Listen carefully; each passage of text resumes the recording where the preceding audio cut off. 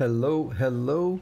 Shoggoth Unknown here. Welcome to Metal Gear Solid 3 here on the 29th of January, 2023, local time 10:38.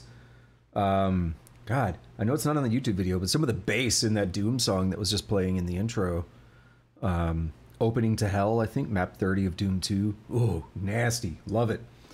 I don't think I can go to the main screen because I think it'll loop back and start playing a movie. So I'm actually going to hit some music here just for a little bit while I talk about things. No, it's not completely silent. Let me pick a good one here, like Underneath the Rotting Pizza. There we go. All right. So welcome to Metal Gear Solid 3. This is a Sunday, again, the 29th of January. Unfortunately, I didn't get to start the game yesterday, despite my best efforts, so we'll talk about that for a moment, because it may or may not impact things here on the playthrough. I'm really hoping it doesn't. But basically, first of all, there's something cool on the screen here. Talk about that in a minute. Basically, I tried to play this yesterday. I got ready for the stream, like I woke up early, I did a little bit of chores around the place, and I set up for stream. I have my PlayStation 3 in the other room, but I've got a cable. It works for the PlayStation 5, it works for the Xbox Series X. I was like, okay, cool, right? Turns out you can't disable HDCP on the PlayStation 3, and thus without a splitter of some kind that can extract the HDCP, that can like strip the HDCP from it, you can't just capture the console. And I struggled with it, because I have had a couple issues with the other consoles, sometimes not capturing, and I have to like reboot or like replug the cables a couple times before it works. And I thought maybe that's all it was. I spent close to half an hour, like I wanted to start the stream at 10 o'clock and it's like 10:30, it's still not working. I'm looking into it, I'm like, oh, well, it looks like that's the problem. Maybe I can do remote play, like the PlayStation 4 and 5 can do remote play. I noticed a remote play option on the PlayStation 3. Nope, can't do that. At least I couldn't find the software, and it looked like there was some on GitHub or something, but I didn't 100% trust it, and what I saw is that, this is not to talk bad about the people who wrote it, but that it's not that great at times. We'll just leave it at that. I mean, what they did and what they put out for free, that's awesome, but I still get a little sketched out by it because I think you had to run it as administrator or something. It's like, I'll pass on that. So I ripped my own copy. It's actually in the other room, otherwise I'd show it. But I ripped my own copy of, I almost want to go get it now just to prove it, of the Legacy Collection. And I started trying to emulate it. It was my first time setting up RPCS3. And it was very, very choppy. It was not unplayable, but it was unenjoyable. And my computer is powerful. I've got a 5900X processor, 3090 GPU, I've got 64 gigs of RAM. I shouldn't have issues with that, right? So I'm like, what is going on here? This is crazy, right? It's like every couple of seconds, you call it like micro stutters or something. I'm like, this is not enjoyable. I don't want to do this for a playthrough because no one's going to enjoy the video. And I'm not going to enjoy playing it. So I even went back and tried to emulate the PlayStation 2 version of Subsistence, which I also own. And I do have the original console, but I don't have a cable that would allow me to capture the PlayStation 2. So at the very least, I would have to get a new cable or something to be able to do it. So I tried emulating it, and it was also choppy, which is bizarre. On my machine, that is just not right. That is just not right. So what's going on? I kept messing with settings, I went through all kinds of forum posts and stuff, nothing seemed to work. I kind of gave up on it. I did order the Xbox version of the HD collection so I could try that, but that's not going to work for Metal Gear Solid 4. That's only on PlayStation 3. So I need a solution for PlayStation 3, but we'll talk about that later. Ultimately, I think later that night, so I was, out for a bit yesterday, catching up with somebody who's been out of the country and stuff for a while. So I got home last night, and I messed with it some more, and I changed performance mode, and I think that fixed everything. So that's where I'm at now. The interesting thing is, I saw some really technical breakdowns and benchmarks of performance mode versus like balance mode and stuff, and it was basically determined that it shouldn't matter. That it really shouldn't matter on a modern machine, that they're smart enough, they can handle things. I don't think that was the case, because that's the only thing I really changed, and suddenly this was running like really smooth, and I'm actually upscaling now to 1080p instead of 720, so the internal resolution of this emulation is now 1080p, and it was still running smooth during my tests last night, so that's where we're at. I'm gonna try this, and hopefully it doesn't mess anything up. And that was a long-winded intro, but like I just wanted to vent that frustration before I get started here. So now that that's done, well, actually, I'll mention I did get a HDMI splitter, and that should be here within the next few days, so I can use that when I need to play Metal Gear Solid 4, or I can emulate it. But when I tried Metal Gear Solid 4, there is a forum, a wiki post on the RPCS3 wiki, and it mentions the game freezes just very intermittently, just very randomly. It'll just freeze and lock up, and that there is a patch that should fix that. But when I tested it, the game would run butter smooth, but then, you know, 1 to 2 minutes into the game, into gameplay, it would just freeze, and it's like that's unplayable. When I don't mean just like stutter, I mean freeze. It's done. You can't play it. You have to restart. So I could maybe do that with the patch, but there's also 6-axis controller stuff, and I guess I could hook up a PlayStation controller, but I definitely prefer to use the Xbox Pro controller or whatever, the Elite controller. I do prefer that, but so until I you know, make that decision, I have the splitter coming in. I can use the original hardware if I want. That's basically what it all boils down to. It should work. And hopefully this is fine emulating this, because I'll probably end up maybe doing the same for Peace Walker when I get to it, because it's also, I could do this version on the PlayStation 3 here. So now, 15.5 minutes into the stream, 7.5 minutes, 7:40 into the recording. Let's talk about Metal Gear Solid, and let's kind of brief ourselves a little bit on where we are at. Let me figure out what song to play next. This one's good. So, Metal Gear Solid 3. I'm not going to spoil anything about this game, but I want to recap just where we're at. The very quick versions of it are that we have Metal Gear and Metal Gear 2.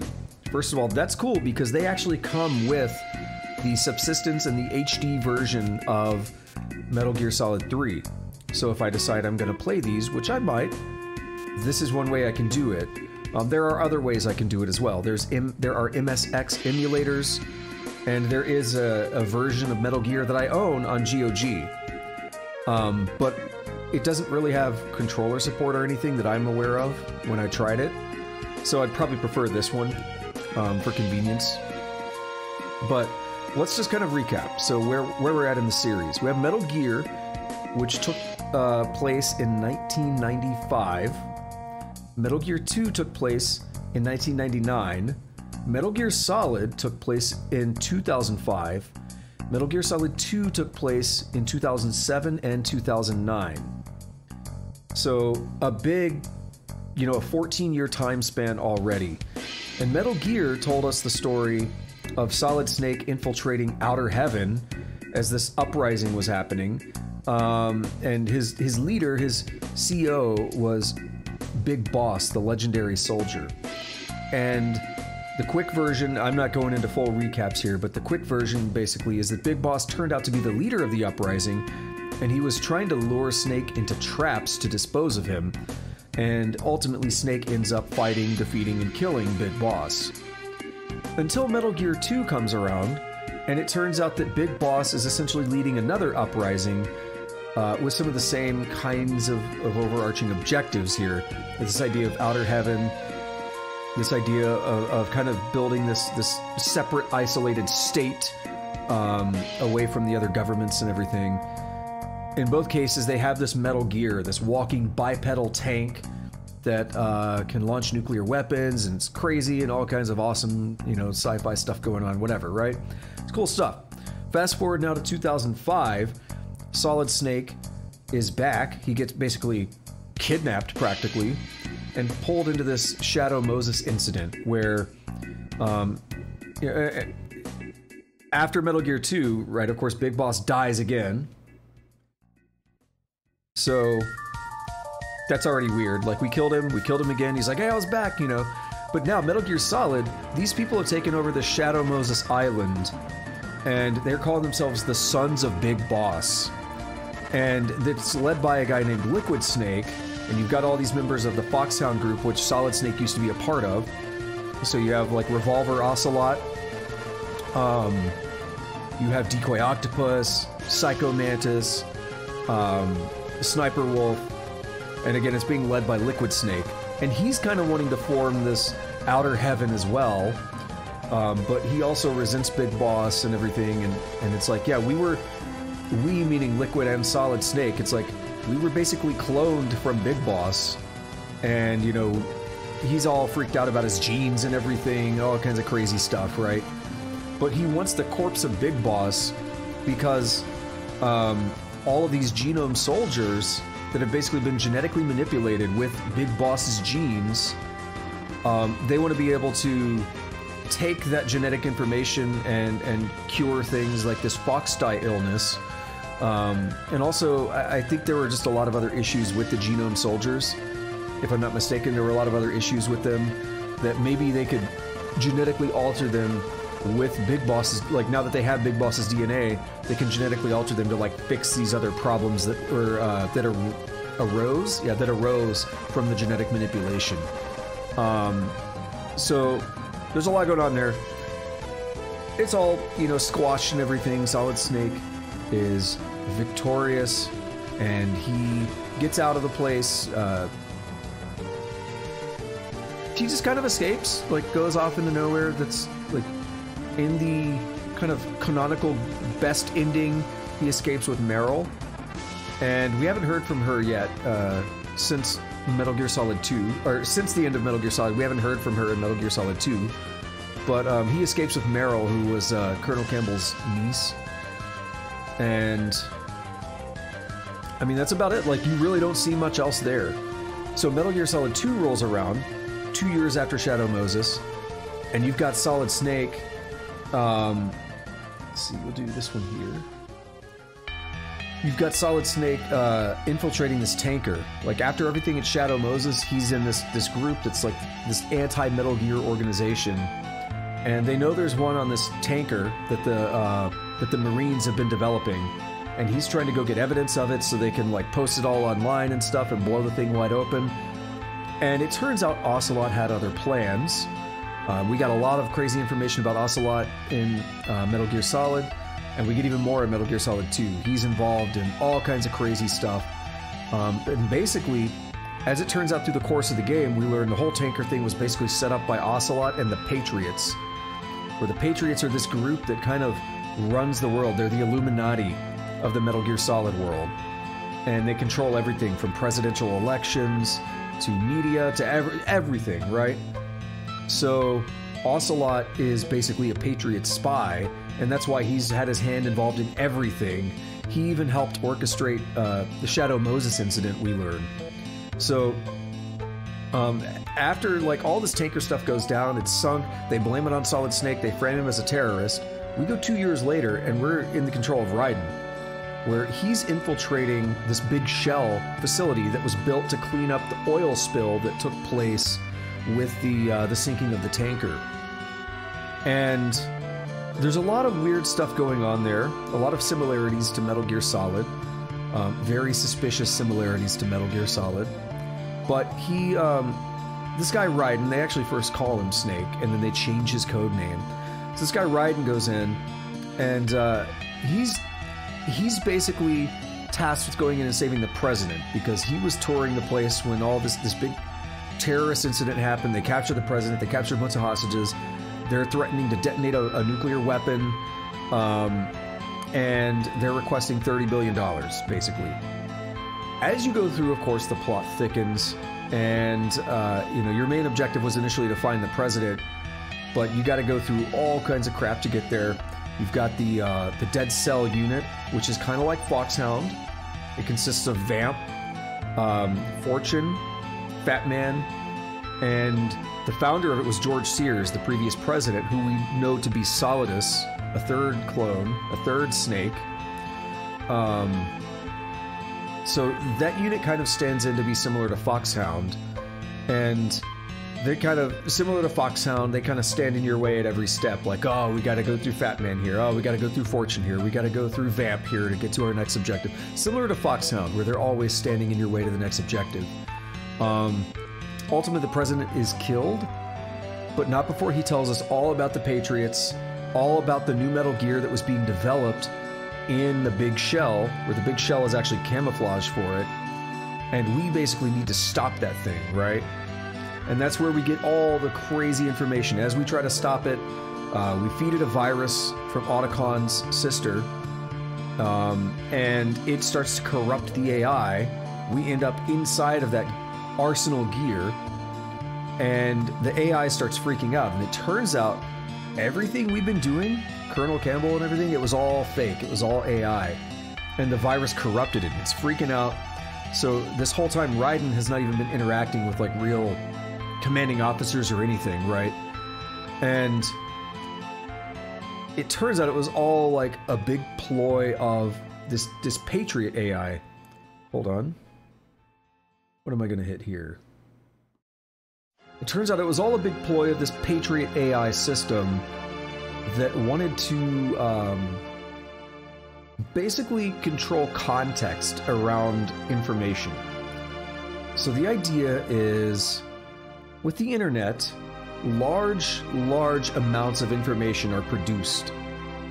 And how does it get filtered? How do we know that the information we get is good, is reliable? How do you know that it's something that you should get? Well, the Patriots and their AIs have decided that they should create context around it and decide what we should and shouldn't see. So it's very relevant to today. They have this whole plan called the S3 plan, which we hear a couple different interpretations of it, but then the AIs actually tell us it's selection for societal sanity. And again, it's all about creating context. But one of the ways they were doing it was to orchestrate the Big Shell incident and make it similar to Shadow Moses, but basically create this whole incident and try to control it. Try to shape up a soldier, bring him in and say, deal with this. And if they can do that, suppress the information, manipulate it in a way that they see fit, then they've said, hey, our plan is good. Now we can control everything, right? We've proven that it works. That's kind of the idea. It's a lot more in depth than that, but it leaves us in like a crazy place where these AIs are like still doing stuff. Like, we didn't completely stop them at the end of Metal Gear Solid 2. We just like we defeat Solidus, and then we don't really hear from the AIs anymore, but they're still there. And Solid Snake ends up with a disc of the Patriots' names, because there's this Wise Men's Committee of 12 people. And he ends up with this disc that has a list of their names, and you hear Otacon talk about it, and he says, hey, that list had one of our biggest contributors. And all these people were in Manhattan, but they died about 100 years ago. So that's a crazy, weird-ass cliffhanger. How was this person a contributor if they died 100 years ago? How are they all dead if they're controlling things and shaping things from behind the scenes? You know, we obviously have a big theme of AI, so maybe that plays into it, maybe it doesn't. But that's a crazy-ass cliffhanger to leave us on in 2001. Now, this game came out in 2004, and that's what like is on everybody's mind, I would imagine, is like, how the hell are you going to follow that up, right? And I'm not going to spoil anything about this game, but I just wanted to kind of set the stage and say, this is what we were left with in the last game. So what the hell are we going to get in this game? That's the real question, right? That's the real question. So excuse me for the terrible, like, disjointed recap, but I just wanted to throw some ideas out there, have a little fun recapping before we get started. Have me a drink of water, and finally respond to Jaeger. Sorry about that, I wanted to kind of keep some kind of train of thought going, but I hope you're doing all right, Jaeger. It's good to see you here, and I hope the game actually runs well. I am super nervous about that. So, we're just going to start up a new game here, and have a good time.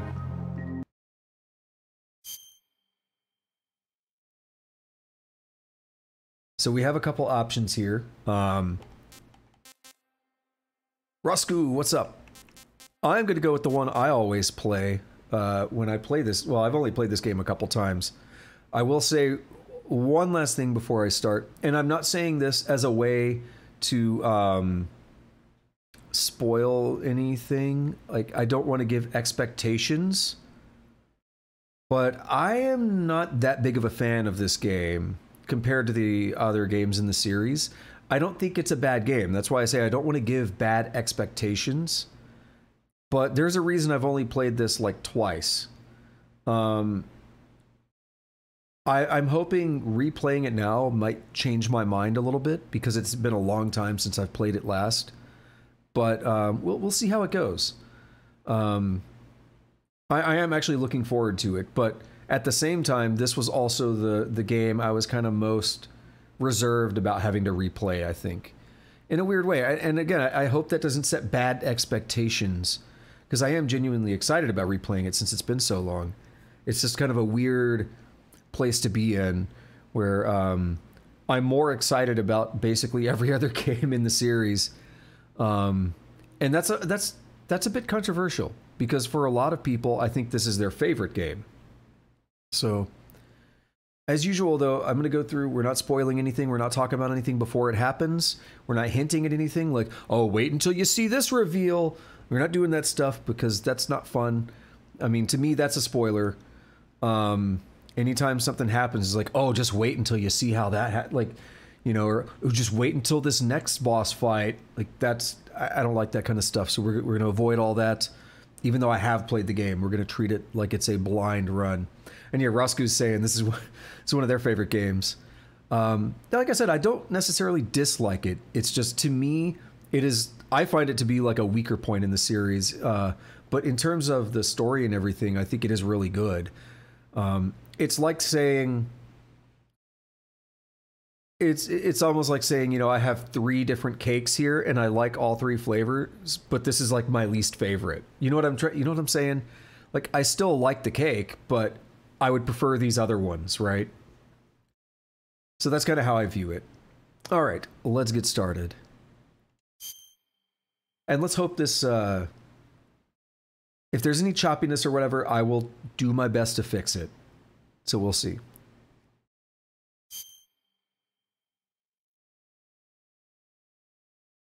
After the end of World War II, the world was split into 2, East and West. This marked the beginning of the era called the Cold War.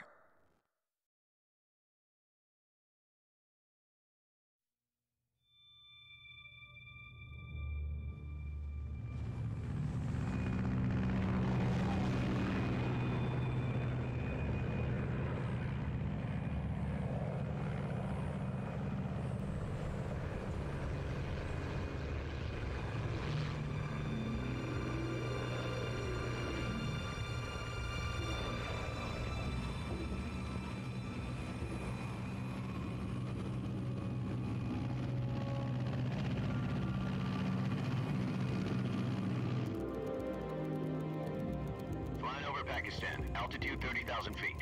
Approaching Soviet airspace. 20 minutes to drop off. Commencing internal depressurization. Equipment check. Arm main parachute. All right. You ready to go? Drop zone still showing a high pressure mass. Cav okay. Good. We've got high visibility.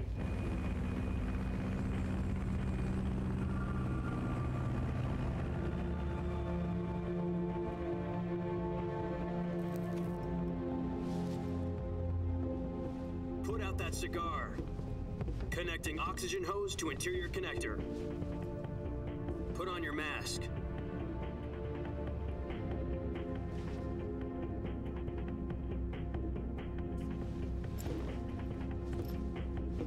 Does this panty waste know what he's doing? Approaching release point. 10 minutes to drop off. Hey, are you deaf? He said put out the cigar and put on your mask.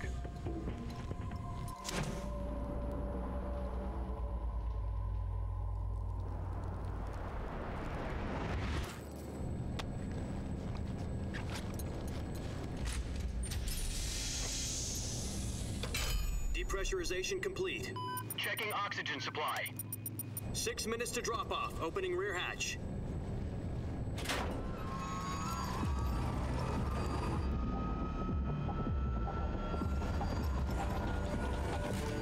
Sunrise.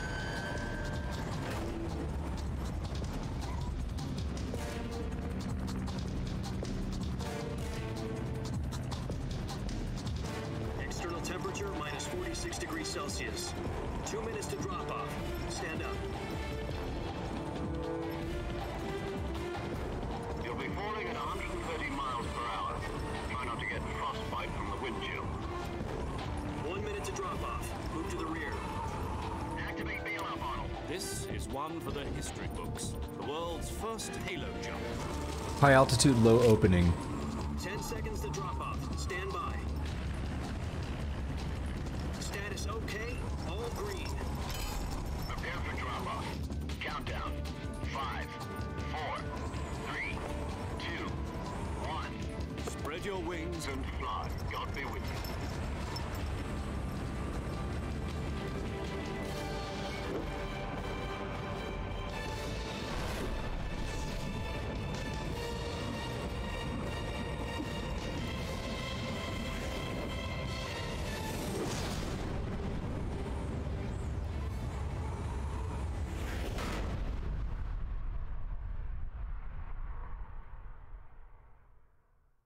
Jack, I've got some important news. The head of the CIA has finally given us the green light for the Virtuous mission. Virtual mission? No, the Virtuous mission. The future of our Fox unit depends on it. If it succeeds, we'll be officially organized into a unit. Virtuous mission? Sounds like some kind of initiation ritual. You know, don't get cocky. This isn't a training op. Right. So what exactly is this wonderful mission? Well, about 2 years ago, a certain Soviet scientist requested asylum in the West through one of our moles. His name is Nikolai Stepanovich Sokolov. He's head of the OKB-754 Design Bureau, one of the Soviets' top-secret weapon research facilities, and the East's foremost expert on weapons development. Sokolov? Isn't he that famous rocket scientist? The very same. On April the 12th, 1961, the Soviets achieved the first manned spaceflight in history. The Earth was blue, but there was no God. Well spoken. The rocket that carried Yuri Gagarin into orbit was the A-1, known as the Vostok rocket. Sokolov is said to be the man most responsible for the multi-engine cluster used in that rocket. After Gagarin's flight, Sokolov left rocket development to become the head of the newly established Design Bureau. From a lowly technician to head of a design bureau, that's quite a success story, so why do you want to defect? It seems he'd become afraid of his own creations. Afraid? Call it a crisis of conscience. And for that, he left his country and his family behind and went over the fence? Not exactly. One of his conditions was that his family was also to be taken safely to the West. We used a mole to get the family out first and succeeded in sneaking Sokolov over the Berlin Wall shortly afterwards. I was the one who conducted the operation. The security on the eastern side was still full of holes back then. Then what? We got Sokolov over in one piece, but the whole ordeal had left him exhausted, and we checked him into a hospital in West Berlin. It took him 2 weeks and more than 600 miles to get from the research facility in the Soviet Union to Berlin. He was in no condition to say anything coherent. And it was only a week later that we had something much bigger on our hands. The Cuban Missile Crisis. October the 16th, 1962, President Kennedy received word that the Soviets were in the process of deploying intermediate-range ballistic missiles in Cuba. President demanded that the Soviets dismantle and remove the missiles. At the same time, he announced a naval blockade to prevent further missile shipments from reaching Cuba. But the Soviets didn't back down, instead placing their armed forces on secondary alert. Soviet transport ships carrying missiles continued on course towards Cuba. US and Soviet forces went on alert for an all-out nuclear war. Frantic negotiations were conducted through the UN's Emergency Security Council and unofficial channels to end the hair-trigger standoff. Finally, on October the 28th, the Soviet Union agreed to remove its missiles from Cuba. And so the world avoided a nuclear holocaust. But in order to get the Soviets to pull their missiles out, we had to make a deal. You mean the one where the US agreed to remove its IRBMs from Turkey? No. The Jupiter IRBMs deployed in Turkey were obsolete, and we were going to get rid of them anyway. They had no strategic value whatsoever to either the US or the Russians. The Turkey deal was a ruse, a cover story that was fed to the other intelligence agencies around the world. So what did the Russians really want? Sokolov. They wanted us to return Sokolov. You mean the Soviets pulled out of Cuba just to get their hands on Sokolov? That's right. What the hell was he working on? At the time, we had no idea. We were running out of time. It was either give up Sokolov or risk full-scale nuclear war. In the end, we had no choice. President Kennedy gave in to Khrushchev's demand. The next day, I got Sokolov out of the hospital, handing him over to agents on the eastern side. Sokolov kept on screaming, "Save me," until he disappeared from my sight. Then, a month ago, we received some new information from one of our moles. About Sokolov? Yes. He was taken back to the research facility and forced to continue working on the weapon in question under KGB supervision. What's more, it's on the verge of completion. So what kind of weapon is it? Something to do with space rockets? No, missiles. Same technology. I guess you're right. We don't know the details, but it appears to be a new kind of nuclear device. For half a year now, the Soviets have been conducting frequent nuclear tests at Semipalatinsk. Something to do with the weapon, I assume. We're talking about a secret weapon so big that Khrushchev was ready to pull out of Cuba to get it back. Is Sokolov still in the facility? No. According to our intelligence, he's in Selinoyarsk, a place in the mountains about 3 miles to the west that's known as the Virgin Cliffs. The Virgin Cliffs. Nice name for a virtuous mission. They moved him there just recently. Why? Apparently, they're conducting a field test of the weapon, but it's our best chance to get him back. This mission would never have been possible if he was still in the research facility. This is our last chance. Sokolov must have known that too when he contacted us.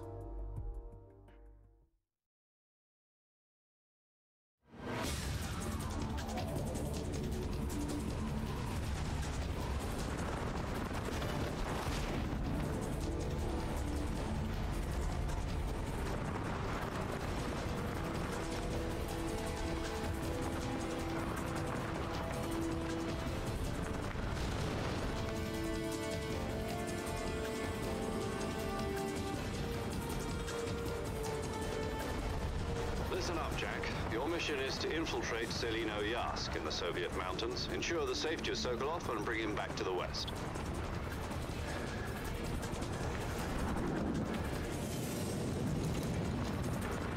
If we don't get Sokolov back before that weapon is complete, we'll be facing a major crisis. The clock is ticking.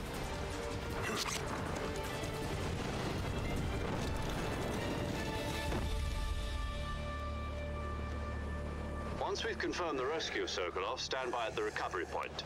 A recovery balloon will be dropped at that point. Helium will be pumped into the balloon to inflate it. The process takes about 20 minutes. Once it's complete, the gunship's arm will latch onto the balloon and pull it up. The Fulton surface-to-air recovery system. I'm familiar with the theory. Take it easy. It's been combat-proven. Do you think Sokolov is up to it? The shock will be less than during a parachute jump, and the arm can handle up to 500 pounds. So you're planning on going over the border in a single combat talent? She's equipped with two 6-barrel 20mm Vulcan cannons, as well as two 40mm machine guns. Sounds like she could hold her own against a battalion of tanks. Even with the fuel in the reserve tank, we're facing a 4-hour time limit. If all goes well, it shouldn't take more than a few hours. Home in time for dinner. But if anything goes wrong, You'll be eating dinner, breakfast, and all the rest of your meals in the jungle.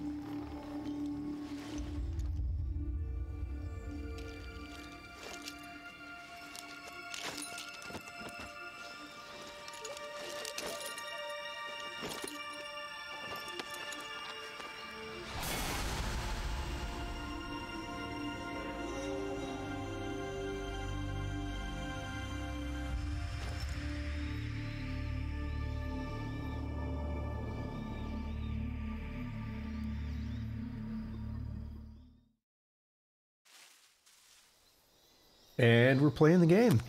So the first thing to note is I have a 3D camera. This is part of the subsistence version of the game. Normally you'd be in a fixed camera angle like this in the original version of the game. Subsistence added this here. And yeah, we are in. Now, if we look that way, it's a little hard to see, but hanging on that tree right in the center of the screen is my bag that they showed a minute ago. And yeah, we're in here. This is it. There we are, look at that. There's something moving around, see? I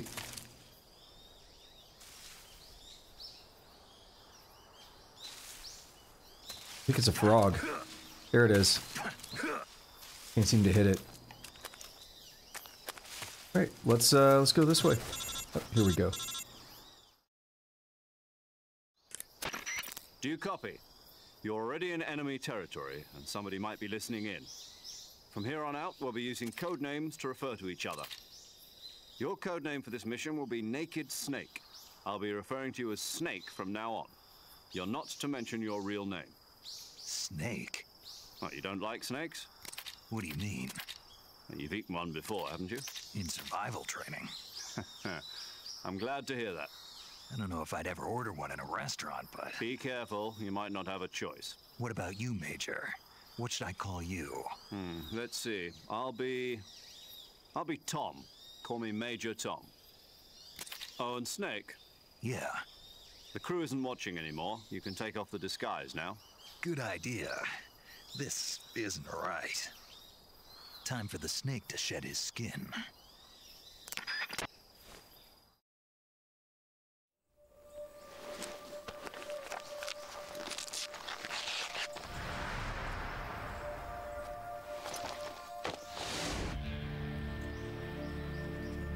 It changed from Jack to Snake.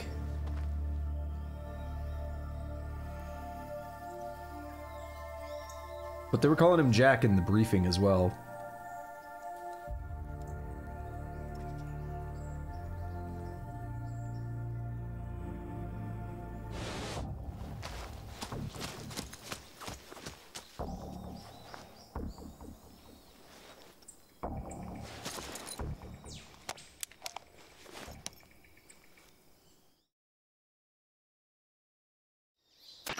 Can you hear me, Major Tom? This is Snake. Kept you waiting, huh? This will be a sneaking mission. You must not be seen by the enemy. You must leave no trace of your presence. Is that clear? This kind of infiltration is the Fox unit's speciality. In other words, weapons and equipment are procured on site. That goes for food as well. You're completely naked, just as your name implies. Great. Now I see why you asked me if I like snakes. I suppose calling me Snake was your idea of a joke, too. No, there's a good reason for that. I'll tell you later when the time is right. Gotcha. Getting back to the subject, how exactly am I supposed to feed myself? You've been issued a knife and a tranquilizer gun. Use them to hunt for food. You'll also find some medical supplies in your backpack. Yeah, about the backpack. I lost it in a tree on the way down. I see. Well, you'd better go back and get it then. You know where it is? No problem. I can see it from here. It's stuck on a branch. To climb a tree, stand in front of a tree that's covered in ivy and press the action button. I'll be monitoring your progress over the radio. We can't risk violating Soviet airspace, but I'll be in the gunship. My frequency is 140.85. I'll give you a call if I need to talk to you. If you need to talk to me, use the send function. Okay, Snake, go get your backpack. So we know that this is 2 years after the Cuban Missile Crisis. You know, they talked about Sokolov and everything, and they mentioned it was 2 years ago, and then they said like a couple weeks later, the Cuban Missile Crisis. So we know this is 1964. We can deduce that. I don't remember if it was explicitly stated, but we can deduce that. And I already knew that, but we've had enough information now to deduce that this is at least 1964. And I can confirm that it is.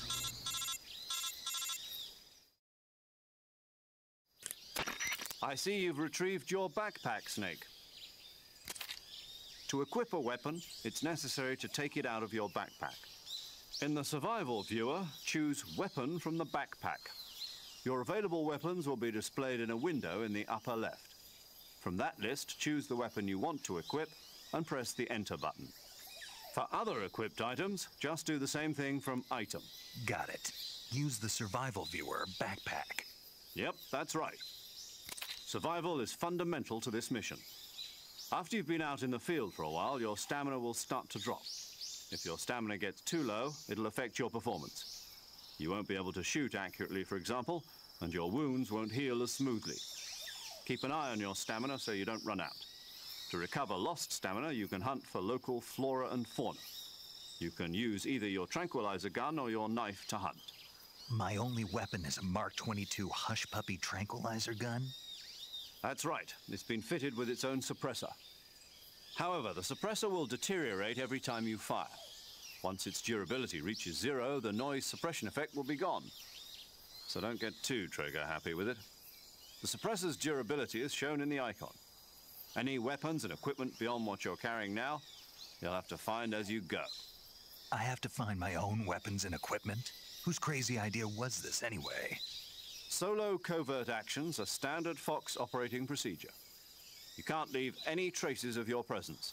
No weapons, equipment, footprints, sweat, or bodily wastes. The same goes for bullets and cartridges, too. Your presence in enemy territory is already a violation of international conventions of warfare. There aren't supposed to be any American soldiers in Russia. It could spark an international incident. You can't let anyone see you. You can't let the enemy know you're there. This is a stealth mission. You're a ghost, Snake, in every sense of the word. And there'll be no rescue if you're captured. The military and US government will deny any involvement in the affair. Then I'll just have to take care of myself, huh? I'm afraid so. You've been given a fake death pill for that purpose. SIS guidelines stipulate that soldiers on covert ops like this one be issued a potassium cyanide capsule. Tape it to your body so you can take it when you need to. How generous of you. Use it if you're taken prisoner by the enemy. It'll send you into a state of false death for a short time. Fooling them into thinking that I'm really dead. So how do I come back to life? Just take the revival pill. You mean that thing they put in my tooth before the mission? That's the one. But be careful. If you remain in a state of false death for too long, nothing will be able to bring you back. Remember that. I'll keep it in mind. You said this was a solo mission, right? Right. I guess that means I can't count on any reinforcements. Correct. The mission rests entirely in your hands. A real one-man army. Relax. There's a support team ready to back you up over the radio. Who? I'll introduce them to you. This time, survival is of utmost importance. The first member of the support team will be in charge of monitoring your physical condition, acting as a medic, so to speak, as well as recording your mission data. She's a member of Fox as well, and she's here on the gunship with me. She? Hello, Snake. I'm paramedic. Nice to meet you. Paramedic. As in a medic who comes in by parachute. Aren't you going to tell me your real name? Are you going to tell me yours, Mr. Snake? My name, huh? It's John Doe. And they call you Jack for short. You're a regular Captain Nemo. A name means nothing on the battlefield. After a week, no one has a name. What's your name? Jane Doe. Very funny. I wasn't joking, but I'll tell you my name only if you manage to make it back alive. My frequency is 145.73. She's also in charge of recording your mission data. Whenever you want to save, send a message over the reserved save frequency, 140.96. So saving lets me record my mission data. That's right. It also records the state of your health. Good to know. There's one more person I want to introduce you to, Snake. Huh? Speaking of snakes, you remember the boss, don't you? A legendary soldier and your mentor. Actually, it was the boss that got the DCI's authorization in the first place. She's going to be serving as Fox's mission advisor. The boss is? She also helped me plan this mission. She and I were at SAS together. Jack, is that you? How many years has it been? Boss? That's right. It's me. Talk to me. Let me hear your voice. It's been 5 years, 72 days, and 18 hours. You've lost weight. You can tell just by the sound of my voice. Of course I can. I know all about you. Really? Well, I don't know anything about you.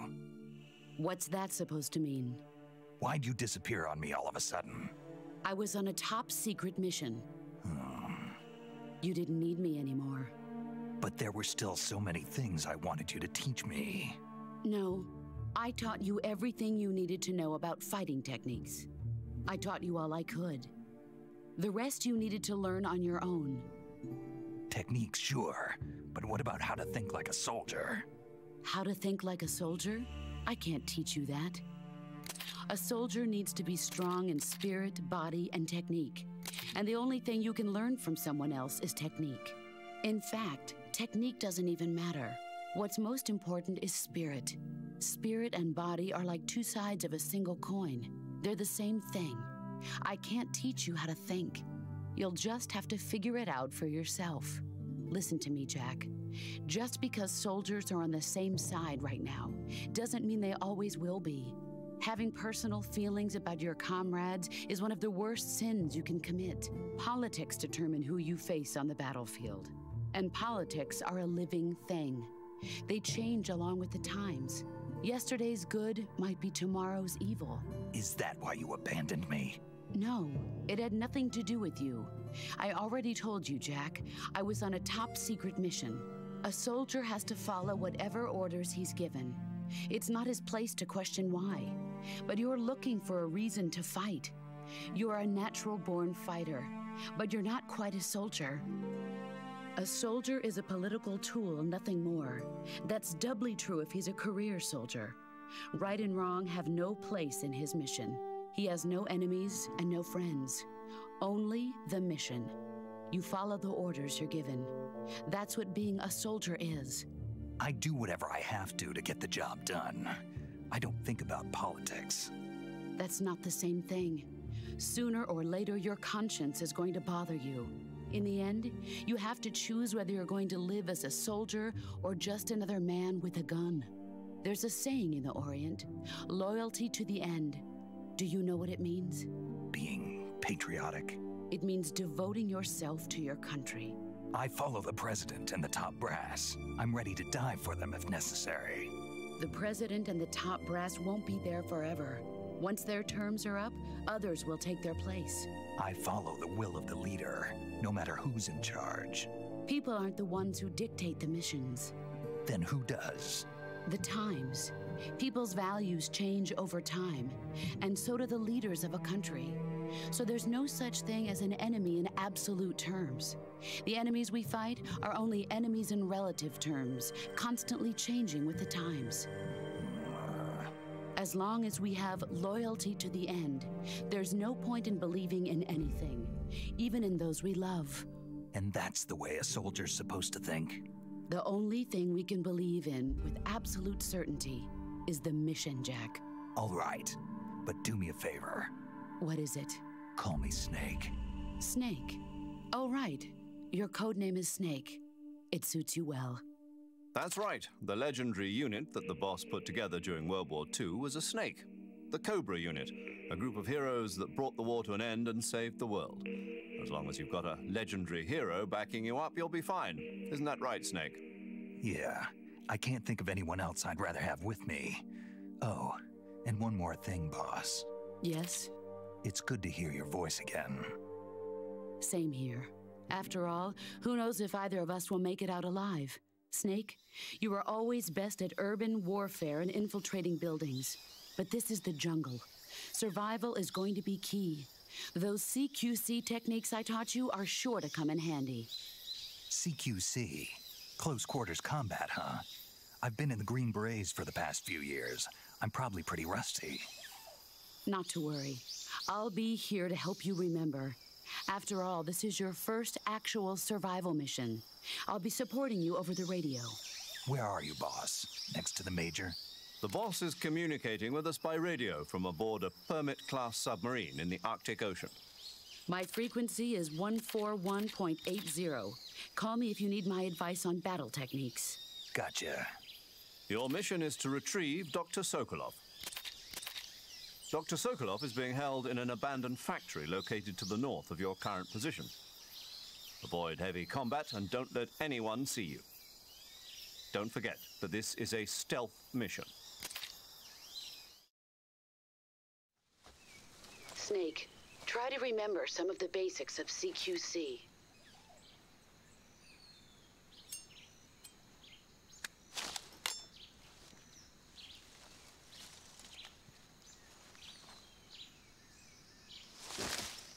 Commencing Virtuous mission now. Alrighty. What an intro. Saw something moving up there.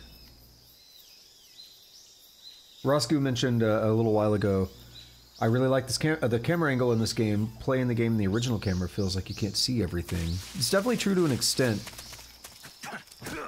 Kick that snake. We got an R snake. And we go into our thing here, and we actually have that giant anaconda. So there's a whole system here. There's cages and stuff. Like, there's the whole backpack system that we heard about. Right now we have a few things out on our weapon here. We don't actually have anything else to really put on our weapons, but we can like throw this stuff. Like, we could throw the calorie mate if we want. This is pretty cool. Calorie mate. Not eaten yet, taste unknown. So definitely like a difference in technology and everything, obviously. Jumping back to 1964. And part of what I mentioned earlier with the end... oh wow, I just realized something. Oh, that's terrible. I'll talk about it in a minute. Part of what I mentioned earlier with recapping a little bit of like Metal Gear Solid 2 and stuff, the way that game ended with the Patriots and everything, and the list of the members, and they've all been dead, and all kinds of crazy stuff like that. That's a wild ending, and then we're not directly following up on that. It's like, yo, let's go back in time from 2009 to 1964.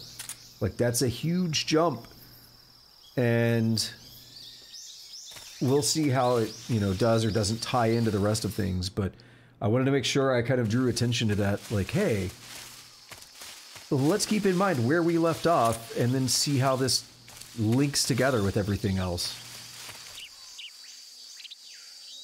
See something else moving up here. There's a frog. So if we can actually hit it, have to get a good view of it. So now we have like a caged frog. It's actually alive, which is pretty cool. So we have a live tree frog. It's pretty cool. I like it. Let's call some people up, get some thoughts. There is something I want to mention. So if we look at our weapon here, the knife, hand-to-hand, and the gun here. Notice it's a gun and a knife. They all say CQC. So not every weapon will say CQC. I mean, the microphone doesn't, but it's not really a typical weapon anyway. But not every weapon will say that. But some weapons will be compatible with CQC, and we just heard a little bit about it. I'm going to do some here and there, but I'm not going to be getting super into the system. Maybe if I change my controller. One of the problems is, I can already tell you, because I'm using the Xbox Elite controller, there's no pressure sensitivity on the buttons. And because of that, it associates me pressing the button with a hard press. And so if I try to grab somebody from behind, I just immediately slit their throat. And that's not something I want to do. So it does limit me a little bit. So I may look into trying to set it up with an actual PlayStation controller and seeing if I can do the pressure sensitivity on the emulated version here. That would be nice, but until I get that working, I'm going to have to shy away a little bit from some of the CQC because I don't like going lethal. I like to avoid lethal. So there are other options, though, and there's still CQC that I can do. But you see, like, even though I have a gun out, I can still, like, punch and stuff. And I mean, I guess you could still do that before, but in Metal Gear Solid 2, but it's still nice. There's some extra goodies that we can do here. We'll be looking into it. Let's call some people up. Snake, do you see any tufts of grass? Yeah, What kind of grass? just ordinary grass. Nothing special. Weed. You should check it anyhow. It's pretty thick grass, about waist high. If you crawl into the grass, you can advance undercover. When you do, the camera automatically switches to intrusion view.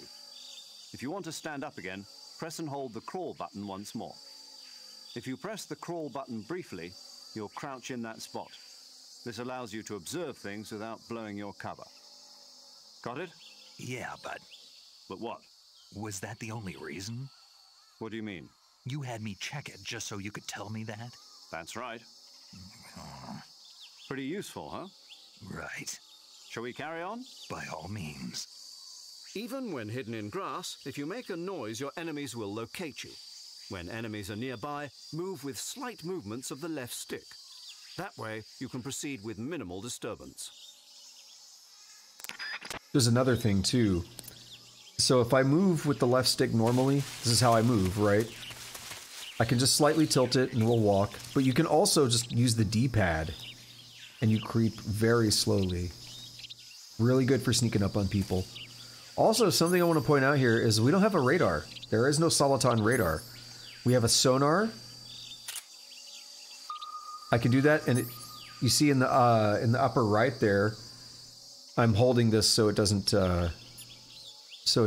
fade out, because it is a sonar, so it'll actually fade out over time.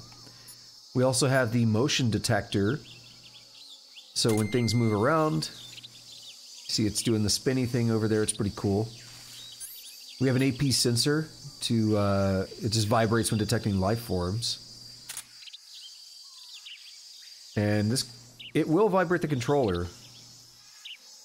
I'm not feeling anything right now, but I know controller vibration works. We have the revival pill and the fake death pill. A cigar. We have binoculars.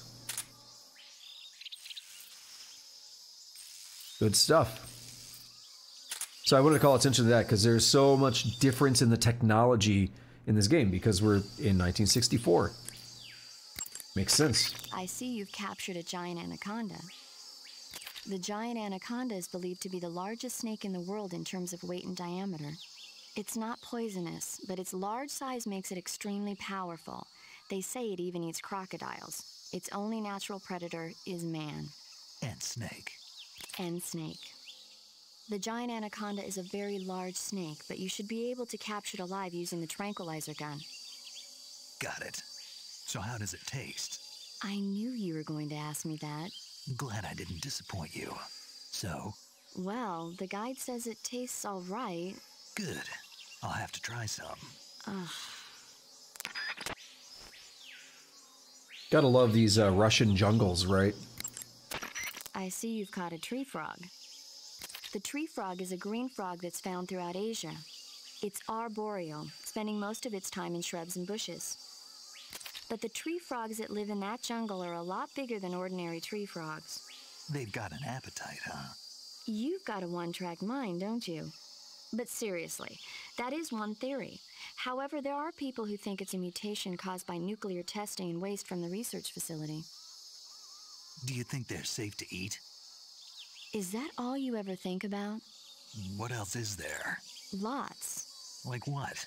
Like why a frog would get so big in the first place. Whether it's a temporary phenomenon created by a unique environment, or a permanent mark of evolution, or a product of the toxic waste coming out of the research facility. If it is the waste that's causing it, then it means humans are interfering with the ecosystem. It really makes you think about the changing relationship between... This isn't interesting. Oh, fine. Be that way. So, how about it? You mean, is it edible? Yeah. Well, I guess it's probably okay. Probably. I don't know. The guide doesn't say anything. Pretty useless guide, if you ask me. Well, try one for dinner and you can help improve it. What else you gotta say? The gauge below your life gauge is your stamina gauge. This one's interesting. It shows, as the name suggests, your remaining stamina. As you consume stamina, your natural life regeneration is slowed and your hands shake more. Your O2 gauge and grip gauge also become shorter. Excessively low stamina can often impede your mission objectives. Make sure you replenish stamina before that occurs.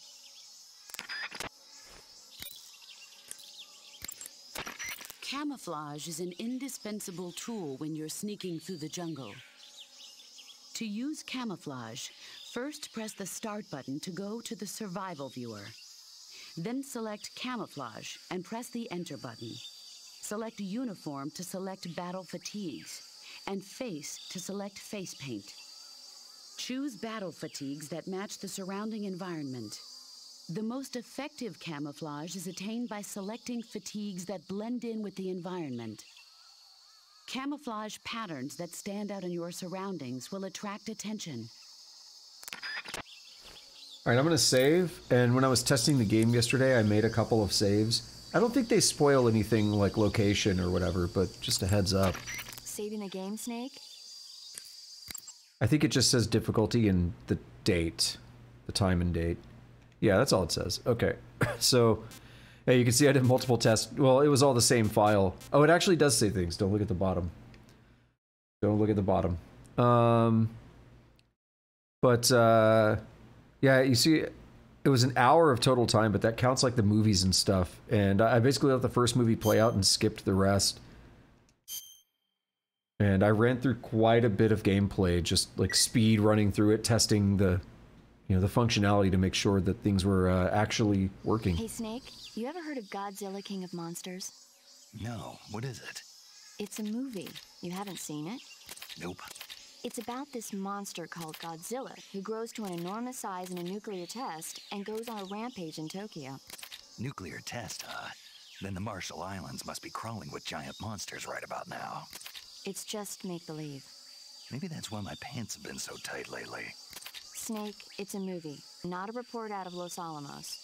I know. So then what happened? Godzilla is immune to all weapons, and humanity has no way to stop the monster. Dr. Shirazawa develops a new type of weapon, but meanwhile, Godzilla is getting closer and closer to Tokyo, obliterating everything in its path. It was originally a Japanese movie, but they made an American version, too. I recommend seeing the original Japanese one if you ever get the chance. It's mostly mindless fun, but it's also got a serious anti-nuke message as well. Where can I see the original? You'll just have to go to Japan. Really? That's too bad. Well, if you wait 40 years, you might be able to see it in America, too.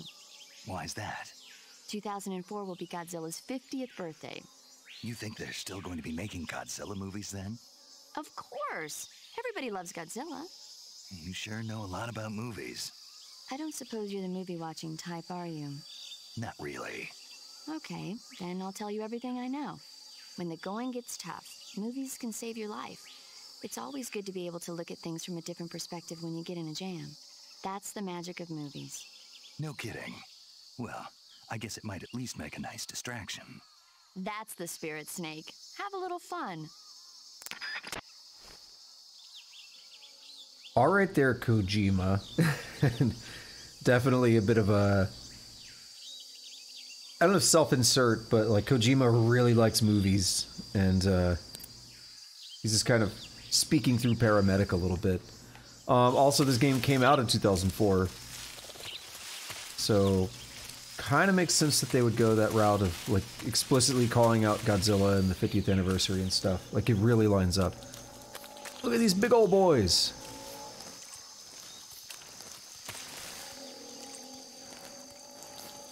Bug juice.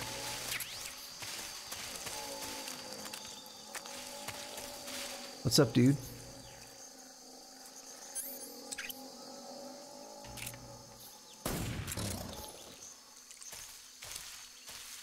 You totally do that. But if you like step on him or whatever, he wakes up and he hits you.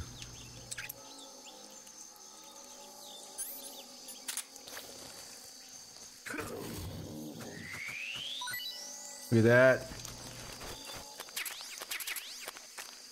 So we chop them up into 3 different segments. I see you've captured an Indian gavial. Captured. The Indian gavial is a crocodile that originally lived in freshwater regions in India and Nepal. Why are Indian crocodiles way out here? They're captive crocodiles that were brought here for research purposes but escaped and became wild again.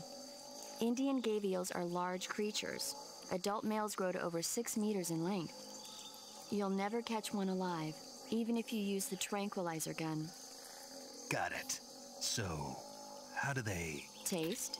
Yes, I did look into that. You know what they always say. Tastes like chicken. Sounds delicious. But be careful when capturing an Indian gavial. Normally they're cowardly creatures, but the ones in the forest there are belligerent. Apparently they attack humans. What do you mean? They weren't the direct subject of any serious research, but some think they may have become violent as a side effect of the atomic research that was conducted nearby. Alternatively, my theory is, and this is not just something I'm making up, this is a real thing, where, crap. Leave me alone, dude. This is a real thing where animals who are basically raised in and spend a lot of time in captivity, they grow more accustomed to people. Look at that. Stop it. There we go. They spend a lot of time around people, and they become much more accustomed to them. They're a lot less afraid of them. So in the wild, when they see people, they're not afraid to approach, and they could be more likely to attack because of that. So we actually just got a nest, like a hornet nest, which is kind of a cool thing. I see you've got yourself a Baltic hornet's nest. Baltic hornets are a variety of hornets that inhabit that area. The difference between them and other hornets is that they produce honey in their nests. Inside the nests are larvae, pupa, and adults. You can eat them all. In particular, the honey you find inside the nest is delicious and full of nutrients. It's easy to digest and helps pep you up when you're feeling tired. In short, it's the perfect survival food. Honey can also be used as a burn ointment.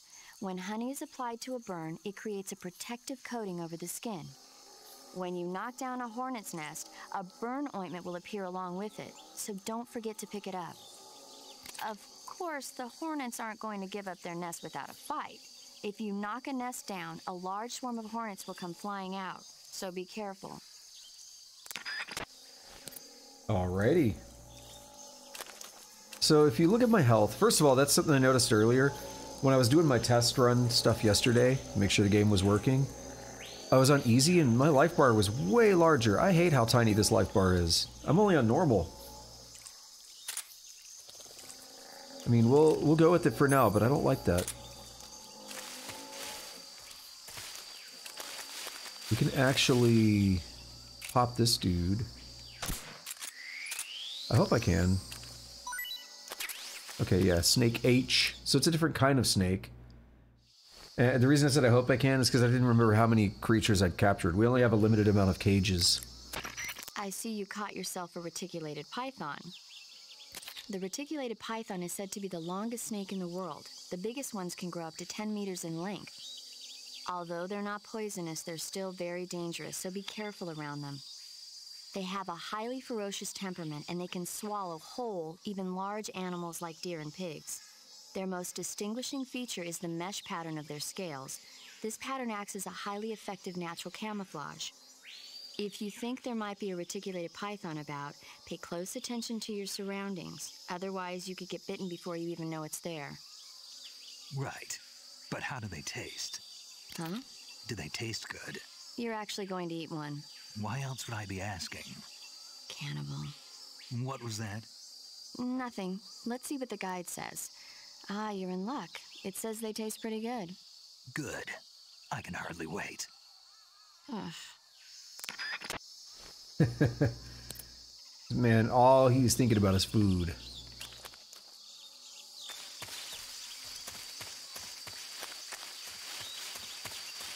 This game is a lot different than the last two, isn't it?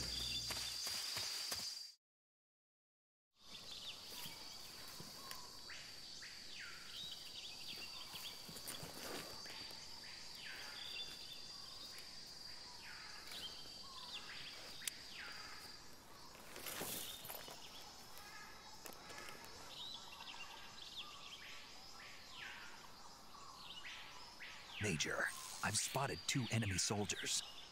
They're probably KGB troops sent to guard Sokolov. AK-47s and grenades.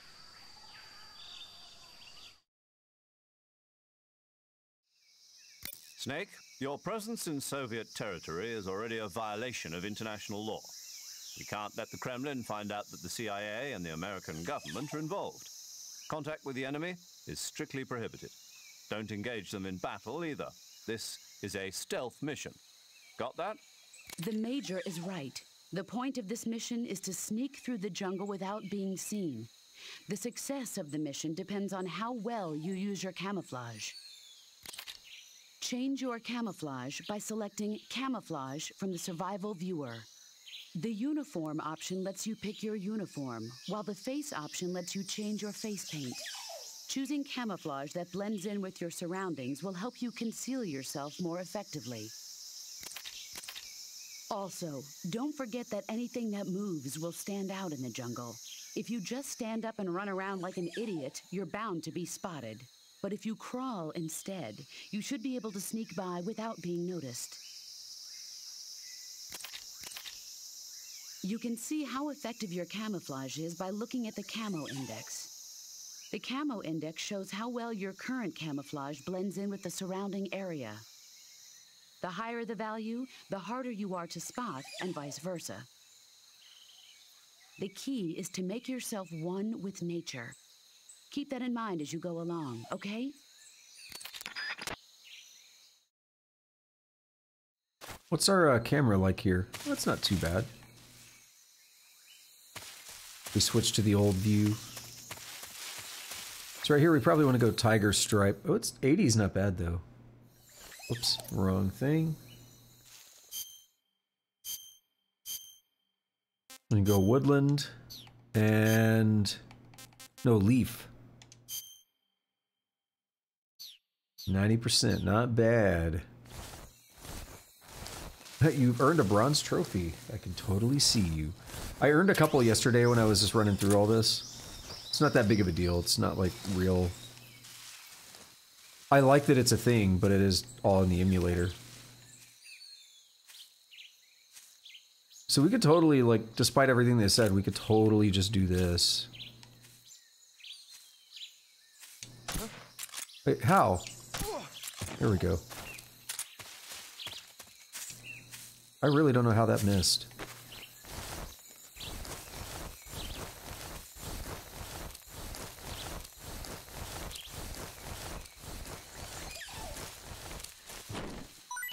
What you got for me? Mark 22 bullet. Anything else? A stungy. You love to see it.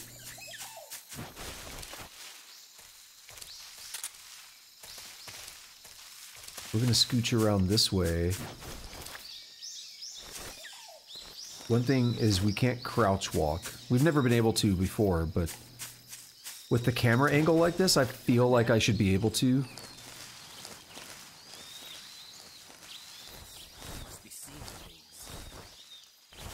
It's correct, you are.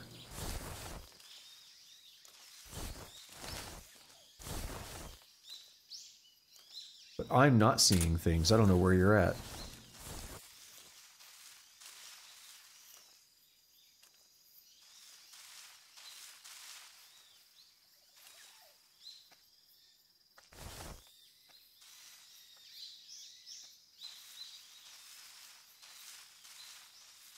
There's a snake right in front of me.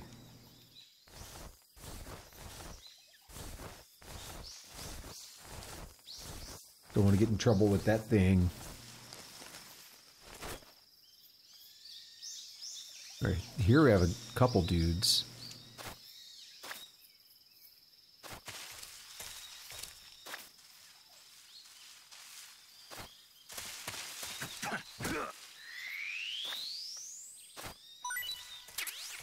Another snake.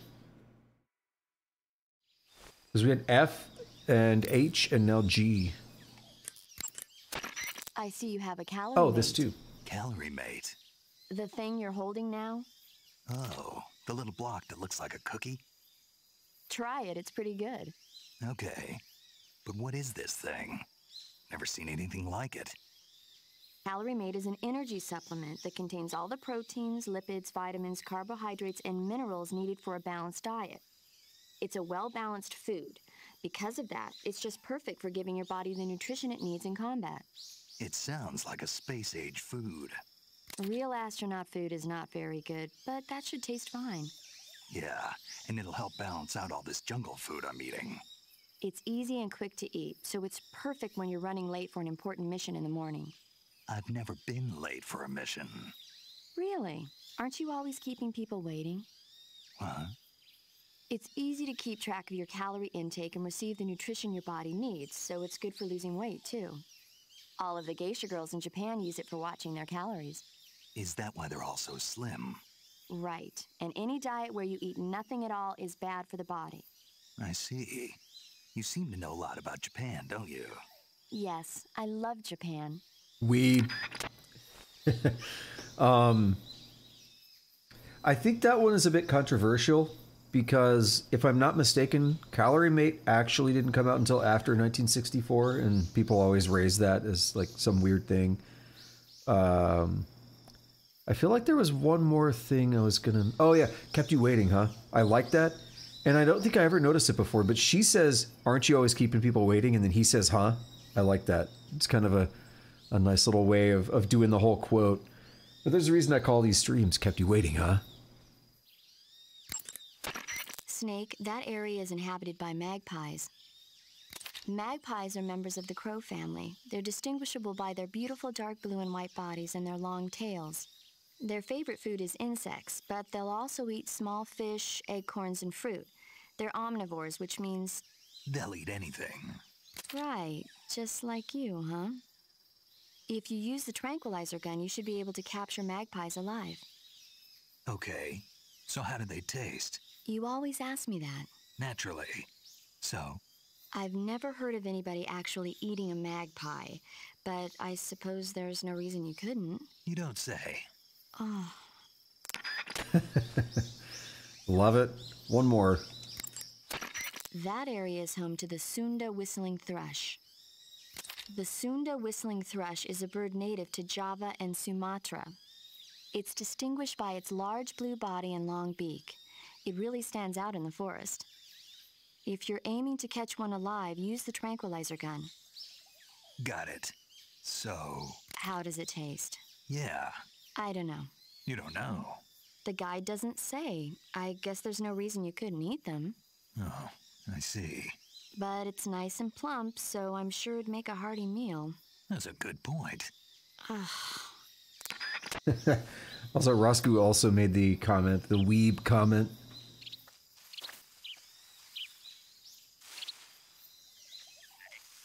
Got a frog jumping around.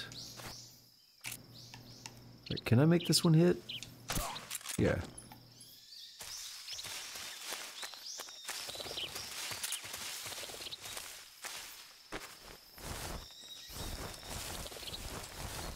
Just drop them in here and hopefully nothing happens.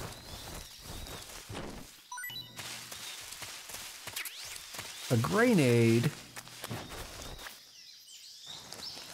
I had a friend like back in the Halo 2 days of Xbox Live, and his accent, he was like super kind of stereotypical Southern accent, and he would say grenades.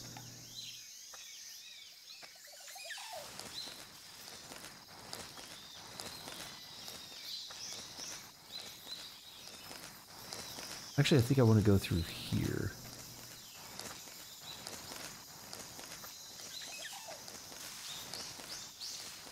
It could be either way.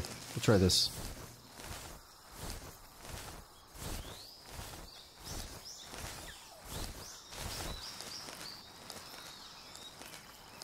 Oh yeah, I think we're going the right way. There's these R1 things that we gotta watch out for now. And you see me doing a few of them. So right here, if I don't press R1, this is what we see. But if I do... I like to toggle a little bit so we see both perspectives. Look at that smile. Look at that goofy smile.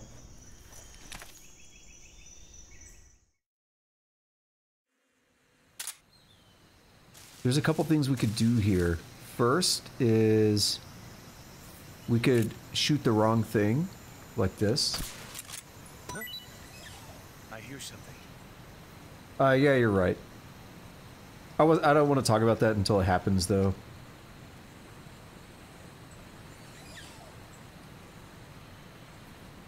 There's nothing here. What a goofy dude. So he'll go back to where he was at now, and we could totally do the thing the game suggested.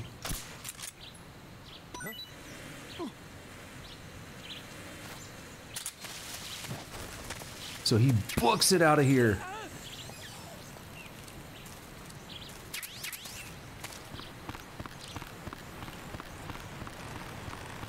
And that's an easy way to get rid of 3 enemies.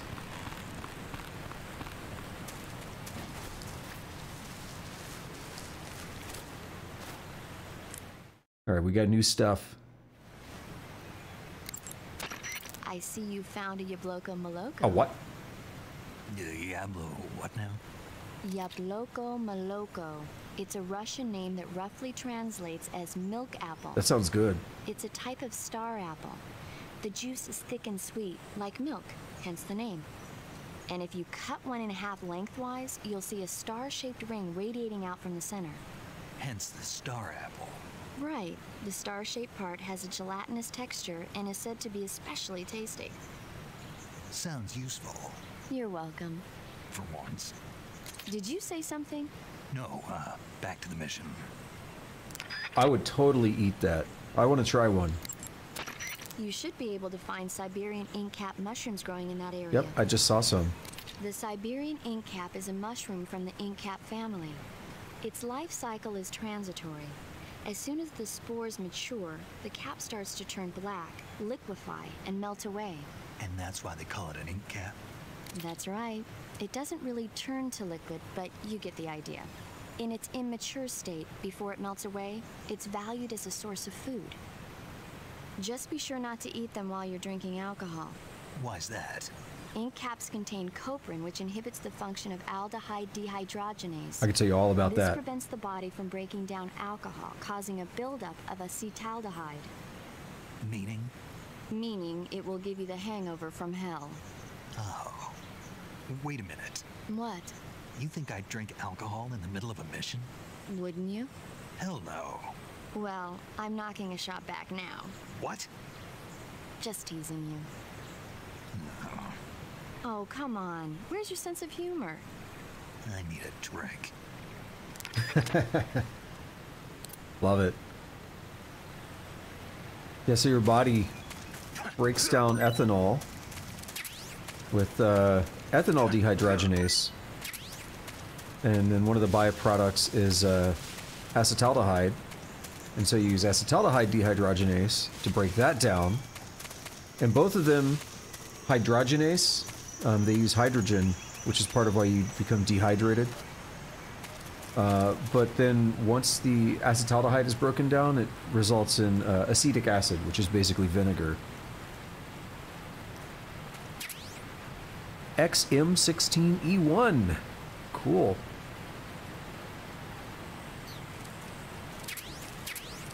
Pentazemin.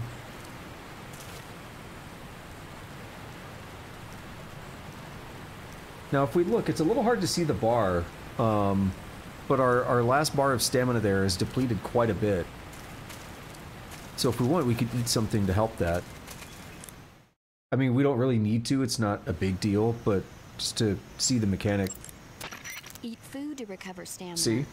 Capture plants and animals to get food. I have information on the local plants and animals, so don't hesitate to ask. Alright, that means we've exhausted things for the moment. Sokolov should be at the abandoned factory to the north, so head in that direction. Visibility is poor in the jungle, so you'll be finding yourself in a lot of unexpected encounters. Naturally, this means that close quarters combat will be more important than ever.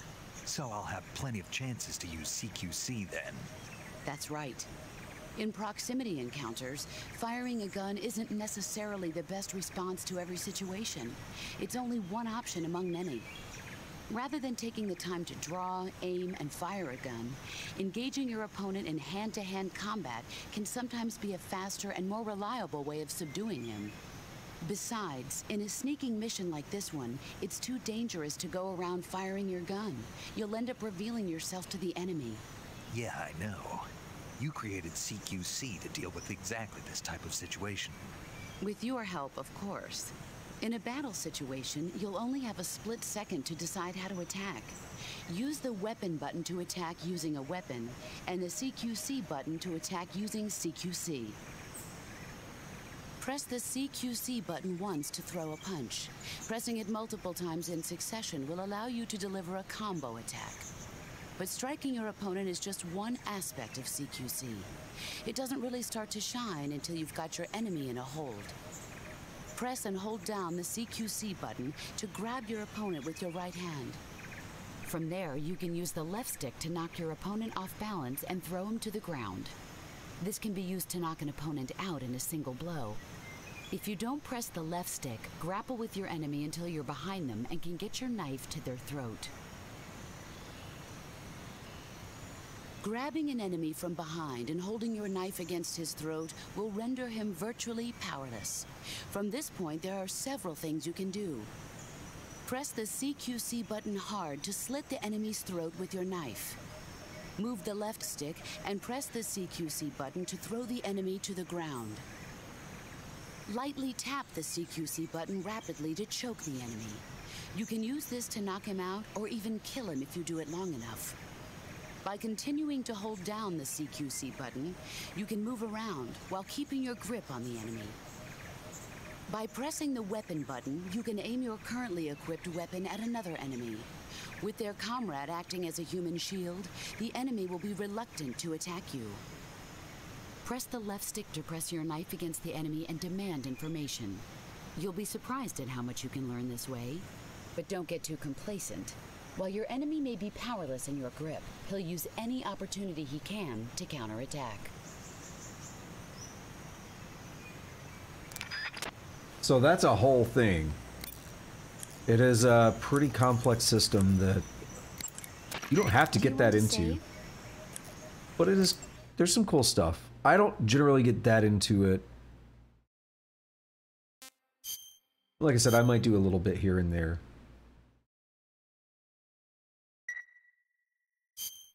Snake, do you know the creature from the Black Lagoon? Nope, never heard of it. These scientists are investigating a place deep in the Amazon called the Black Lagoon, and they get picked off one after the other by this fishman thing. And there was this scene when the heroine is going for a swim, and the creature sneaks up on her from underwater. Oh, I thought my heart was going to stop. I mean, of course, the 3D effects in It Came from Outer Space were a lot more intense, but... It wouldn't be referring to you coming from outer space, would it? How rude! Why do you say that? Because no one on Earth could be as charming as you. Fine. I'll just get to the point, Snake. Be careful of what's around you when you're in the water. Just imagining you swimming in those jungle rivers makes me think of you being attacked by a fishman. I appreciate the concern.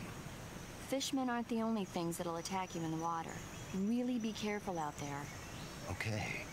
And don't be attacking any pretty girls going for a swim, either. Are you calling me a fish man? You started it. Snake over here trying to get him some.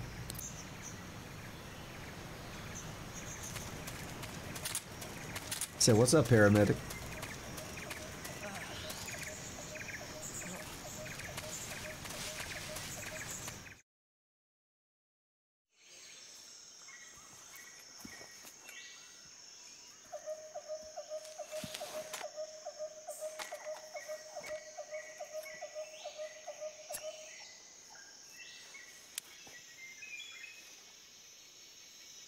Major, I've reached the abandoned factory where Sokolov is supposedly being held.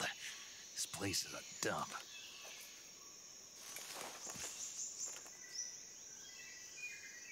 I can't see Sokolov from here. The security is pretty tight.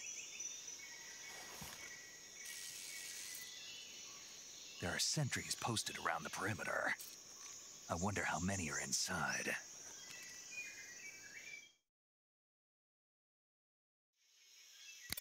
Your objective, Sokolov, is inside the factory. They should be holding him in a room in the northeast section. Northeast section. Got it. Be careful. Your mission is to bring Sokolov back alive. He must not be exposed to any kind of danger. Do not approach Sokolov while in the alert phase. Right. Oh, and one more thing, Snake. You mean there's more? No, it's just that when you get to Sokolov, I want you to tell him something from me. And that is? Sorry for being so late. Is that all? Yes. Understood. Beginning my approach to the target. Also, I was going to do this just to show it. What do we want to eat? Let's eat the giant anaconda.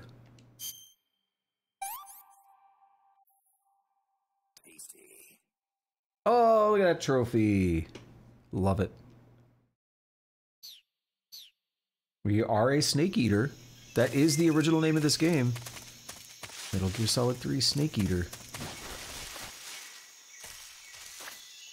Although we're in Subsistence, which kind of removes the title.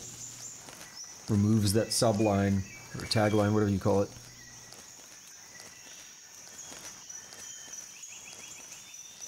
I don't think he'll actually spot me. I've got decent camo. And they're a little dumb. They're oh no. Don't get up, dude. Hate when that happens. They're a little dumb in that they don't usually get too bothered by the grass moving if your camo's high enough. Just like, oh, it's probably something else, whatever. Subsistence. Substance was Metal Gear Solid 2.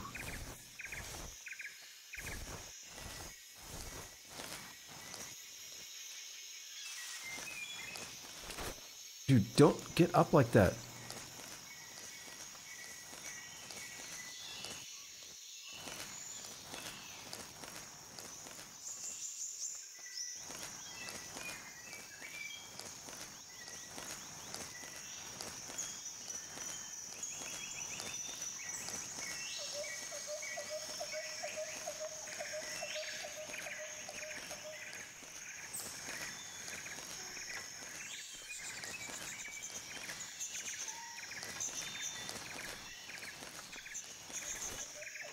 Oh, get up, go. Who's that? Damn it. No!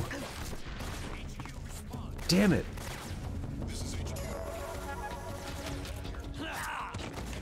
Ow.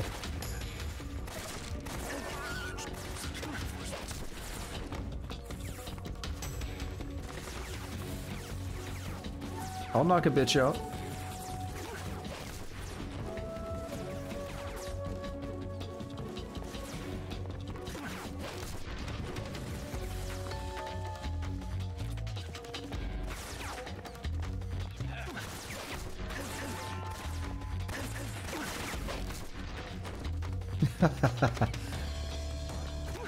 Love it.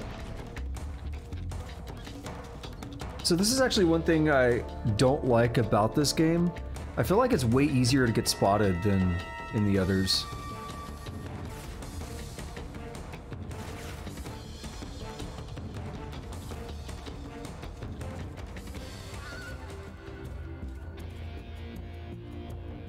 When I did my test run here yesterday, I made it through there just fine. There wasn't a guy in here. So I was feeling a little bit more confident because of the test run yesterday. And yeah, just a pile. Don't worry about it. Just a pile of bodies. Ain't no thing.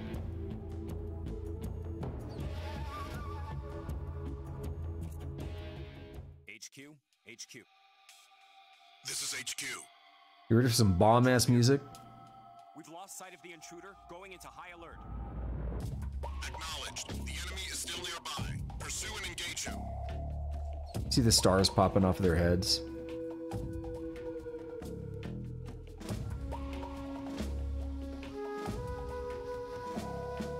And if you watch the timer as it's counting down, it's almost in sync with the music. It's really cool.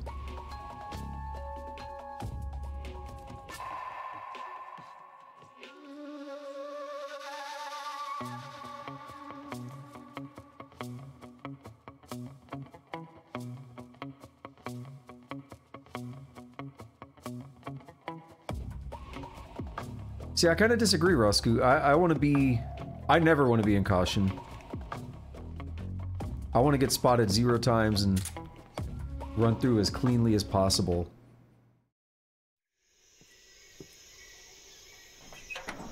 I hate that I just got spotted.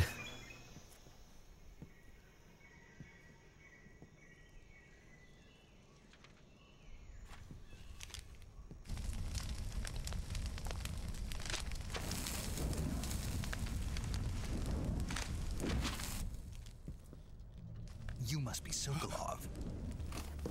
Are you one of Volgin's men? You'll never get it from me. No. I'm a CIA agent. I've come to escort you back to the other side of the Iron Curtain. You're CIA? Yeah. I was sent by Major Zero, the man who got you out 2 years ago. Zero? I have a message from him. What is it? He said to tell you sorry for being so late. Did he now? What does it mean? It means he's a man of his word. But we've got no time for this. You have to get me out of here before they arrive. Who's they? Colonel Volgin of Gru. You in the West know him as Thunderbolt. Thunderbolt? Never heard of him. He's a member of the Army's extremist faction, a man who seeks to seize control of the motherland. Ever since the Cuban Missile Crisis 2 years ago, Khrushchev has been pursuing a policy of peaceful coexistence with the West. Despite resistance and criticism from hawks in the army and the provincial authorities, Khrushchev has managed to suppress the opposition so far.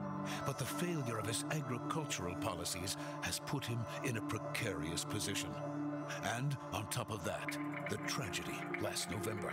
President Kennedy's assassination. Precisely. In a sense, Khrushchev has lost his biggest partner, and his power base is rapidly crumbling away. A certain group is plotting to use this opportunity to seize power by rallying the anti-government forces, overthrowing Khrushchev, and installing Brezhnev and Kosygin in his place. The mastermind behind this plot is Colonel Volgin of the GRU. He has control over another secret weapons research facility much like this one, OKB-812, known as the Granin Design Bureau, and is using it to further his plans. But that is not enough to satisfy him. Now he's plotting to seize the secret weapon I have been developing here and use it as leverage in his bid for power.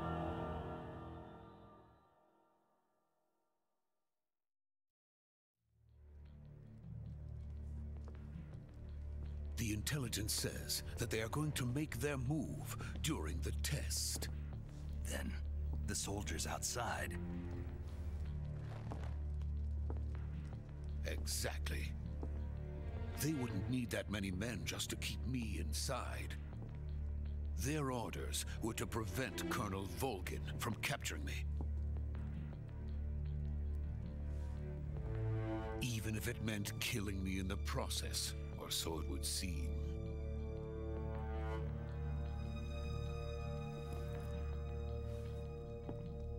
Volgin will come. I'm sure of it. You must get me out of here before then. Leave it to me. By the way, your Russian is superb. Where did you learn to speak it? From my mentor. Is that so? America is truly a frightening country. Having second thoughts? No. I have no love for this place. Let's go.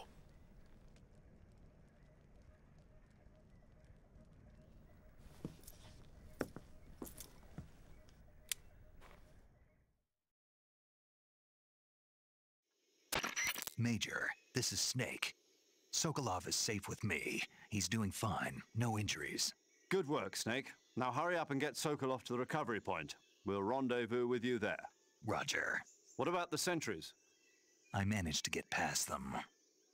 I see. What about the boss? We lost contact with the boss some time ago. What happened?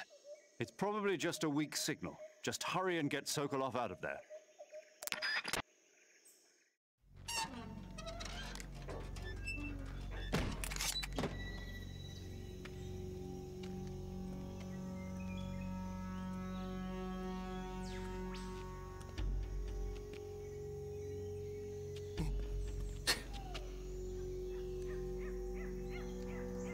Look at Sokolov RPing like, I'm a stealthy boy too.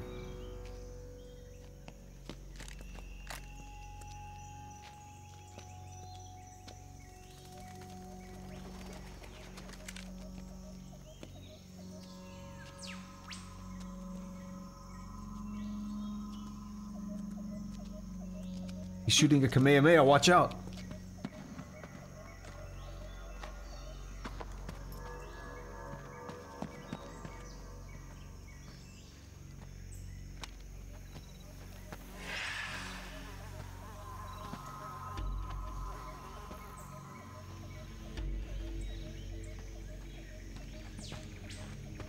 Freeze!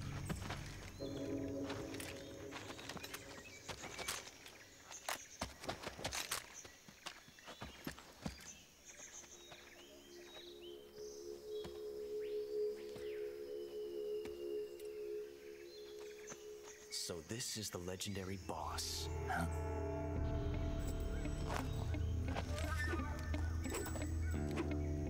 Huh? We meet at last.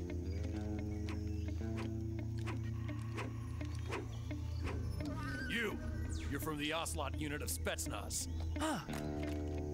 What's a GRU soldier doing here? Soldier?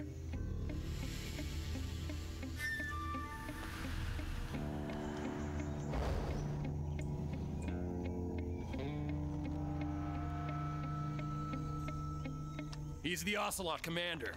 Ha! That's Major Ocelot to you. And don't you forget it.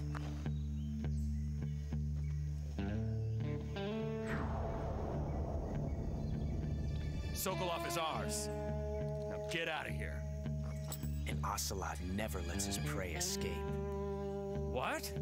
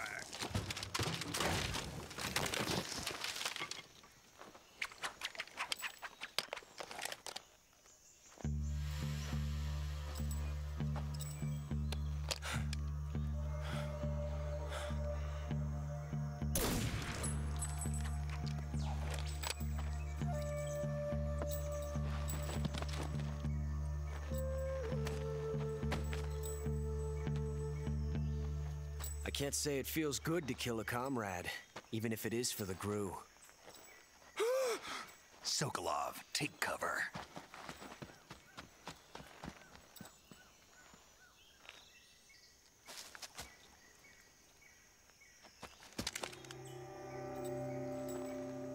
Huh.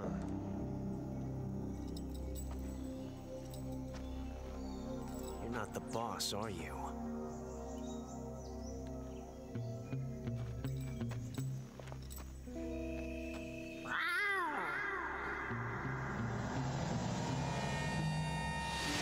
No comment.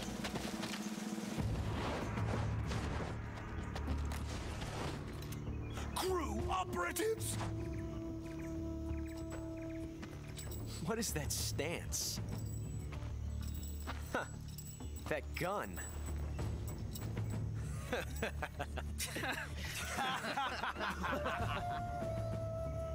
If you're not the boss, then die.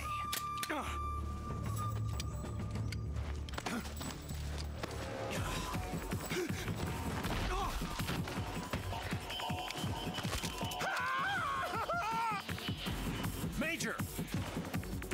Leave it! Shoot the other one! Whoa!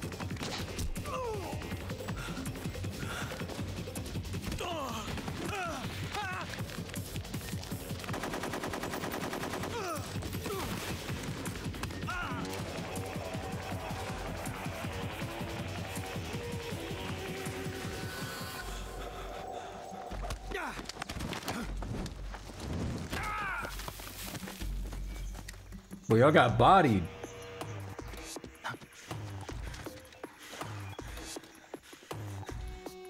Finish him.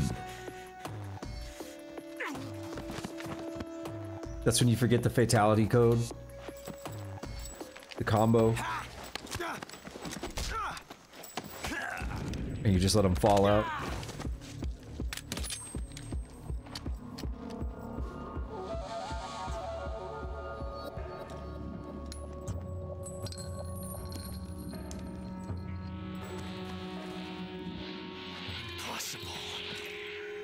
You ejected the first bullet by hand, didn't you? I see what you were trying to do, but testing a technique you've only heard about in the middle of battle wasn't very smart. You were asking to have your gun jam on you. Besides, I don't think you're cut out for an automatic in the first place. You tend to twist your elbow to absorb the recoil. That's more of a revolver technique. You filthy American dog!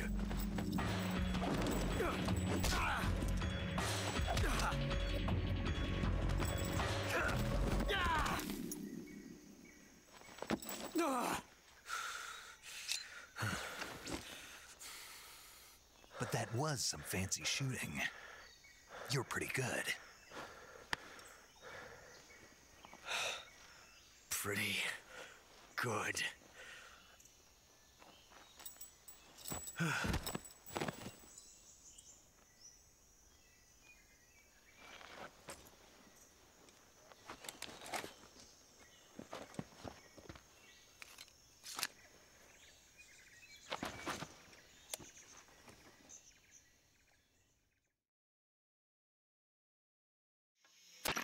Major, do you read me? I read you. Snake, you all right? I've run into a few snags. These guys were after Sokolov, too. Apparently, they were taking orders from a GRU colonel named Volgan. A GRU colonel? Part of an internal Soviet power struggle, according to Sokolov. Something between the KGB and GRU. Between Khrushchev's supporters and Volgan's. Sokolov was being guarded by the KGB and hunted by GRU? Snake, it sounds like this could be even hotter than Cuba. I don't like it. Something about the whole thing stinks. I agree. You'd better hurry. Sokolov ran off by himself, but I'll catch up to him. We're counting on you.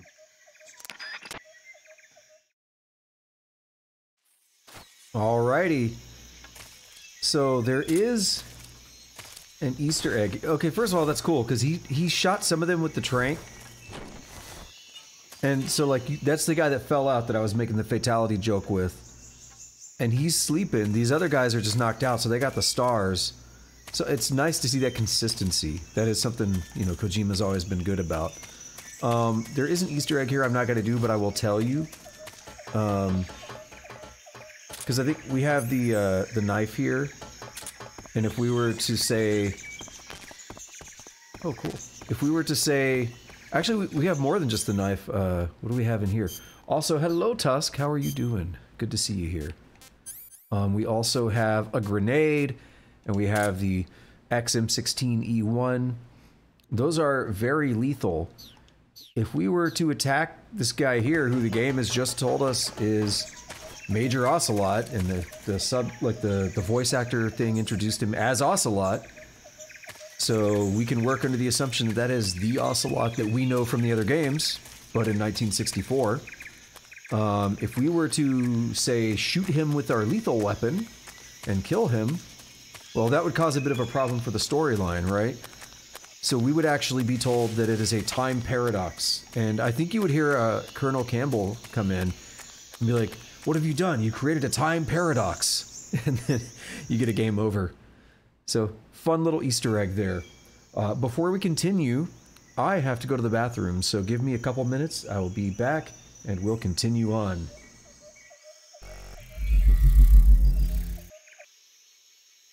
Alright, we are back up in here and ready to go. Let's call a couple people up real quick. Snake, stay alert. The KGB and GRU both have their sights set on Sokolov. GRU is a military espionage outfit, the intelligence wing of the Soviet Defense Ministry's General Staff Office. It competes with the KGB, which is under the Ministry of Internal Affairs, and the two are always watching each other. Never let the left hand know what the right hand is doing. Exactly. Now, added to that rivalry, there's a vicious power struggle going on between the Khrushchev faction and the anti-Khrushchev faction. So Khrushchev is using the KGB, and Volgan and the anti-Khrushchev forces are using the GRU? That's the idea. The two factions are fighting over Sokolov. We're in an extremely dangerous situation here. Yeah, I'm aware of that. Get Sokolov out of there safely. He must not be turned over to the KGB or to the GRU. Sokolov took off in the direction of the rope bridge. Get after him. Hurry!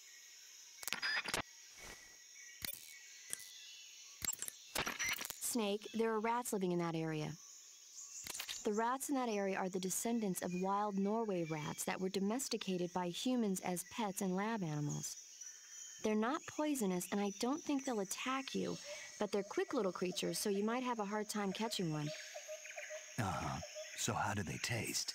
Snake? What? They're rats. I know what they are.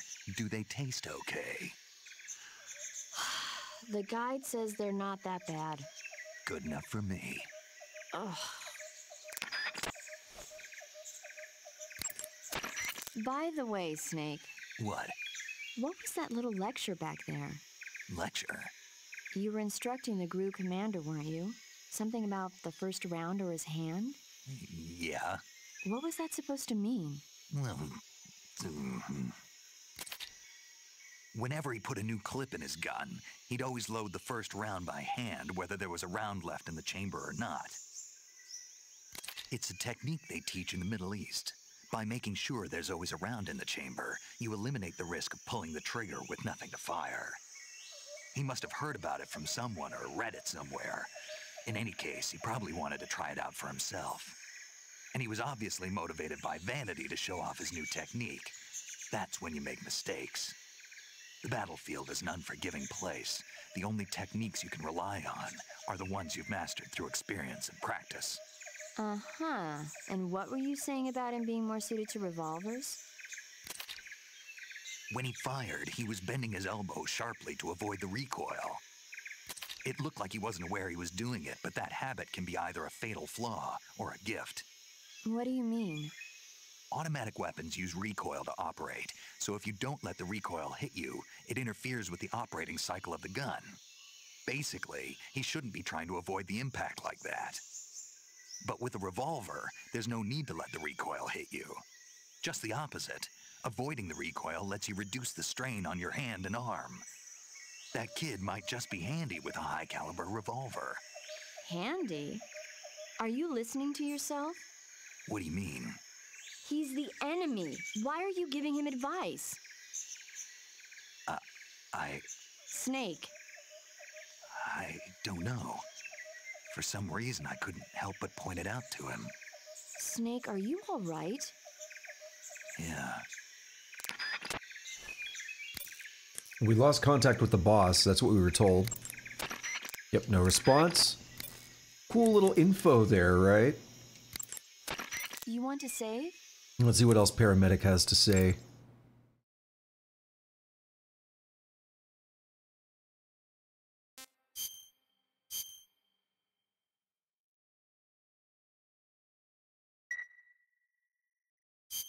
Snake, have you heard of It Came from Outer Space? Yeah, you told me already. So this astronomer sees a meteor, but it's really an alien spaceship, right? And the aliens start replacing the townspeople with clones and forcing them to help repair the ship. The 3D effects were quite realistic. I've got all the real I can handle here in the jungle. No, you don't get it. Precisely because it's realistic, with the images jumping out of the screen at you, it makes for a nice escape from reality. I have to admit it made my eyes tired, but it was really intense. Unfortunately, they don't make very many of those movies anymore. When did it come out? I was still in college, so probably about 10 years ago. Guess I'm out of luck then. You know, they're coming out with household versions of video cassette recorders. One day you'll be able to see old movies anytime you want. It'll be like having a movie theater in your own home. Really?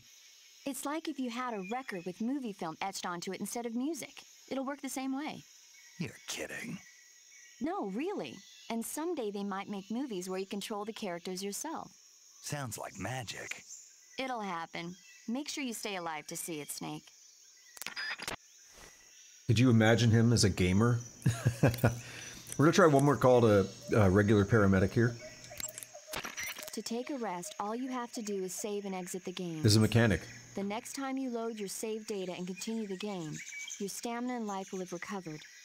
How much they recover depends on how long of a rest you take. So the longer I rest, the more I'll recover. That's right. If you're so exhausted that you don't even have the strength to find food, save the game and take a rest and you'll be back on your feet. I hope that never happens. So do I. But you never know. Just don't forget, okay? I won't. So you could like modify the system clock as a way to exploit it, and people would do that. We don't need to do that.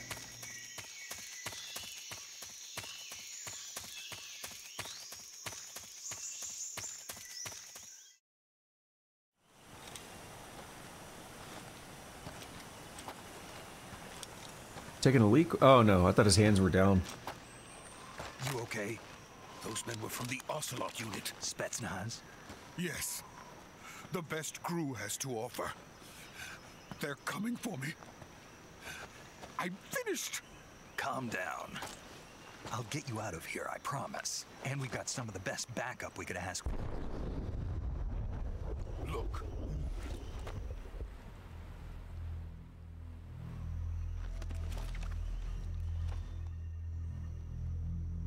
That's what they were making you build? Yes. The Shagohod. The treading behemoth. A tank capable of launching nuclear IRBMs. It can launch nuclear missiles from that kind of terrain? Oh, yes. And without support from friendly units. A nuclear-equipped tank capable of operating solo.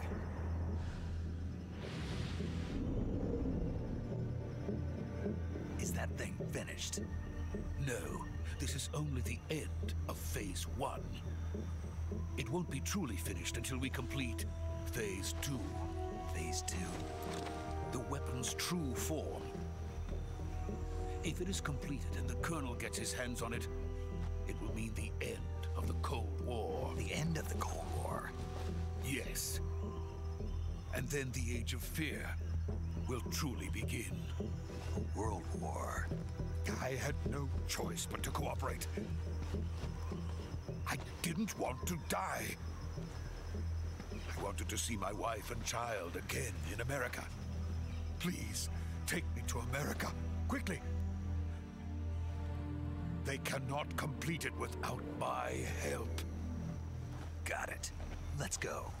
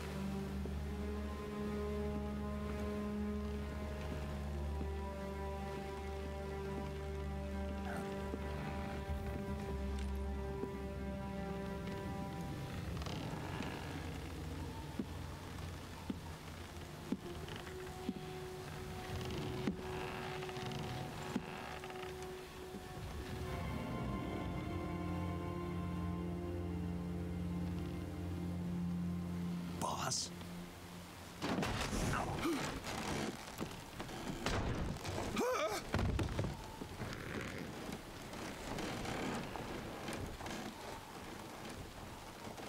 Good work, Jack. What are you doing here? Sokolov comes with me.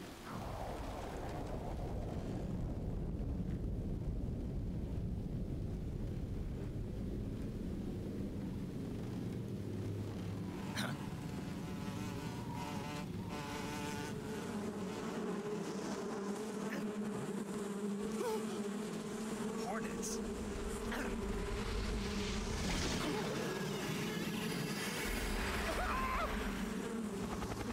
You got that Gene Simmons tongue going on.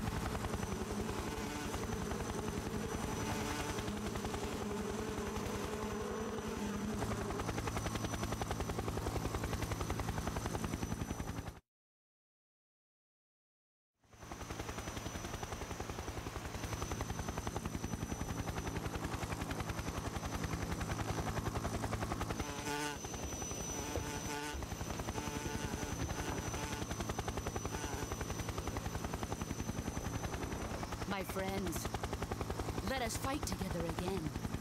I have waited long for this day. We will fight with you once more. Welcome back, boss. Now that all 5 of us are together, it's time we go to the depths of hell itself.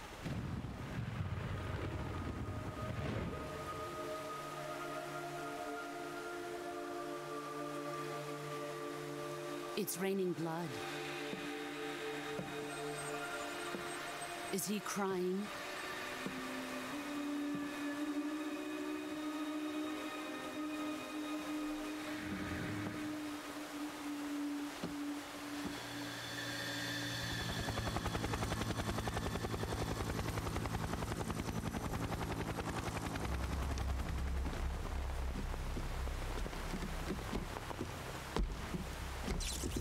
Kuwabara, Kuwabara.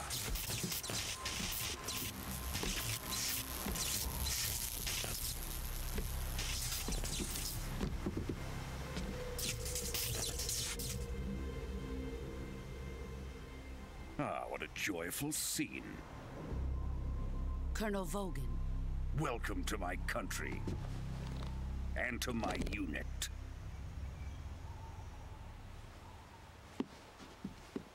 Boss, what is this? am defecting to the Soviet Union. Sokolov is a little gift from my new hosts. Recoilless nuclear warheads.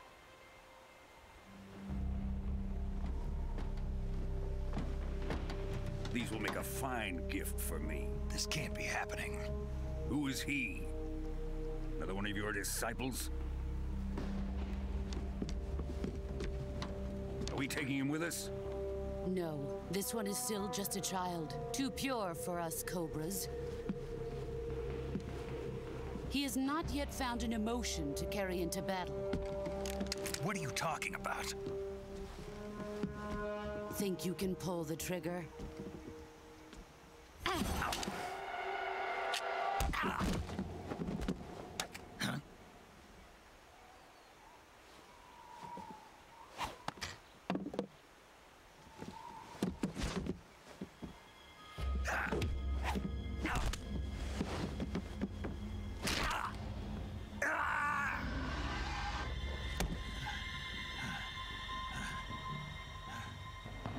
He's seen my face. We can't let him live.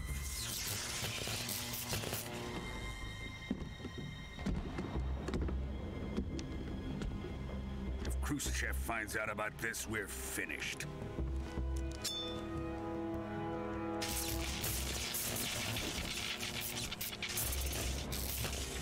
He must die.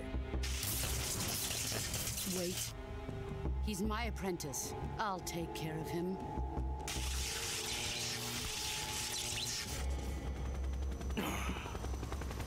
Jack, you can't come with us.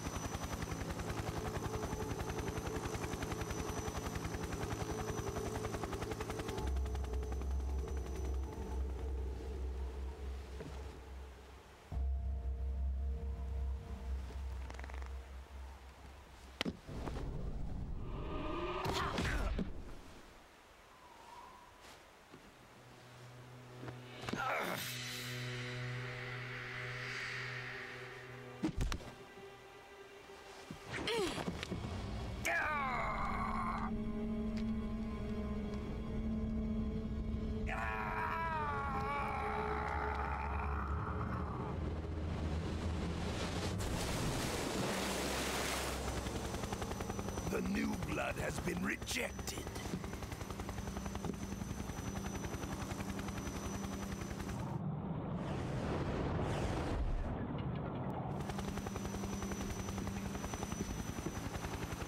Are we done here? Now, onto Sokolov's research facility. Shagohod is ours.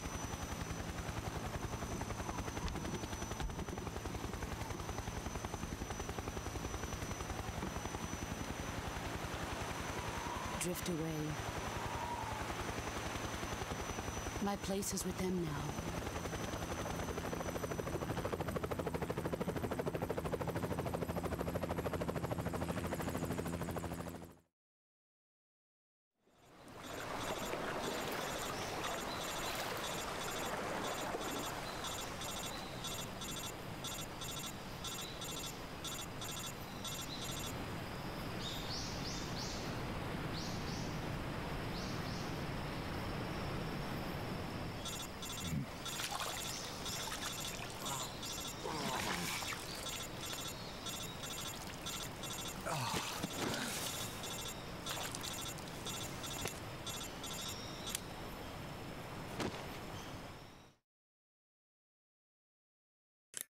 Snake, can you hear me? Yeah, just barely. Snake, listen to me. You need emergency medical treatment. Can you move? You've got to get those wounds treated. Hang in there. All right, let's get you fixed up. Paramedic? Okay, Snake. Just relax and it'll all be over before you know it. Stay with me. I've seen people in worse shape before. Think you can handle it? Major, the boss, she's defected. We'll talk about that later. First, we've got to get you patched up. Okay, here we go. First, open the survival viewer with the start button. If you select cure, you can start the treatment. Healing is divided into treatment using medicine with the item window button and surgical treatment using the weapon window button. Your injuries include a fractured left elbow and rib bone and lacerations on your upper arms, right elbow, and abdomen. They need to be fixed using surgical treatment. Move the healing cursor with the left stick to the affected part of your body. Once you've selected the affected area, hold the weapon window button and use the left stick to select the medical item and then press the enter button. With this method, you can use items to help your recovery process. To treat a bone fracture, first secure the affected area with a fastener and then wrap it in bandages. That should do it. For lacerations, you'll need disinfectant to clean the wound, sutures to stitch it up, styptic to slow the flow of blood, and bandages to wrap the wound. If you do everything I mentioned, the wound should heal completely. Understood? Yeah. Stay with me. Go into the survival viewer and treat those wounds. Let's do it. Hey, we're 50% camoed. All right, we got lots of injuries. We just got jacked up. Like, absolutely jacked up. We got a couple things over here that are not really going to be relevant, but so we got a venom, food poisoning, colds, stomach aches. So we can have like all kinds of different more medicinal cures as well. So here we have a cut. So we're gonna need to. It's bleeding, so we need our styptic, bandage, disinfect, and suture. So it doesn't really matter the order you go in.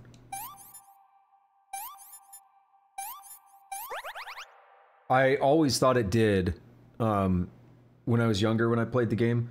And I was like, oh, I gotta remember the order and do it perfectly. And like, no, it doesn't matter. So another cut, so it's the same thing.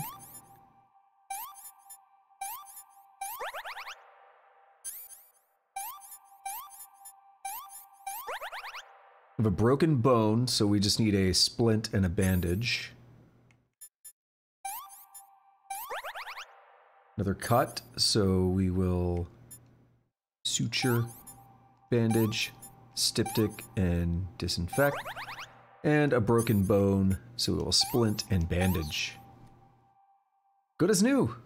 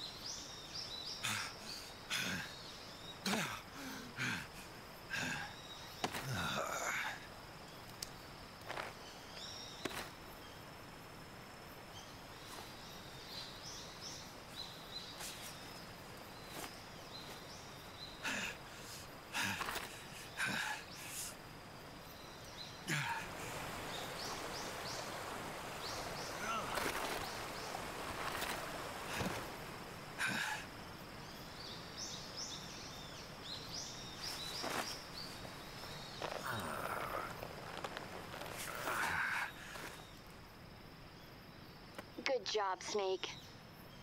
We're coming to get you now. Just stay where you are. We'll drop a recovery balloon. Can you set it up?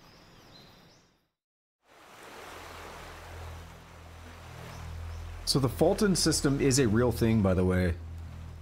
There's a body over here.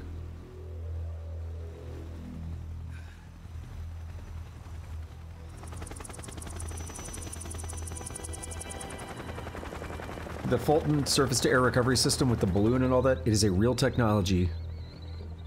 I think a lot of people thought it was just kind of a goofy thing they made up for the game. It became a meme.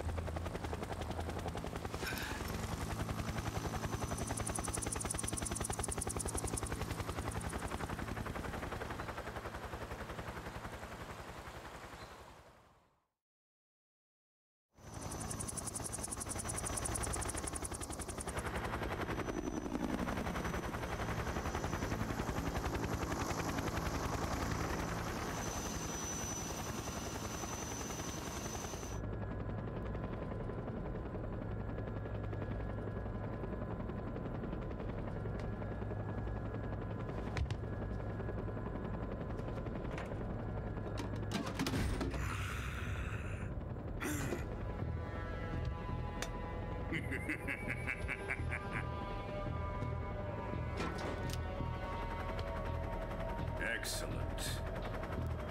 A great success. Thanks to the boss and her cobras, I have both Sokolov and the Shagohod.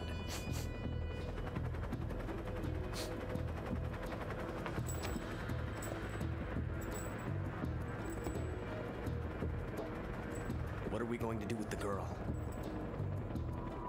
Who is she? Apparently she's Sokolov's woman.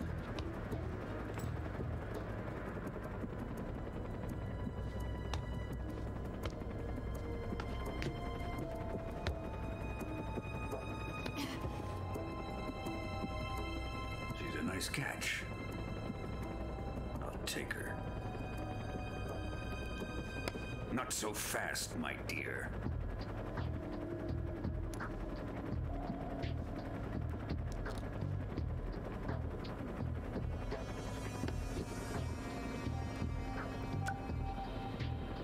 A kiss of death? Are you KGB?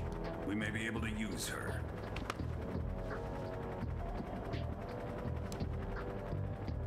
She has spunk.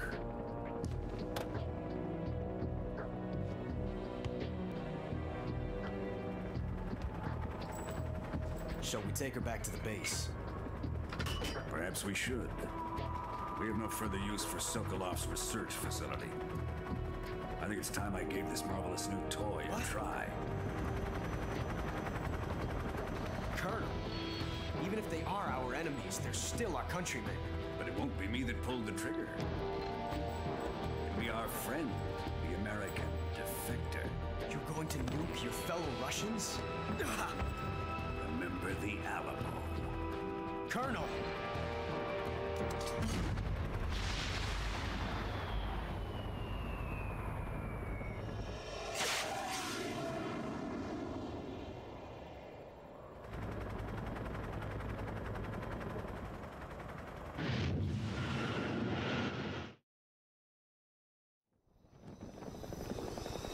And there's the bomb right there.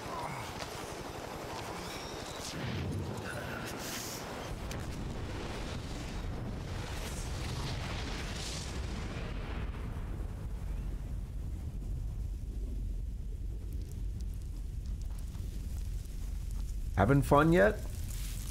Broken limbs, nuclear weapons.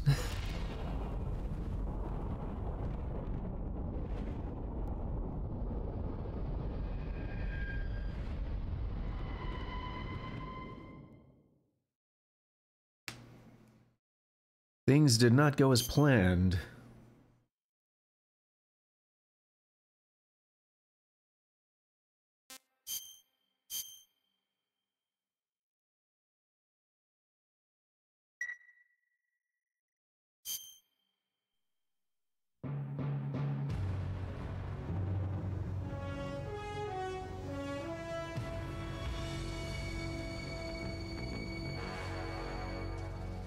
What a thrill, with darkness and silence through the night. What a thrill, I'm searching and I'll melt into you. What a fear in my heart, but you're so supreme.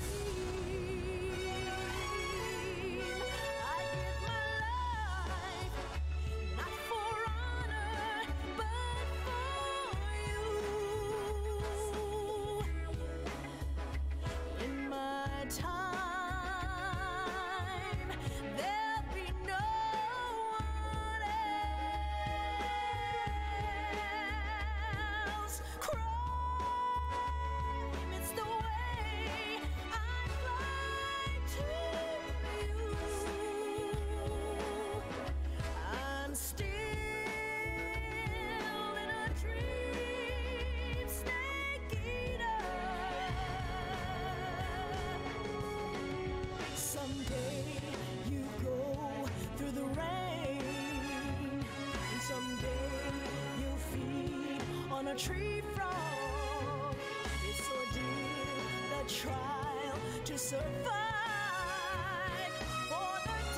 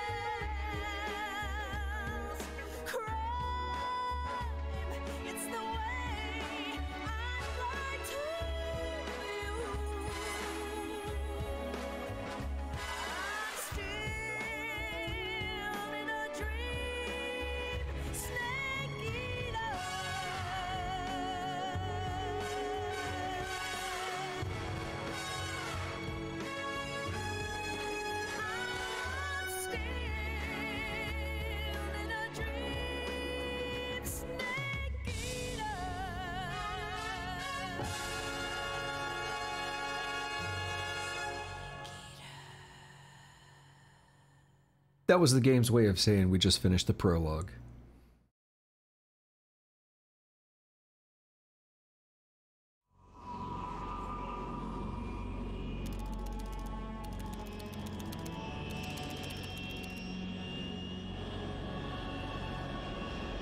Currently flying over the Arctic Ocean, altitude 30,000 feet, approaching Soviet airspace.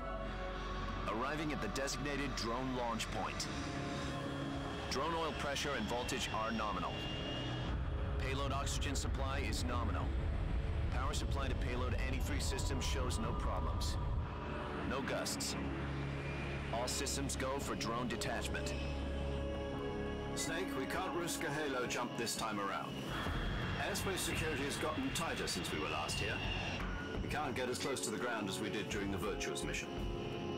So instead, we'll be using one of our newest weapons. Snake, you're being given an honor on par with Alan Shepard. This is our last chance. Show your patriotism. If you fail, you'll be back in a hospital bed again, waiting for the firing squad.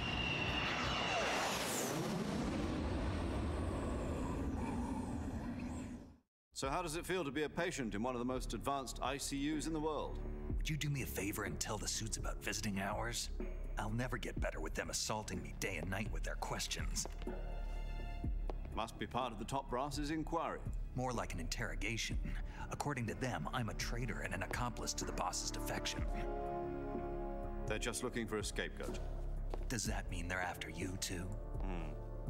Let's just say neither one of us is going to be made a national hero out of this. Does this mean Fox is going to die? No. This fox is still one step ahead of the hounds. The reason I came to see you today, Jack, it's time for Fox to clear its name. What are you talking about? The situation has changed. We've still got a chance to come out of this one alive. Yeah, what kind of chance? Don't get too excited. Here, have a cigar. It's Cuban.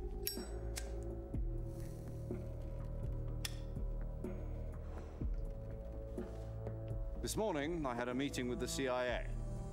They decided when they're going to execute us? No. Something even bigger. Yesterday, the White House received an unexpected call. President Johnson? Yes, I hear you, Mr. Chairman.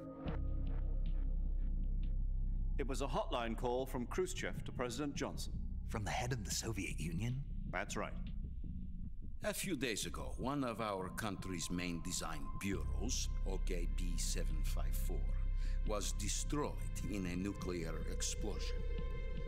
At about the same time, our anti-aircraft radar picked up a signature that appeared to come from one of your military aircraft. Does any of this sound familiar to you? In retaliation, I have placed our armed forces on secondary alert. Depending on your response, I may be left with no choice but to order the military to maximum alert and unleash Armageddon. With the help of your predecessor, I was able to survive the Cuban incident. But my power is not as great as it once was. If I am to survive this crisis, I must have your full cooperation. I should have contacted you myself. Did you know that one of our soldiers defected to your country a week ago? No. So you haven't heard then. The man who arranged the defection was a GRU colonel by the name of Yevgeny Borosovich Volgin. Volgin? Of the Brezhnev faction. Go on. Who is the soldier? Her name is the Boss. She's a living legend. During World War II, she was the one who led us to victory in that war. In Russia, you know her as Voyevoda. You mean the Boss? The mother of your special forces? Yes, that's the one. And she took 2 miniature nuclear shells along with her. The Boss took 2 miniature nuclear shells? I'm afraid so. I believe they were a gift for her new hosts. The Davy Crockett Atomic Battle Group delivery system was completed 2 years ago. but serious problems were found with the launcher's range and precision. Although they were mass-produced, they've never been deployed in battle. But Sokolov's research facility was completely wiped out. The whole area is polluted. I can only offer you my deepest condolences over this terrible tragedy. So, the boss, with Colonel Volgin's help, stole 2 experimental nuclear shells and took them with her as gift when she defected. Then, shortly thereafter, Sokolov's design lab, a top-secret military research facility, was destroyed by one of these weapons. Am I right so far? Yes, that's correct. And the American government denies any involvement in the affair. Is that right as well? That's correct. We were not involved in any way. Then what was a U.S. military aircraft doing on our radar screen? It was clearly in violation of our airspace. And yet you say it was not acting under your orders. That's correct. You expect me to believe that this was all the work of a single soldier? I don't know what else to tell you. The Army insists that this is all a ploy on your part. I've said it once and I'll say it again. Our government had nothing to do with it. And I would like dearly to believe you. However, I'm afraid my power over the military has weakened since the Cuban incident. I will need some kind of proof that this was not the action of the American government. You have 1 week. You must catch the boss yourselves and recover the remaining nuclear device. Then, you must find some way to prove your innocence. Prove our innocence? Yes, preferably something painful. Prove to me that this is not merely another one of your tricks. The boss should be close to Colonel Volgin. How about a little co-action? I would not expect too much if I were you. The political situation here is unstable. And Colonel Volgin is a member of the Brezhnev faction, which seeks to topple my government. 1 week. You have only 1 week. And if it is not too much to ask, do something about Volgin as well. What is that supposed to mean? Nothing. It means nothing. Call it a modest gentleman's agreement to ensure our continued relationship. What if we can't prove our innocence?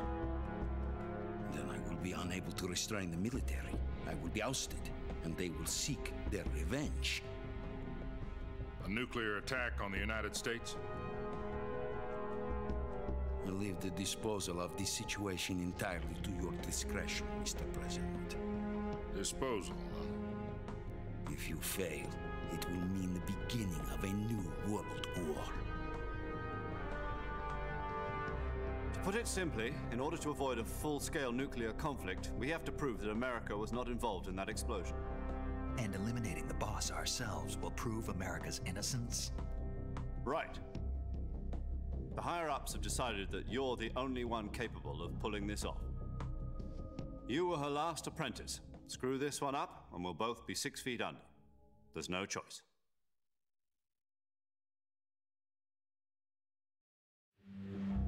Are the Russians going to be helping us? The KGB has promised to lend us one of their communications satellites so that you and I can talk to each other. That's it? They've also put us in touch with a couple of insiders. Insiders? There was a defection in September 1960. Do you remember it? You mean the 2 NSA codebreakers who went over to the Soviet Union? Precisely. Since then, they've apparently been training with the KGB for exactly this kind of situation. Their code names are Adam and Eva. I've been told that Adam has infiltrated Volgin's ranks. We've also arranged for him to provide you with an escape route. You'll need to rendezvous with him when you get there.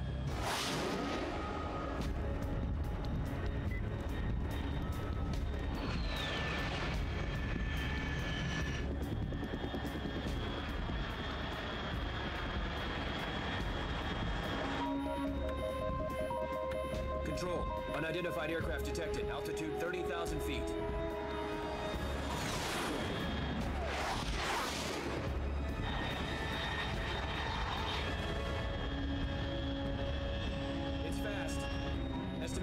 speed exceeding Mach 3.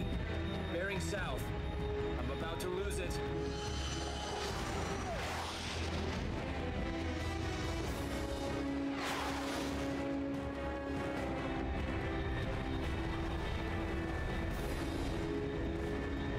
A little bit of the main theme kicking in there.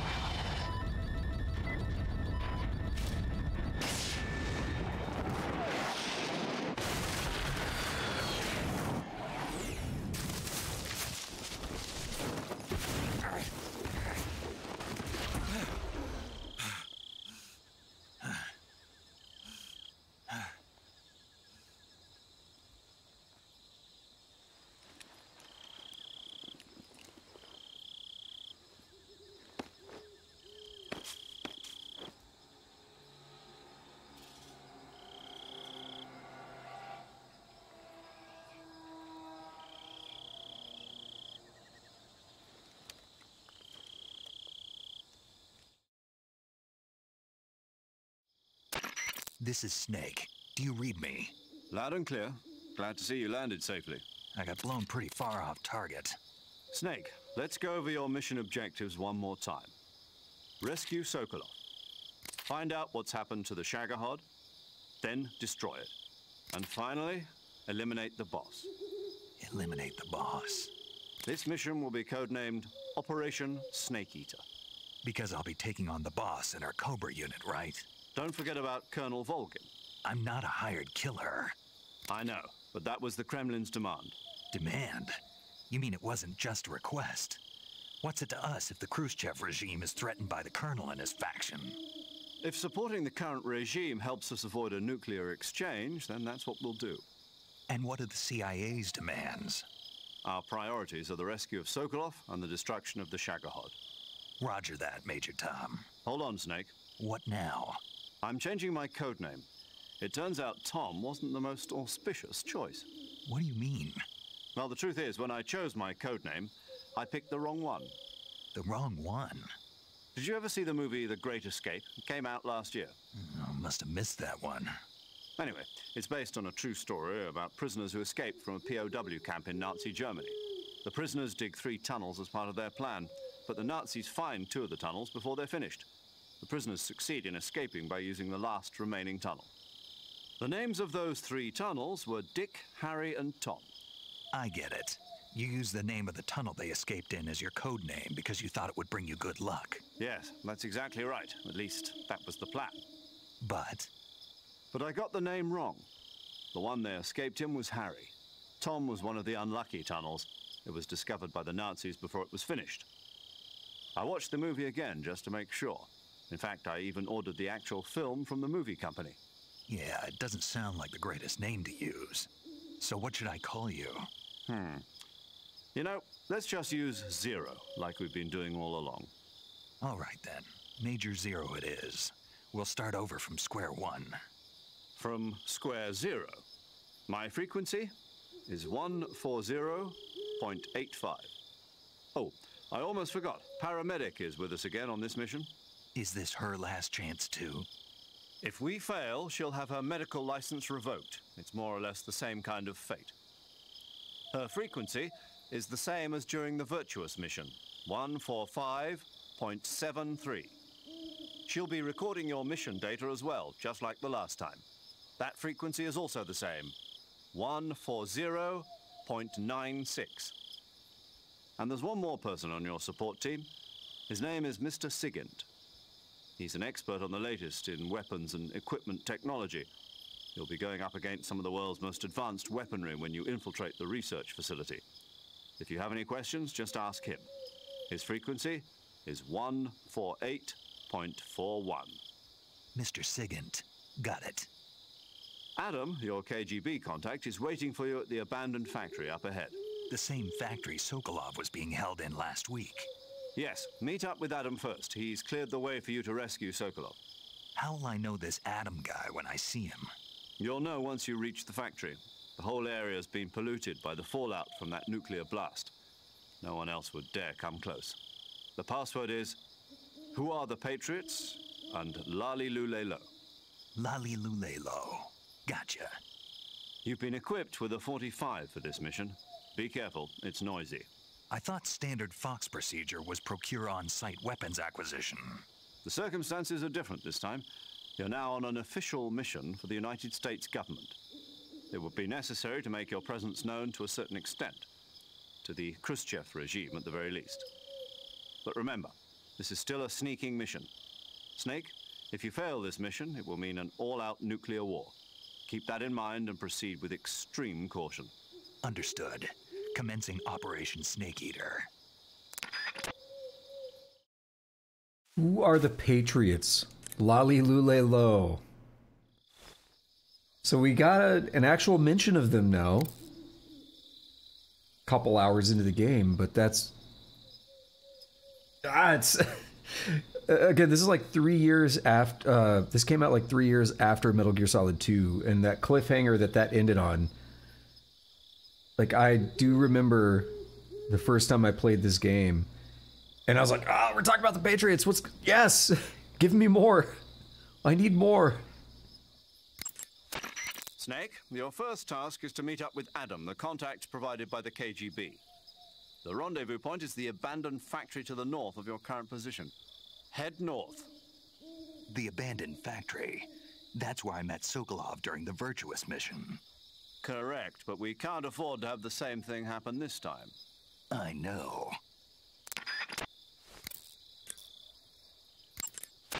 Paramedic. Snake, it's so good to hear from you again. Same here. It's been a week, hasn't it? 4 days, actually. Huh? I visited you in the hospital. You were still unconscious, though. Then you must have seen me naked. Yeah, but you were all wrapped up in bandages and tubes, so I couldn't do anything but look. Better luck next time. Let's hope so. But seriously, don't forget that you were like that until just yesterday. In fact, you really shouldn't even be on this mission. Keep an eye on your stamina gauge. If you start to run low, don't push yourself.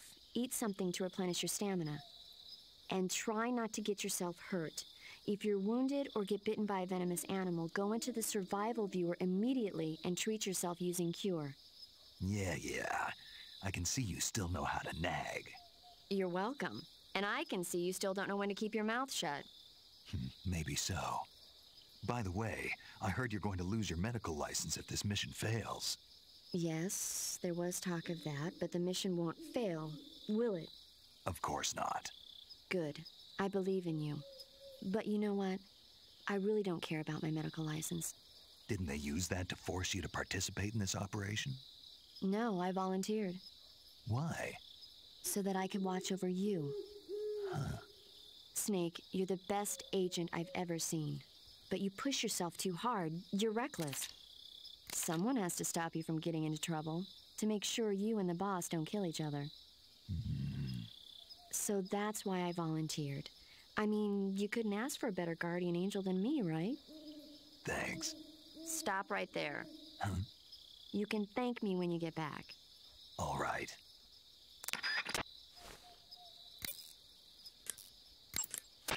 Yo! You're Snake, aren't you? And you're Sigint? None other. I heard that you're an expert on weapons, equipment, and cutting-edge technology. Close. Huh? I am the expert on weapons, equipment, and cutting-edge technology. I'm the guy that designed your trank gun, active sonar, and motion detector. If you want to know anything about weapons or equipment you find in the field, just send me a message and ask. Later. Well, let's see what else he has to say. Sounds like the Cobra unit's members' names came from the specific emotions they each carry into battle. Emotions? Yeah. For unbearable torment, the pain. For true oblivion, the end. For infinite rage, the fury. For absolute terror, the fear. And for unsurpassed bliss, the joy. The joy? It's another name for the boss, because of the joy she feels in battle, I suppose. During the war, she had a partner named the Sorrow. Sorrow and joy. They say there couldn't have been a more perfect pair. At the end of Metal Gear Solid 2, during like the, I don't remember, I think it was right before the credits. It might have been post credits. I think it was right before the credits. Doesn't matter. There was a line that said sorrow and joy. And I called that out because I knew this game was coming up. And I don't know that I ever noticed that before the last playthrough. I wonder if it might be reading too much into it because there's 3 years between these games. But there are a lot of callbacks and stuff, and that was just kind of a one-off line at the end of Metal Gear Solid 2, but I wonder if that had anything to do with the creation of this. The Davy Crockett's that the boss took with her when she defected are mortars that fire nuclear warheads. They're named after Davy Crockett, the hero who died defending the Alamo in the Texan War of Independence. Remember the Alamo? That's right. The warheads are equivalent to between 10 and 20 tons of TNT. Every building within 150 yards of the hypocenter is completely obliterated. But the warheads the boss had with her were some kind of experimental super bomb, so they're actually even more powerful than that. I don't even want to think about what happened if she used it again. Snake, you know what you have to do. Yeah, I know. You're wearing the tiger stripe pattern camouflage, huh? Tiger stripe is a forest camouflage. As you may have guessed by the name, it mimics the stripe pattern on a tiger's coat. It was originally worn by South Vietnamese Marines. Then it caught the attention of an American military advisor, and now they're thinking of introducing it into all kinds of special forces units. It works best in places with lots of trees and grass, but it should blend in with dirt and mud, too. Anything else? You mean you're not wearing any face paint? You can take off your face paint by selecting no paint from face. Just select no paint when you want to skip wearing any face paint at all. But your camo index is never going to be as high without face paint as it is with it. Unless you want the enemy to see you, you ought to be wearing face paint. Not true, Sigint. If you put really bad face paint on, it could make you stand out more. Pattern clothing, face paint, tactical movements. These are the elements of camouflage that will allow you to deceive your enemy. To camouflage yourself, first press the start button to check out the survival viewer. Then select camouflage, and you'll see 2 more options. Yeah, so we've done this and we know this. Uniform. Choose face to apply face paint, and uniform to change your field uniform. Simple, really. Make sure and choose something that'll match your surroundings. All right, let's call up Paramedic on the save frequency. You want to save? Hold on a sec. See if she wants to talk about any more movies, and then let's get going. Let's do some stuff. So yeah, the whole first section there is essentially the prologue. We got that opening sequence and everything. Hey Snake, have you ever seen Forbidden Planet? No, can't say I have. It's about this expedition that goes to the planet Altair 4 in an ultra-fast spaceship. When they arrive, they meet the survivor of the last expedition, Dr. Morbius. Dr. Morbius was exploring the planet along with his daughter Altera and the versatile Robbie the robot. Ignoring the doctor's warnings, the expedition team is suddenly attacked by an invisible creature called the Monster from the Id. The special effects they used for the science stuff were really neat. I wish I had a robot like Robbie that could make anything I wanted it to. I'm more interested in that invisible monster. If I were invisible, I wouldn't have to bother hiding or wearing camouflage. Maybe someday you'll be able to turn invisible. Yeah, that'll be the day.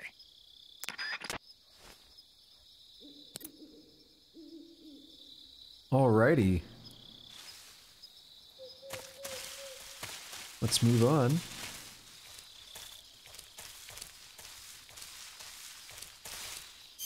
Let's go ahead and put on some face paint. Just do the full black now. A lot of people have things to say about that one, but I mean, it's a valid thing.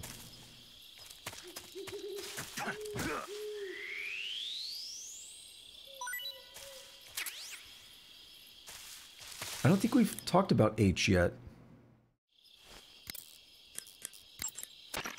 Snake, unlike the Virtuous mission, this is a night operation. You'll be encountering nocturnal animals that you didn't encounter your last mission. Some of them are venomous, like the king cobra, so be careful. If you get bitten by a venomous animal, the poison will spread through your body and rapidly drain your life gauge. If that's the case, go into the cure screen and survival viewer immediately and inject yourself with serum. Got it? Snake, that's the home to the Otten frog. The Otten frog is a large, corpulent species of frog. They're known as a delicacy, so it might be worth catching them for food. The Otten frog was originally found only on Amami Oshima in Japan. Frogs usually have 4 toes on their front legs, but the Otten frog is unique in that it has 5. Got it. By the way, you said they were known as a delicacy, right? Right. So that means they must taste pretty good, huh? I guess so. I hear that in Japan, Otten frog sashimi and sukiyaki are popular dishes. Really? Yeah. Japan, huh? That place is starting to sound better and better. Snake, that area is inhabited by the Japanese flying squirrel. Japanese flying squirrels are non-venomous, and they shouldn't attack you. The head, front legs, hind legs, and tail of the Japanese flying squirrel are connected by a membrane of skin, which allows the squirrel to glide from tree to tree. It says here that if it catches a good wind, it can fly more than 100 yards. Sounds like it's going to be tough to catch one. So, aren't you going to ask me? You know it. How does it taste? Not sure.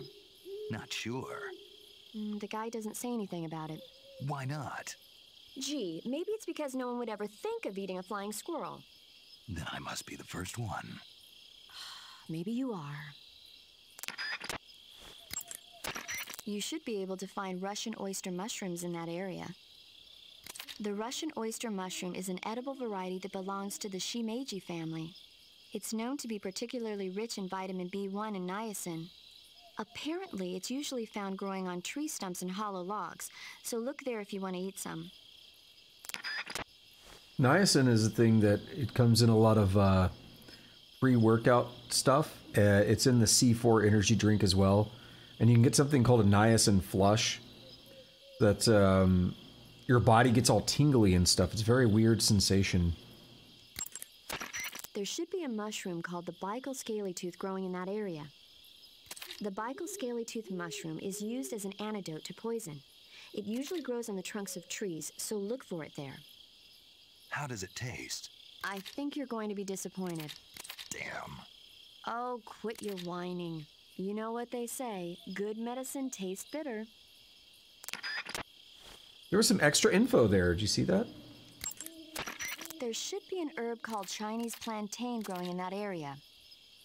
The Chinese plantain is an herb that resembles a plantain root. The leaves and seeds contain large amounts of aucubin, choline, and tannin. When you mash it up and apply it to a wound, it helps stop the flow of blood and eases the pain a bit.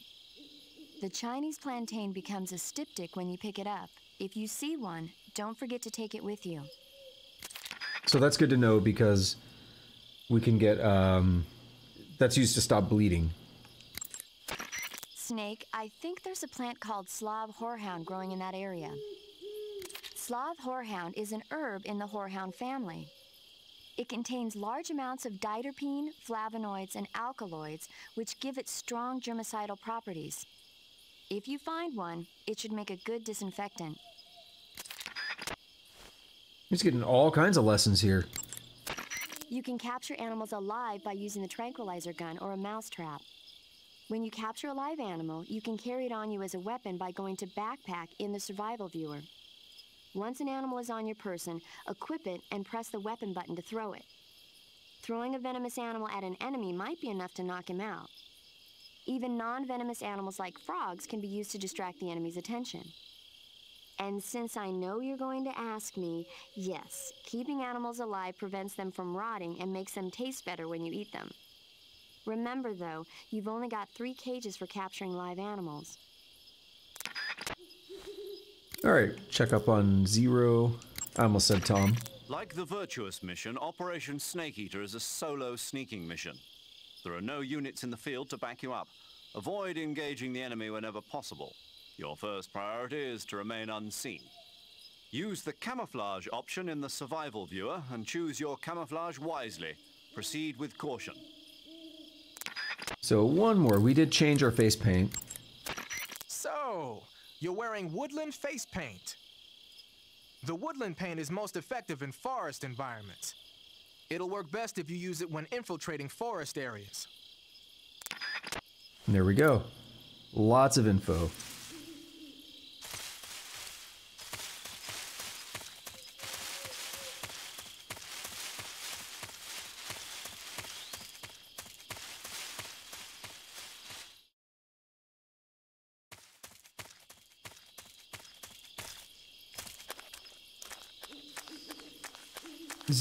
%.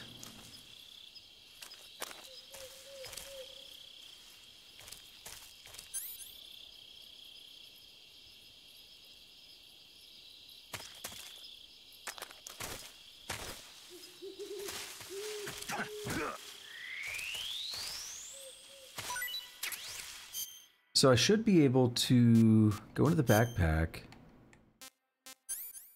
and set up. No, how would I do it? No, I guess I can't. I thought you could actually put down the cage.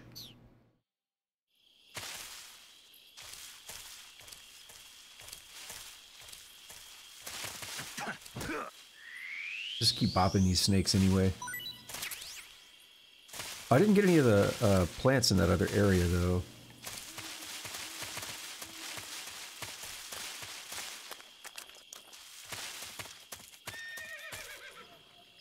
Hello, horse.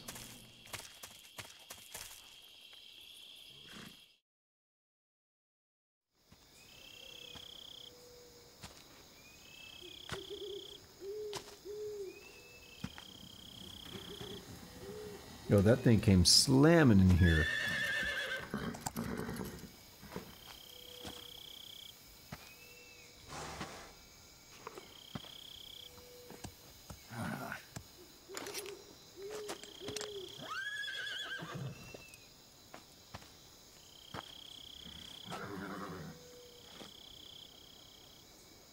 Looks like death wasn't ready for you yet.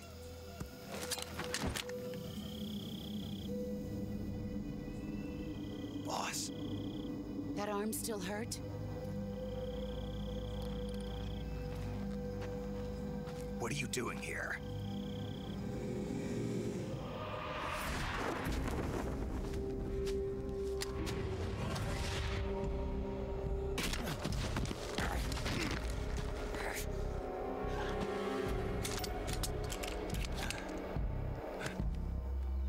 Go home.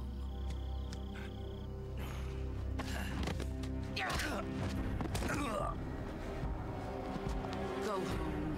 Gru and my sons are waiting up ahead. You don't have a prayer of finishing your mission. You're not even armed. Boss.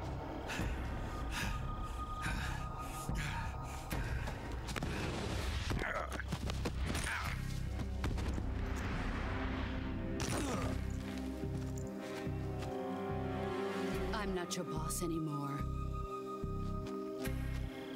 There's nothing for you here. Go home. Go back to your boss. There's no need to prove that you are virtuous here. This isn't America.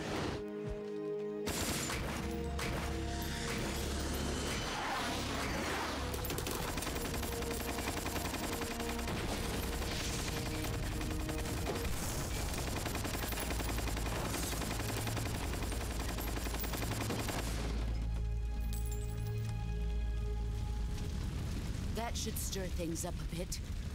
You'd better hurry.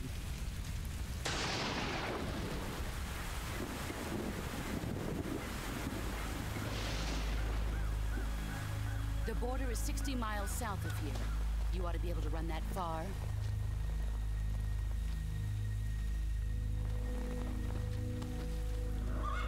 Why'd you defect?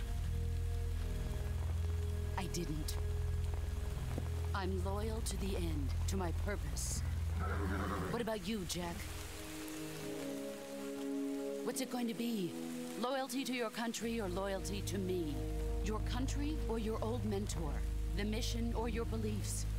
Your duty to your unit or your personal feelings?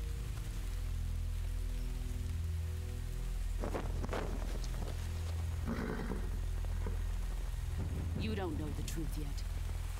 But sooner or later you'll have to choose. I don't expect you to forgive me.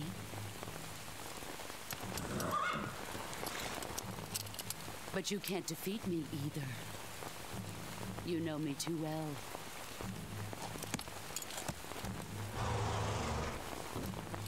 Just look at that bandana. If you can't put the past behind you, you won't survive long.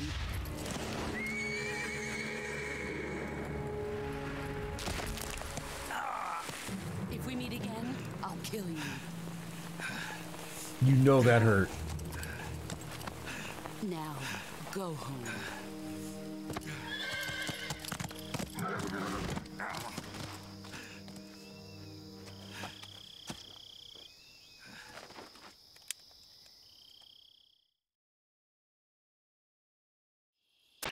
This is Snake. Major Zero. I read you, Snake. I was ambushed by the boss. You were what? The drone's been shot to hell. It's up in flames. That's not good. Enemy scouts are going to come looking for you. Yeah, I know. But what was the boss doing here in the first place? There's got to be a leak somewhere. No, that's impossible. The man the boss is working with, Volgin, isn't exactly on speaking terms with Khrushchev. I lost my gun.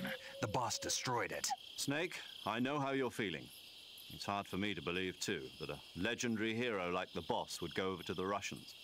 That she'd double-cross us like this. But that's how it is, and if you don't accept it, you'll never be able to beat her. That's not the problem. In terms of sheer technique, I'll never be able to beat her.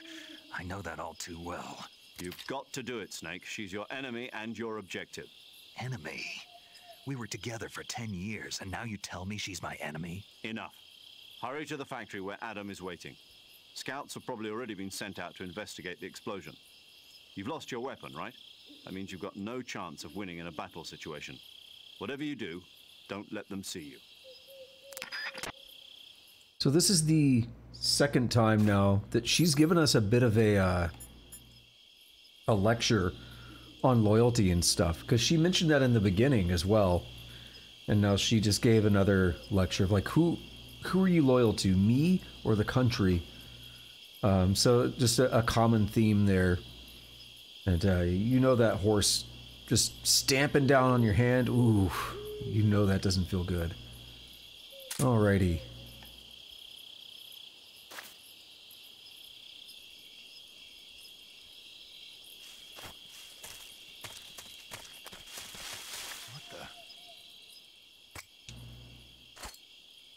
Huh?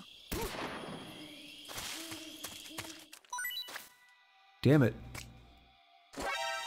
No! I did that yesterday just fine. Oh my god, I'm terrible now. Why didn't it stun him?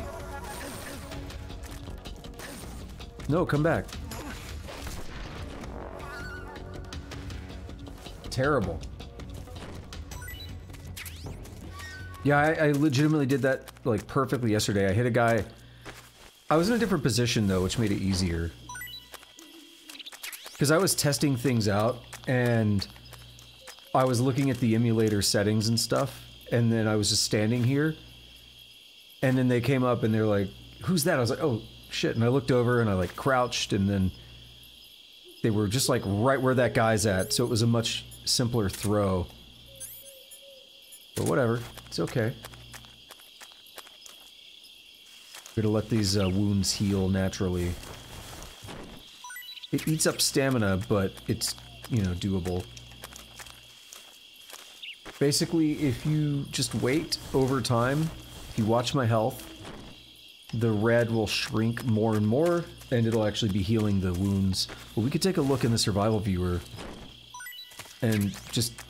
what is... oh, white phosphorus. We could just take a look and see. It's gonna be gunshot wounds, because I just got shot. But, we'll take a look at it. Oh no, it's a cut. Never mind. You can use your knife to extract bullets. All right. Actually, let's call up real quick. See if paramedic has anything to say. That's a nasty cut you've got there. Cuts happen when you get slashed with a knife or other sharp object. When you have a cut, your maximum life goes down depending on its severity. Cuts heal naturally over time, but if you go into cure in the survival viewer and treat it, it'll heal instantaneously. To treat a cut, you need disinfectant, styptic, sutures, and a bandage. As long as you have all those things, the cut should heal up nicely. I might have to equip things to get him to talk about them.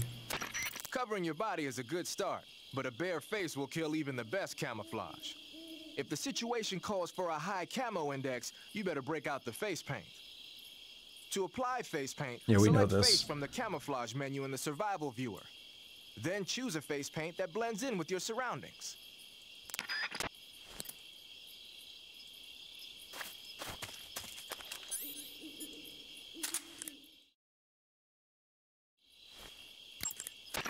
I see you've picked up a directional microphone.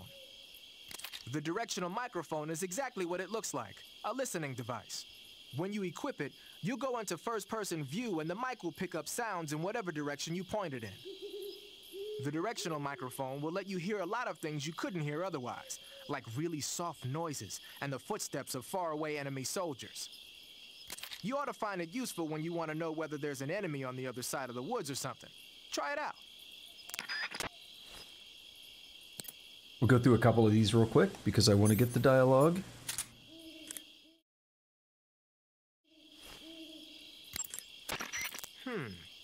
I've never seen a grenade like that one before. There are two basic types of grenades. Fragmentation grenades, which use shrapnel to kill or maim the target, and explosive grenades, which use the blast from the explosion as the offensive means. But the grenade you've got there isn't either of those. My best guess is that it's meant to knock the enemy out without hurting them. Most likely it's an entirely new kind of weapon developed exclusively at Groznygrad. I've heard that the SAS is working on a low-impact grenade for training purposes, but I never thought they'd be used in an actual battle. The flash of light that occurs when the grenade explodes is probably produced by magnesium. It's the same stuff that's used in camera flashes. I'm thinking they cut down on killing power by reducing the amount of explosives and made up for it by making the flash and bang so strong that it overwhelms the enemy's senses.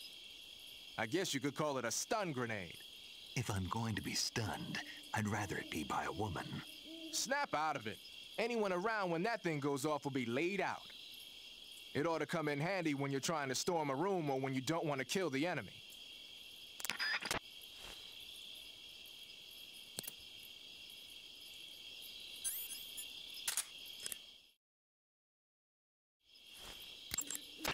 Ah, you're using the survival knife. Yeah, this thing provides me with all the bare essentials I need to survive in the field. Hey, wait. What'd you do with the knife I made you?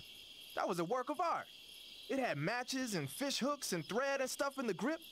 Sorry to have to tell you this, but that thing is useless in a fight. No way. Really? Yeah.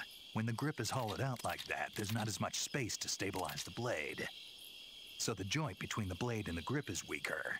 That makes it easier to break. I get it. You're right.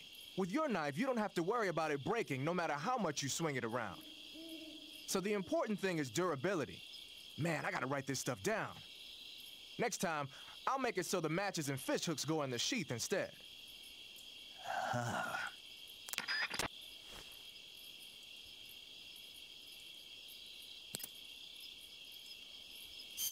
All right. I thought you were a weapons dude.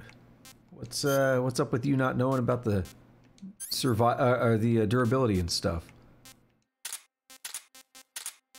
Put a couple of those on, get a little bit more feedback, and then we'll move on. You miss out on a lot if you don't do the calls. There's some really interesting stuff in these games that you get to hear. Gonna use a grenade, huh? That's an RGD-5, the standard blast fragmentation grenade of the Soviet Army. The grenade itself is composed of two steel-plated casings, Each of those casings has an inner fragment liner that causes it to burst into over 300 shards when the grenade explodes. The grenade will deliver heavy damage to any enemies within its blast area. The safety pin is on the opposite side relative to the M26, so be sure to hold the safety lever down with your finger when you grip it. The safety is released when you actually throw the grenade, and it'll explode about 3 seconds later. So what you're saying is, it won't explode in my hand while I'm holding it? Of course not. Oh. To throw a grenade, press and release the weapon button.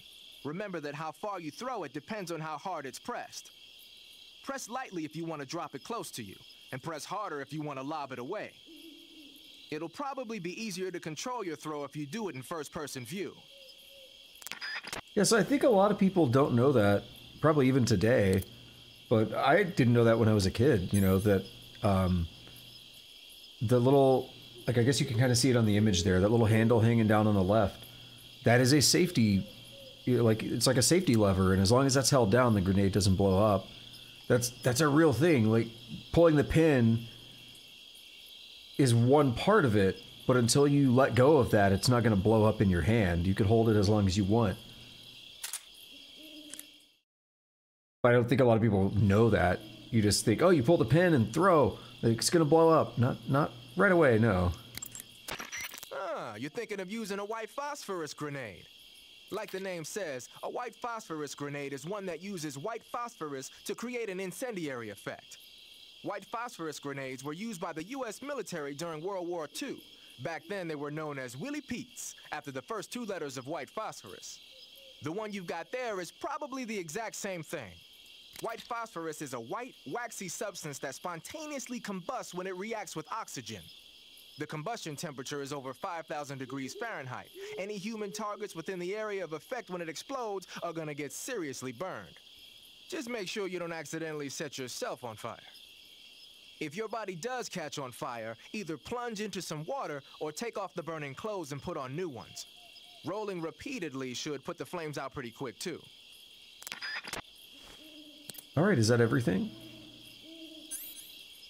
Yeah, I think we're good. All right, let's get away from here before they wake up. I mean, we still got plenty of time, but... Hey, birds.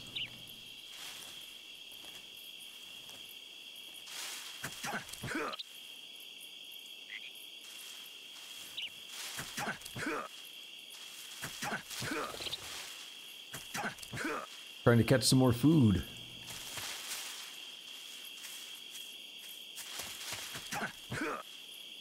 Nothing? Now, if you've been paying attention, this place should look a little familiar. We've already... I'm not spoiling anything. The game told us we're going to the same place where Sokolov was at.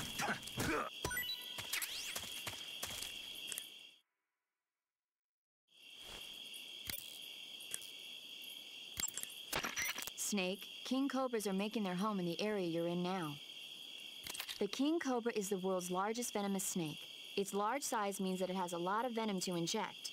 One bite is supposedly enough to kill an elephant. And it's extremely vicious as well, so watch out. If you get bitten by a king cobra and injected with venom, your life will start to decrease rapidly.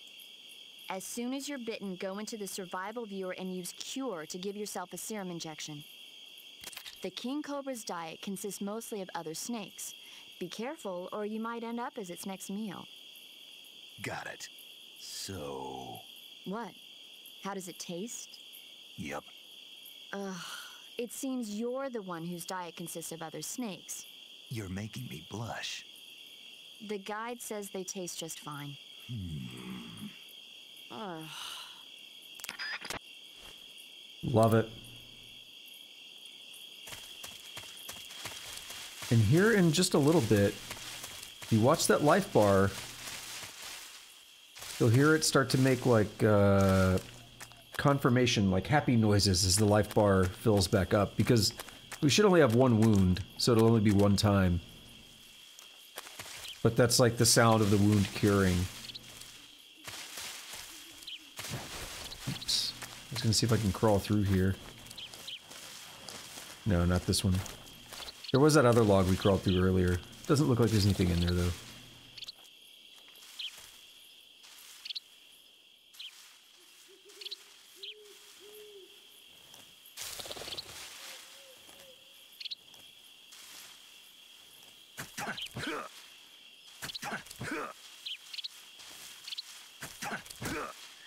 Got you. Got your ass. Is A? That's not an anaconda, is it? I don't feel like we've got an A yet. When you get hurt, No, your we've body heard will this heal stuff. itself naturally over time. However, the speed at which your life recovers depends on how much stamina you have at the time. The more stamina you have, the faster you'll recover. So if you want your wounds to heal quickly, you should eat something and replenish your stamina first. Alrighty.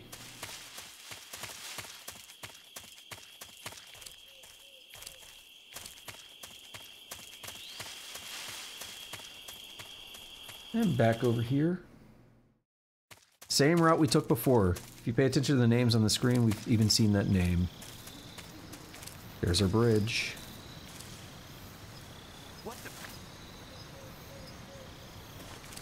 I like how I could see you from all the way over there. See if I can get a stun on this guy.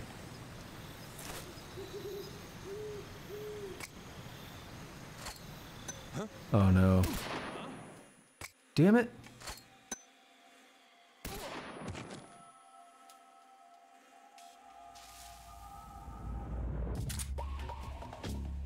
No, it is what it is.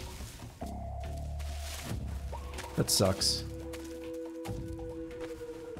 I was way better in my practice. Oh, there goes the heal. Not even practice run, it was more, it was a, as I mentioned earlier, I had a difficult time getting this, running stably yesterday.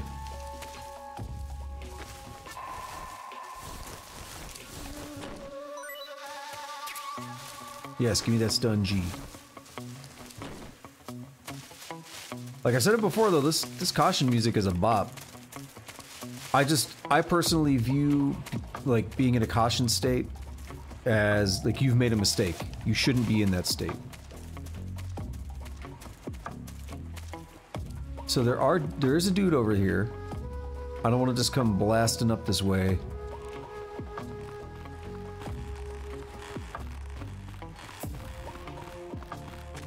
Gotta get up here when we can, though.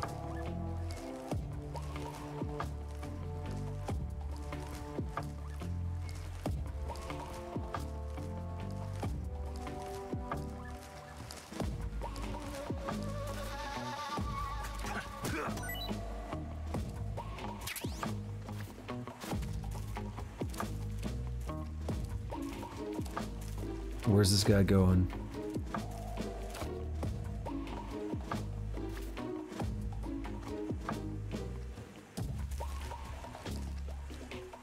Oh, he's gonna see me, maybe.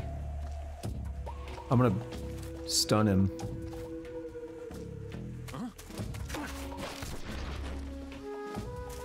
There we go. Give me some goodies. Oh, we haven't asked about chaff yet.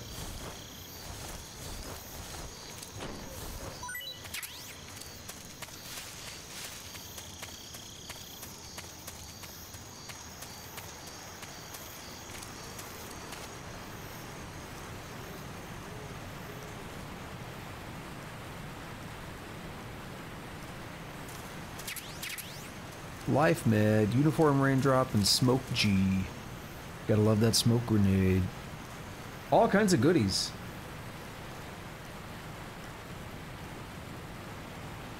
They are really hooking us up, aren't they?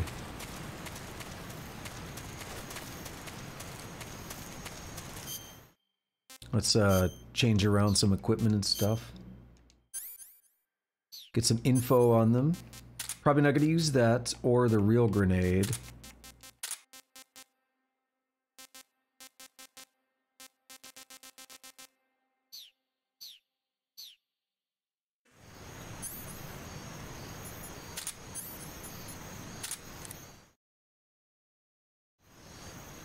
Are we on paramedic? Yeah, we'll call her real quick. To eat food, press the start I'm button. gonna skip that one. I think she also said at the end that it'll rot. She said, but don't leave food. Something like that. It rots. She mentioned it earlier in passing. Because if you have something living, then it won't rot. That's a weird grenade you got there. From what I can tell, it's an anti-electronics weapon that works by scattering a bunch of metal foil in the air to interfere with radio signals. Call it a chaff grenade, if you will. By using a chaff grenade, you can disrupt the function of enemy radios and electronic devices for a short period of time.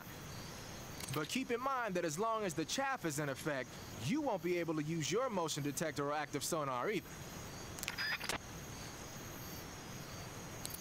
All right, what else do we have?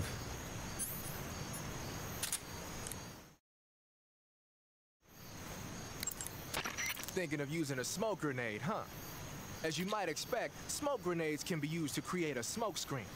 The combustion agent is a mixture of zinc oxide, ammonium chloride, aluminum, and some other stuff. When it explodes, it releases a thick cloud of grayish-white smoke that resists dispersion. That should provide some nice cover. The smoke will confuse the enemy by blocking their field of vision. That'll help you out when you're trying to make a quick getaway. It also works the other way around. You can use it as cover to sneak up on an enemy position. The smoke screen should work just as well when you're being chased by dogs, too. Alrighty. Didn't know dogs were a factor. For the record, I did. But we didn't, as, you know, as far as everything we've seen in the game. The enemy's here? HQ, please respond. This is HQ.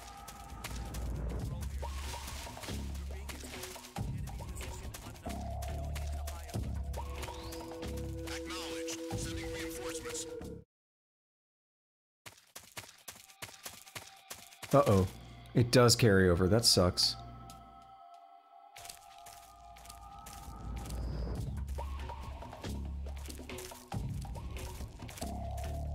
Right, we're back where we were earlier.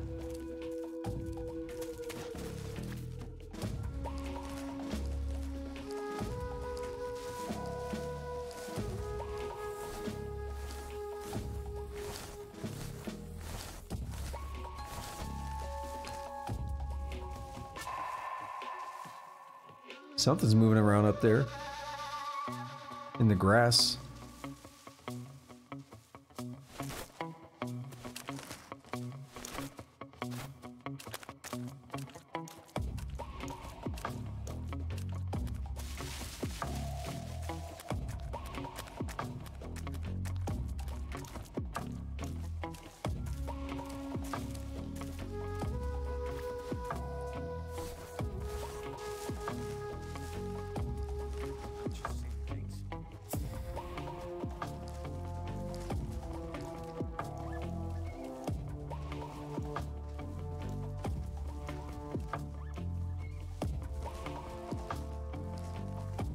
I think the OBS side of things is a little choppy here and there, but it's not choppy on my end. It's just the visual.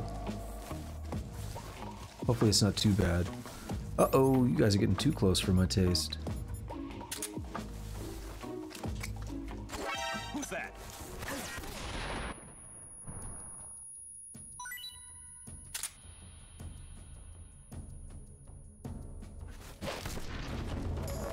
Y'all can stop that.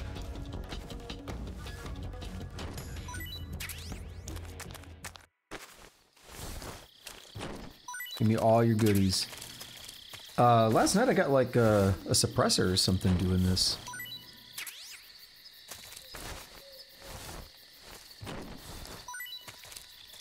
They're keeping the good stuff away from me today.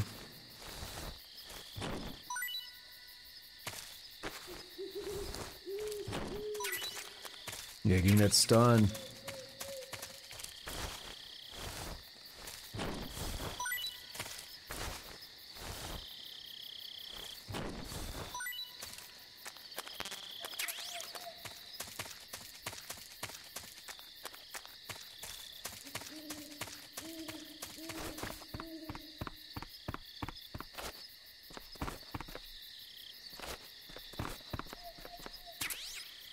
Cardboard box. Gotta love it.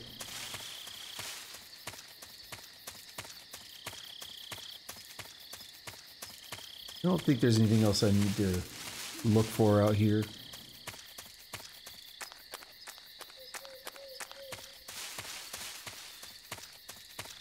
Oh wait, got some kind of bug juice. Zombie face.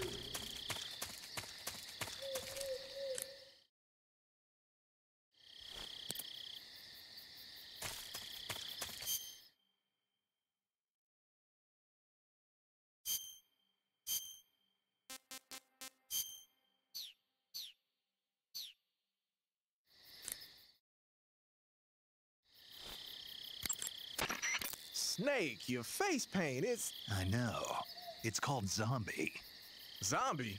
What does that mean? Beats me. Are you serious? Hello, paramedic. You mean you've never heard of zombies? Nope. Never. You guys don't know anything. A zombie is a dead body that's been cursed and brought back to life by a master of black magic. Supposedly, they revive the dead and use them as slaves. It's also seen as a kind of punishment. People who commit terrible crimes can be forced to labor even after they're dead. Interesting. How do you know all this stuff? I saw it in movies. Like White Zombie. Never seen it? Nope. Can't say I have. How about Plan 9 from Outer Space? No. Missed it. You can't just focus on the things you like all the time. You have to expand your horizons, try new things. You guys need to get out more. Yeah, well, anyway, that face paint doesn't look all that useful. Go ahead and wear it if you want, but I think you should change to... You don't need to change anything. Why not? It makes them look awesome. Doesn't it? Look, arguing about it isn't going to get us anywhere. Snake, you do whatever you want. It does make you look cool. There you go. She's into it.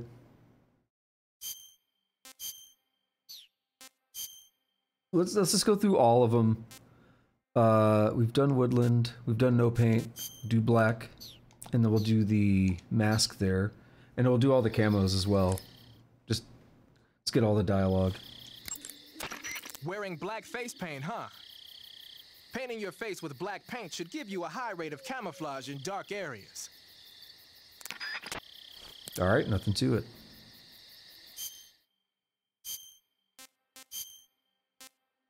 But we didn't do... Yeah, we didn't do splitter.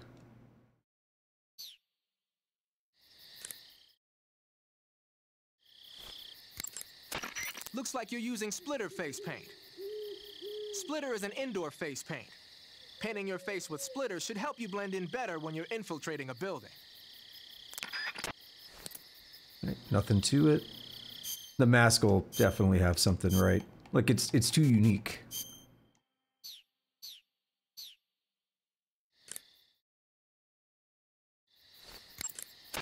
Ah, you're wearing the mask. I made it myself. Pretty good work, don't you think? A while back, they were planning to disguise someone as this one GRU officer and send them in to steal some secret documents. I created the mask for that operation. But then the mission ended up being canceled. And then the major came and told me to throw it out. Can you believe that guy? But you didn't throw it out. Are you kidding? Tossing a superior quality product like that into the garbage without using it will be an insult to science. So I decided to use it to hide your face from the crew of the gunship during the Virtuous mission. Okay, but is it really that big of a deal? Of course it is. What's so great about it? Everything. But if I had to pick one reason, I'd have to say it's because it's the first mask ever that can blink its eyes. What about the lips? What's that? Can it open its mouth? That's a good one, Snake. You crazy, man. I'm serious. Are you even listening to me, Snake? Where's your common sense? Damn. Sorry. But we can presume that it can open its mouth because he was wearing it in the intro and he was smoking.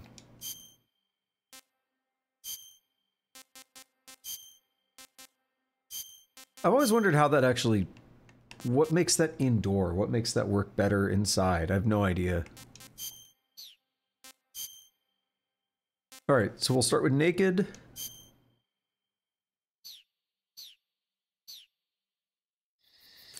Compiling shaders. I don't know if you see that occasionally at the bottom left. I couldn't find a way to disable the message, but it says compiling shaders.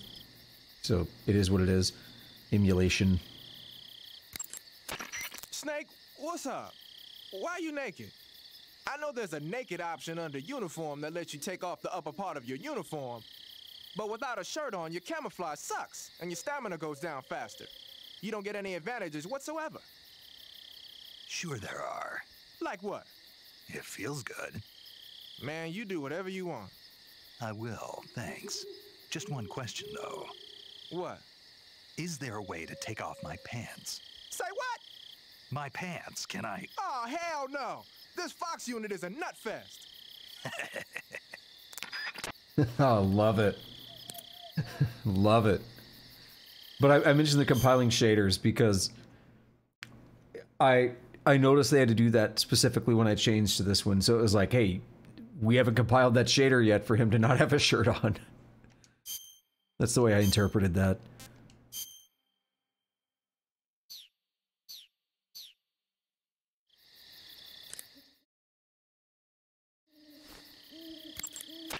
I see you're wearing the olive drab uniform. Olive drab, or OD for short, is the standard battle uniform for GIs. It's a solid color outfit with no camouflage pattern, so naturally it's not going to be much use as camouflage. I'd change it to something else as soon as possible if I were you. Good to know. We've done Tiger Stripe. Have we? We did. Yeah, I guess we were wearing Tiger Stripe. We'll call him again anyway, just to be sure. So I know at one point I was wearing Leaf as well. The camo index, located in the top right corner of the screen, tells you if your outfit is getting the job done. The higher the value of this index, the harder it is for the enemy to spot you. Try your best to keep the camo index as high as possible.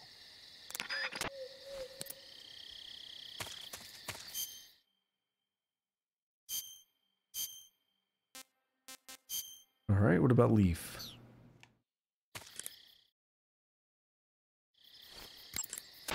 Wearing the leaf pattern camouflage, are you?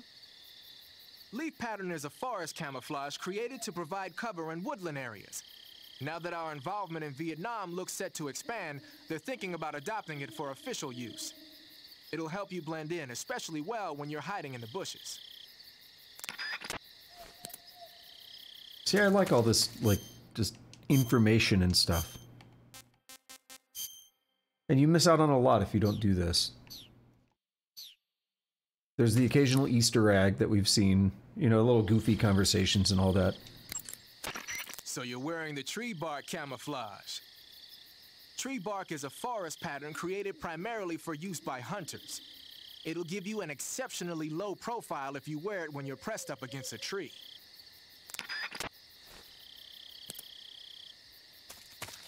All right. Almost done. Raindrop, which we just got that one. Like we found it underneath that cliff or whatever. Wearing raindrop pattern camo, huh? Raindrop was used by Germany during World War II. Even now, it's still used a lot in Eastern Europe. It's designed to be especially inconspicuous in the rain, so you'll get the most out of it if you put it on during a downpour. Which we've seen some in movies, but we haven't, like, really had any gameplay when it's raining.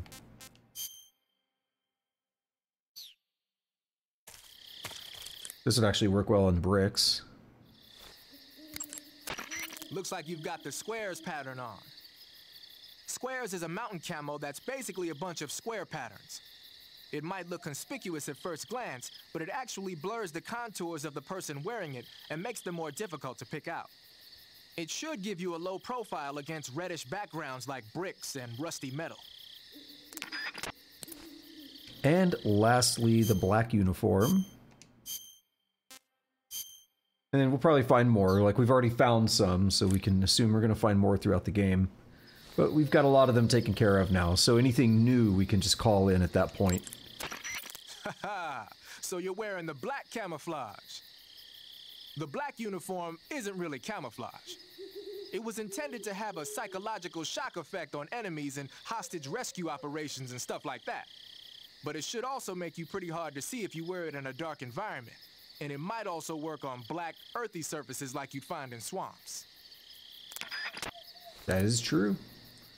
All right, let's switch back. The good old tiger stripe. And let's call up paramedic save hotline. And let's continue you on. Want to save?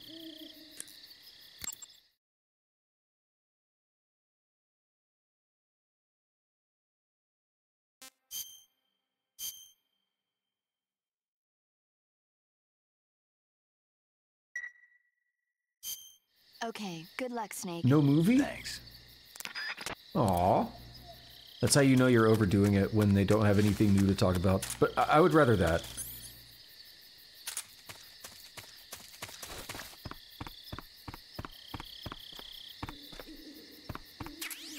Mine detector. Cool. So this is actually where we found Sokolov. Nothing in here now. Looking for Adam, right?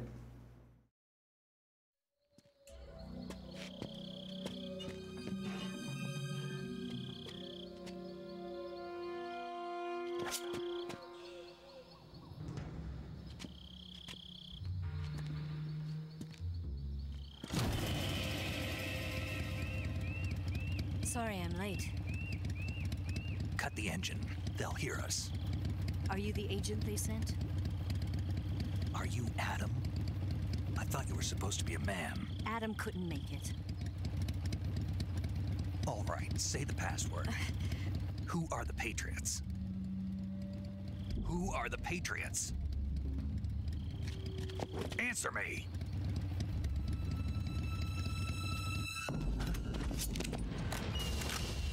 Trapped. Get down!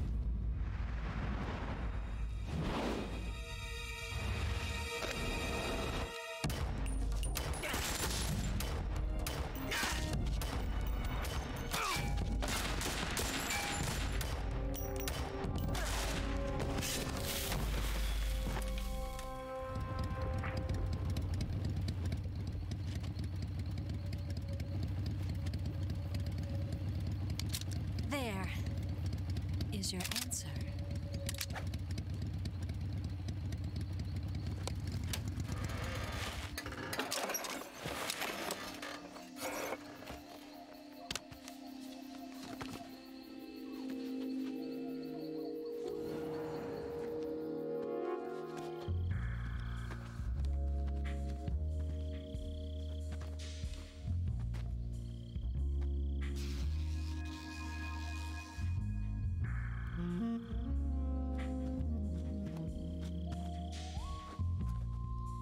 The name's Eva.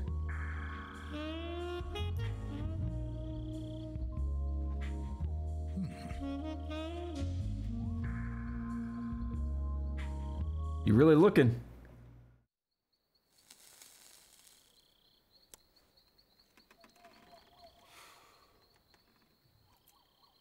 This wasn't part of the plan. What happened to Adam? What's your code name? It's Snake. Snake, huh? Well, I'm Eva. Are you here to tempt me?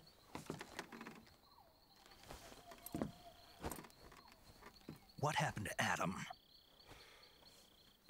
Colonel Volgan is a very suspicious man. He decided Adam wasn't the right person for this mission. And you were? Yes, Why? because I can do things he can't. I heard you used to be a codebreaker for the NSA. I was. 4 years ago, I defected to the Soviet Union with Adam. Mauser military. The broom handle. It packs quite a punch. Nice to have when you're on a bike. You held it sideways and used the muzzle jump to create a horizontal sweep. That was impressive. Bet you've never seen that technique in the West. It's imitation, isn't it? Yeah. It's a Chinese Type 17 pistol. Around here, even that's hard to come by. Don't worry, though. The one I've got for you is American-made.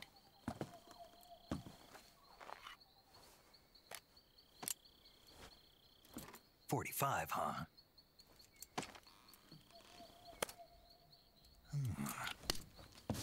Incredible. Do you like it? The feeding ramp is polished to a mirror sheen. The slide's been reinforced, and the interlock with the frame is tightened for added precision. The sight system is original too. The thumb safety is extended to make it easier on the finger. A long type trigger with non-slip grooves. A ring hammer. The base of the trigger guard's been filed down for a higher grip. And not only that, nearly every part of this gun has been expertly crafted and customized. I think he just got an erection. Where'd you get something like this? I grabbed it from a Western munitions armory. It probably used to belong to one of your officers, and there are more where that came from.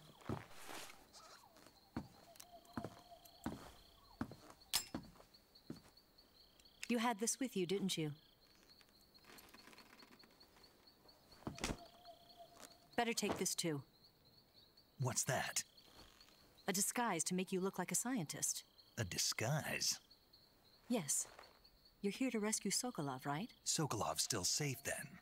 Yes. He's being forced to continue his work on the Shagohod. Where? At the lab. They've got a whole army of scientists there developing new weapons. Security is tight, but if you disguise yourself as a scientist, you might be able to sneak in. Can we get Sokolov out of there? We'll see, won't we? Tell me how to get to the lab. The safest way in is from the rear. First, you'll need to head north through the jungle. You'll come to a heliport used for shipping materials. Pass the heliport and continue north, and there will be a large crevice. Descend into that area and you'll reach a cave.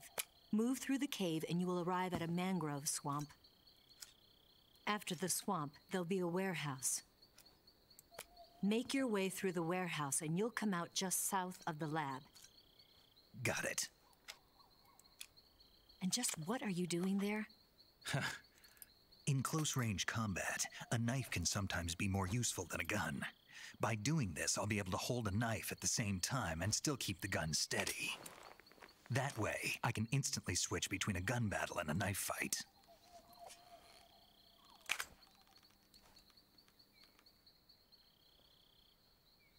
Right, let's get going. Wait a minute. What now?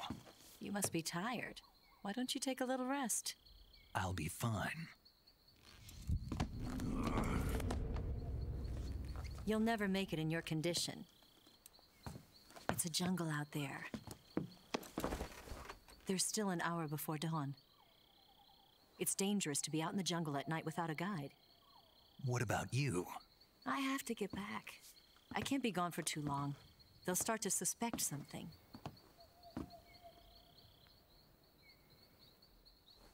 Don't worry. I'll keep you updated over the radio. That's it? My orders are to provide you with information, nothing more.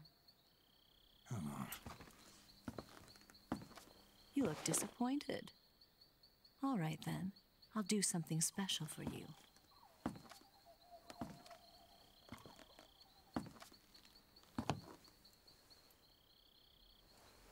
I'll stand watch until dawn. Now be a good boy and lie down.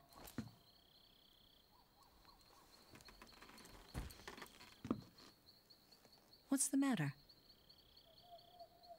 I don't know you well enough to trust you.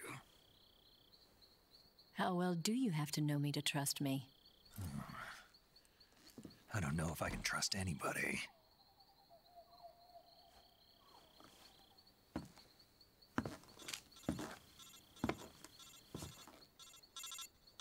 Gonna get that?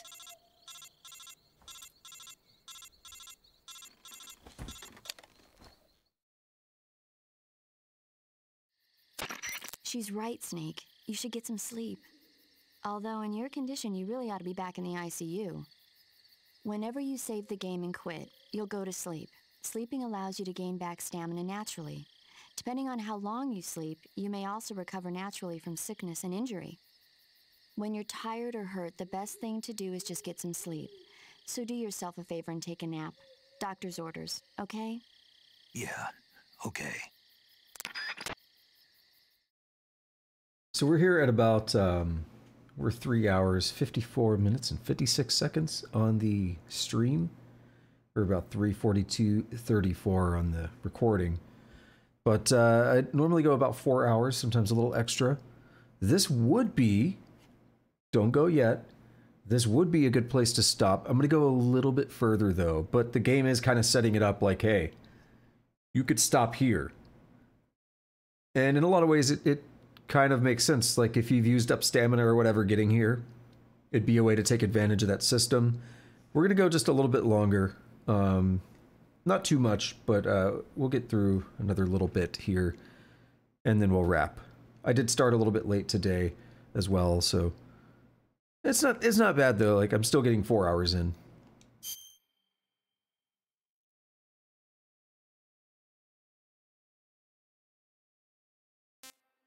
Wonder how many I can save here, because it's not a real console. It's using my drive, so I don't know if there's a limit to the game, because some games have built-in limits on saves.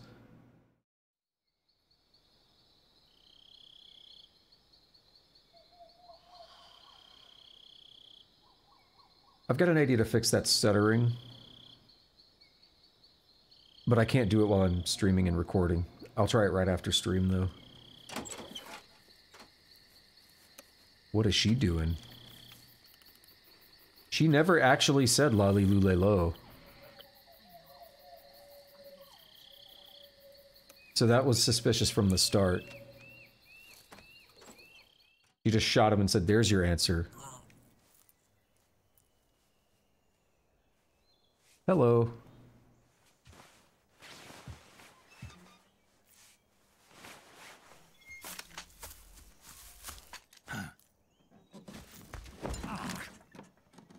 What's the matter?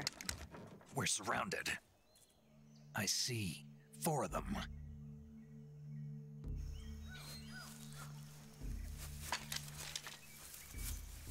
Why did she have her suit off? We've got company. It's the Ocelot unit.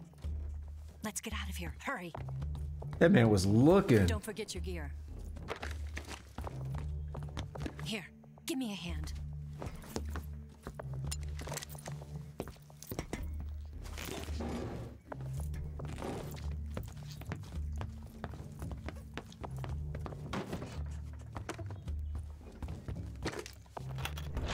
We can use this to get to the basement.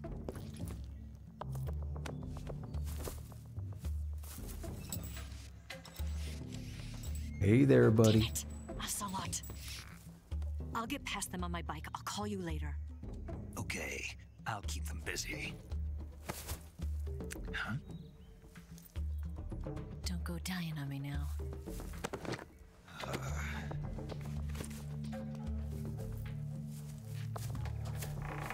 So that always bothered me. She says we can use this to get to the basement, but then we just close that. You can open it. So we could have hid under the bed, but they will see you under the bed.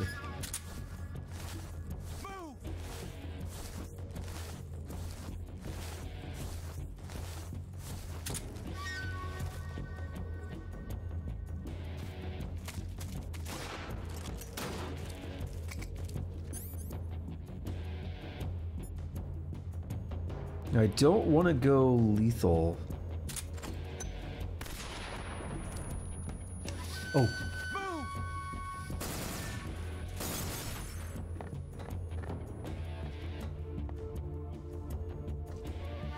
Yeah, because that's an M1911. That is very lethal.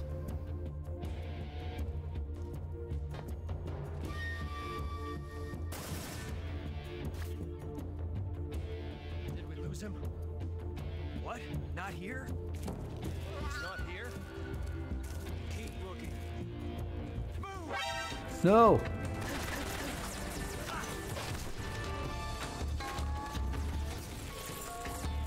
Did that guy die? No.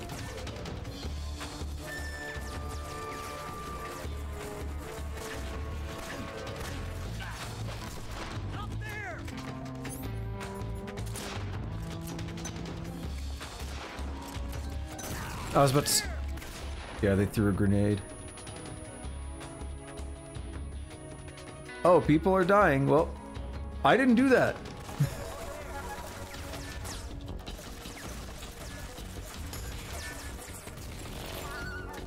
They threw a grenade.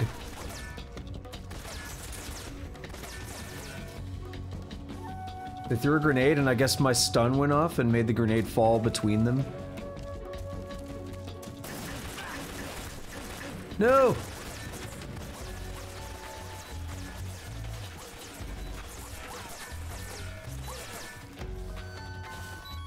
Alright, we're still hanging in there. I'm doing terrible.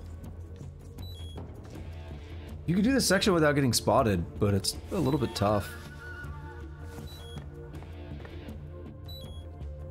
Alright, so let's check out my injuries. Call paramedic, because I probably have gunshot wounds. Snake, Yeah. you've got a gunshot wound. The way to treat a gunshot wound is to dig out the bullet using your knife, disinfect the wound, apply a styptic, and bandage it up. Follow all those steps and the wound should heal nicely. Take care of it quickly. Or you could stop being a pussy, be a real man, and incorporate that bullet into your body. Become one with the bullet. No, but for real, we are super hurt. Do I have life med, but yeah, it's not in here. So I gotta go into the backpack and equip it. We only have one though. But if I'm gonna use it, now is a time. Let's call up some people about this. What'll she say about it? Snake, you've been burned. The way to treat a burn is with ointment and bandages. Put both of those on, and the burn should heal right up. Treat it quickly. When you have a serious injury, like a gunshot wound or a burn, your maximum life will decrease. So if you're seriously hurt, go into the survival viewer immediately and use cure to treat it. Nothing else? Snake, you run a higher risk of getting seriously injured if you're hit by an attack at close range. If you're engaging in proximity combat, use caution. If you get seriously injured, go into the survival viewer and treat it right away. Alright, what about Sigint? Those rifles the Ocelots are using aren't AK-47s, are they? No. They kind of look like AKMs, but they're different. Different how? They've got steel handguards and vertical type foregrips, and the muzzle suppressor is bigger. A carbine version of the AKM, huh? Hungary has a unique modified version of the AKM called the AMD-63. I heard something before about them making a prototype carbine version of that. My guess is they probably imported some of those prototypes. If they're using a carbine version of the AMD-63 like I'm thinking, then they could be a serious threat. Those things handle better than the AK-47s, especially at close range. And don't forget, the Ocelots are elites. They're gonna be better shots than normal Spetsnaz, and you're that much more likely to get seriously hurt. Keep your eyes open. Heads up, Snake. Looks like some of those guys are equipped with M63s. Shotgun? The M63 is an American-made light machine gun. It's got more M, yeah. firepower than you might think. It can punch through a wall too, so watch out. Duh. You said some of them are using shotguns? Those shotguns are M37s. They're an American model designed for field combat. Not all that dangerous from a distance, but at close range, they'll tear you to shreds. Be careful. Actually, yeah, disregard everything, because M107 is the Barrett, the 50 cal sniper. So yeah, M has no bearing on it. Looks like some of them are using Scorpions. The Scorpion is a Czechoslovakian submachine gun. They don't have the stopping power of a rifle, but they're easier to handle and lethal at a medium range. If you eat more than a couple of rounds, it's not gonna be pretty. Don't fool around. Snake, watch out for those grenades they're tossing. You'll be injured pretty bad if you get caught in the blast. You could get burned too. If somebody throws a grenade at you, get away from it and hit the deck. I forgot about that. I was wondering when I got burned. Snake, if you fire that thing without a suppressor attached, the bang and the muzzle flash will give your position away to the enemy. Attach a suppressor and you won't have to worry about all that. To attach a suppressor, open the weapon window and press the circle button. I like how it says enter. Almost like I am on PC. I mean, I am a PC, but almost like it's a keyboard control. They changed it for the HD version because different, you know, different versions for different consoles. So let's go ahead and use that life med, and let's get a stungy. Where did this guy go?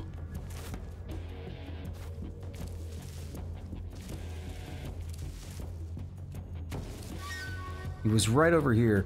So the suppressors are one of the things I don't like on this game, because the way they die.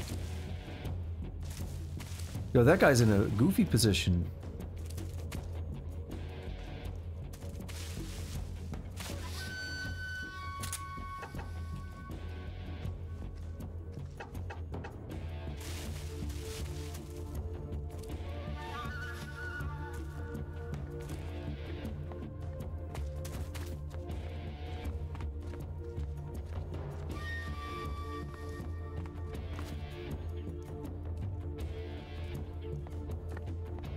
There's a couple moving around. We have 3 left. You can see the counter.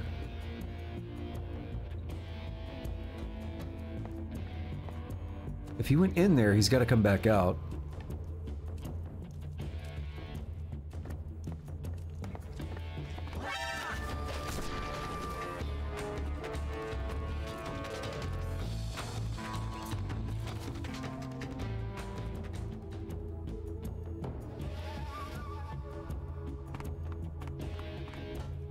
So they just straight blew this door open, by the way. So if you just stay in there, you have a much more direct confrontation with them.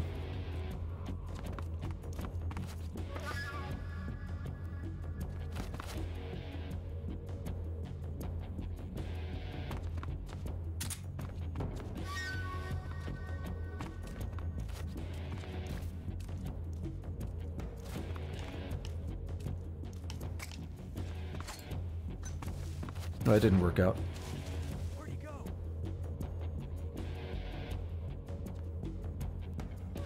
Got through way further than I expected.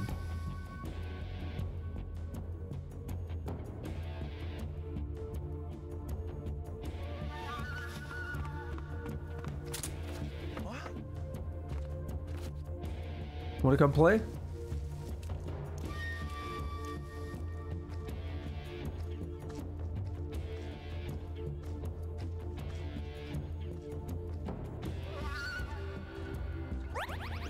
Oh. Wounds are healing.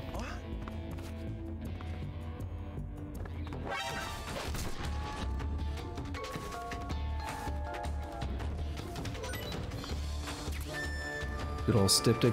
See, that's kind of garbage because he didn't get time to do anything. Oh, I got some R noodles. You know what's up.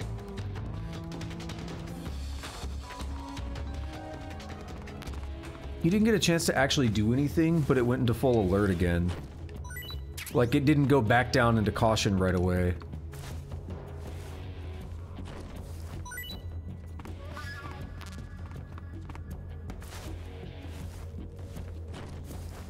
I thought that was the dude for a second, that tank right there. Alright, I have no idea where they're at, so...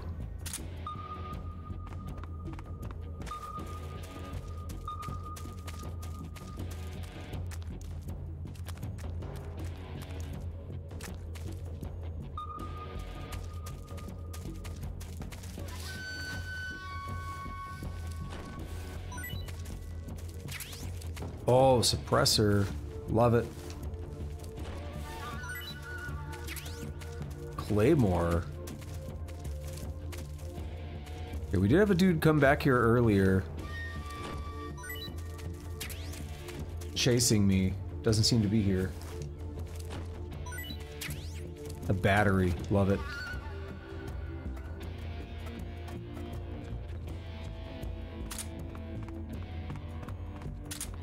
He's got to be out that way somewhere.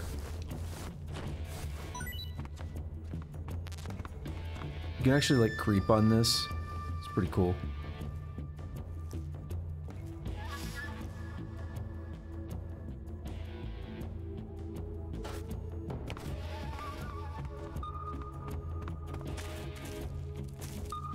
Okay, he's over this way.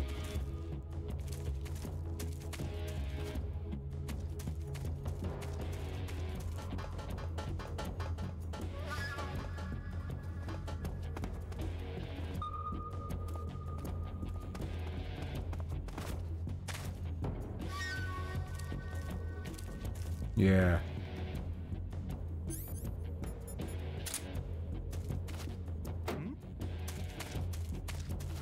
Is there somebody there?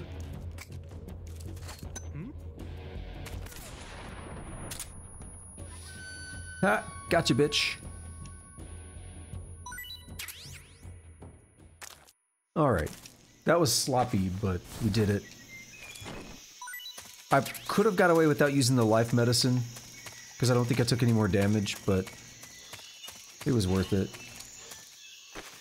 Steal items. Suppressor. I didn't double drop everybody, but it's good enough for now.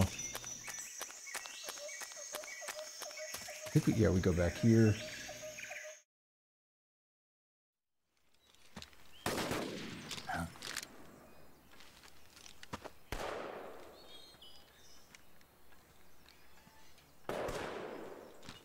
I've been waiting for this moment.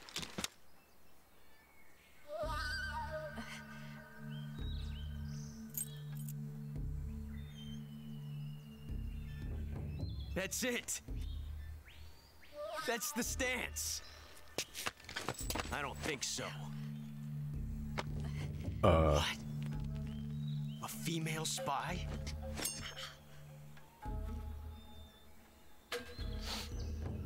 This bitch is wearing perfume. Stay where you are. I've had enough of your judo. I see you've got yourself a single-action army. That's right. There'll be no accidents this time. You call that an accident? Well, it wouldn't have happened if you hadn't been showing off. What did you say? It's a nice gun, I'll give you that. But the engraving gives you no tactical advantage whatsoever.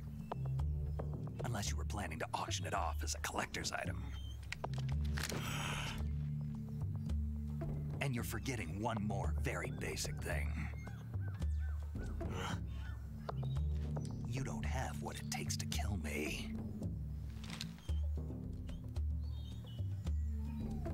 We'll see.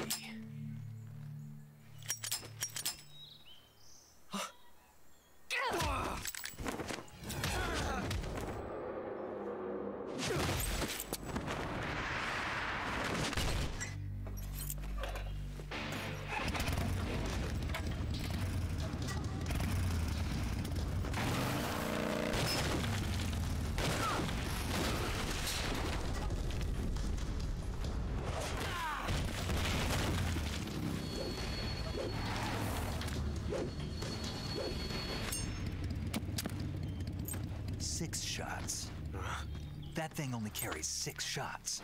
The Makarov carries 8. You have to get a feel for how many you have left.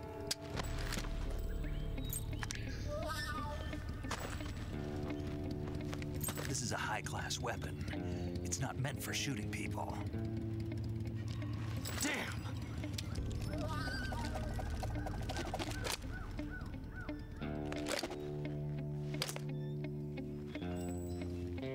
This isn't over yet. Don't. Why? He's still young. You'll regret stopping me. Damn it! I've got to get back before he does.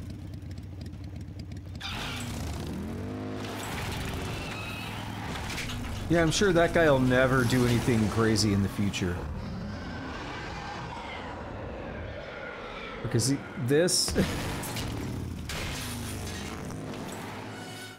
I have things to say about this whole scene. I never was a fan of the bike uppercut. That's pretty excessive. It's just a little bit too goofy for me. And the whole, like, the ramp, like the using the stairs as a ramp, I mean, it's not... completely unrealistic. I mean, it kind of is with that bike and this wind, like this run up isn't very high. It's a bit much. But oh well.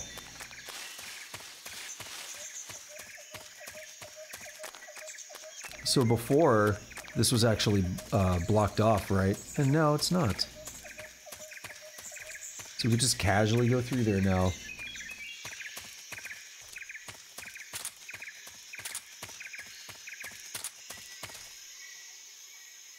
I feel like oh yeah, I just want to call people real quick. I was like, I feel like I had something else I was forgetting. It looks like you've got rid of all the ocelots. Yeah. Now proceed with the rescue of Sokolov. According to Eva, you should start by going to the crevice to the north and... Can we trust her? What's that? Eva is with the KGB, isn't she? Can I really believe what she says? How do I know she won't double-cross me? There are no guarantees in espionage, Snake, only calculated guesses. At this point in time, the KGB stands nothing to gain by stabbing us in the back. So you're saying I can trust her? I'm saying the chance that she'll betray you is low. Ah. Of course, we checked the route she gave you against our own data. It looks like a pretty solid infiltration route. It makes good use of weak spots in the enemy's defenses. You shouldn't have any problems. Follow the route Eva showed you and proceed with the mission. Roger. First, enter the cave through the crevice. Eva said it was to the north, so head that way. First, enter the cave through the crevice. Eva said it was to the north, so head that way. No, why didn't I skip that the second time? Because I didn't know if there was going to be extra dialogue. You got some instant noodles, huh? Instant noodles? Uh-huh. It was invented in Japan just recently. Add some hot water and it's ready to eat. It's cheap and can be stored for a long time. And besides, it's delicious. It's like a miracle food. Wow. Speaking of which... Yeah? Are you going to eat that? I was planning on it, yeah. Oh, all right. Is there some reason I shouldn't? No, that's not what I meant. Then what did you mean? I was just going to say that if you weren't going to eat it, you should bring it back to me. I've always wanted to try some. Whatever. I see you've got yourself a ration. Rations are portable meals carried by Soviet soldiers. I've heard some nasty stories about how they taste. It looks like the rumors are true. Great. Hey, you should be grateful. Those things are designed to last. No matter how long you keep a ration, it'll never go bad. And they're surprisingly good for you, too. I'd take a snake over this any day, even if it's a little rotten. You are hopeless.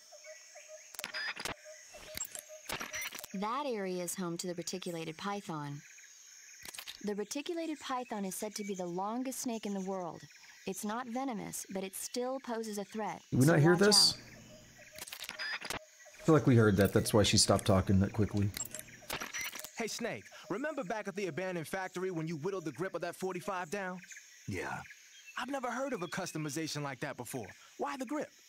To fit it with a knife. A knife? You're gonna keep the knife and the gun both at the ready? That's the idea. Why would you want to do that? Sometimes a knife works better in close proximity encounters. So I equip both at the same time. That way I can switch back and forth in an instant. Badass. So that's that. CQC. Snake, you said Eva said her Mauser was a Type 17, right? Yeah, what about it? That model was produced in the 1920s in a weapons lab in the Shaanxi province in China. The cartridge part sticks out lower than the original to accommodate 45 caliber rounds. The barrel and chamber are a little bit thicker too. But most telling of all, it's got Chinese characters engraved on both sides of the frame like you saw. And that firing stance Eva was talking about where you hold the gun horizontally, that's a trademark of the Chinese. Just like you were saying, when you're firing in full auto mode, the muzzle jump effect gives you a horizontal strafing motion. They say it's especially deadly in indoor and close-range mop-up actions. The Japanese called it bandit shooting and used to dread it. Makes you wonder where she learned to shoot like that. You know that army motorcycle that Eva was riding? That's a replica of a German model. A replica? Yeah. After World War II, the Soviets confiscated an entire assembly line from a German motorcycle factory, machines and all. And then they took it back with them and started producing replicas? Exactly. Originally, that motorcycle was designed to be used with a sidecar attached. That means it's got enough power to drag a 200-plus pound sidecar around. So that's how she could pull off all those crazy stunts. Uh-huh. Of course, it takes a lot of skill to be able to control that much power. That Eva chick is something else. Tell me something, Sigint. What's that? What does Sigint mean, anyway? Signal intelligence. It's short for signal intelligence. Signal intelligence? The part of intelligence that deals with electronic information. Things like intercepting and analyzing electronic communications, determining enemy force strength and positioning from radar emissions and radio chatter. You get the idea. Code breaking is considered part of SIGINT as well. 40 years from now, we'll be in the age of electronic warfare. It won't be long before information replaces firepower as the most valuable commodity on the battlefield. So you're saying they won't need guys like me anymore? Sorry to break it to you, but that's not gonna happen. No matter how advanced our technology gets, there's still no substitute for human beings. Anyway, the Major is a man of foresight. He knew the electronic age was coming, and so he called out to me. And you responded? Well, I didn't have any place else to go. You couldn't find a job? Nope.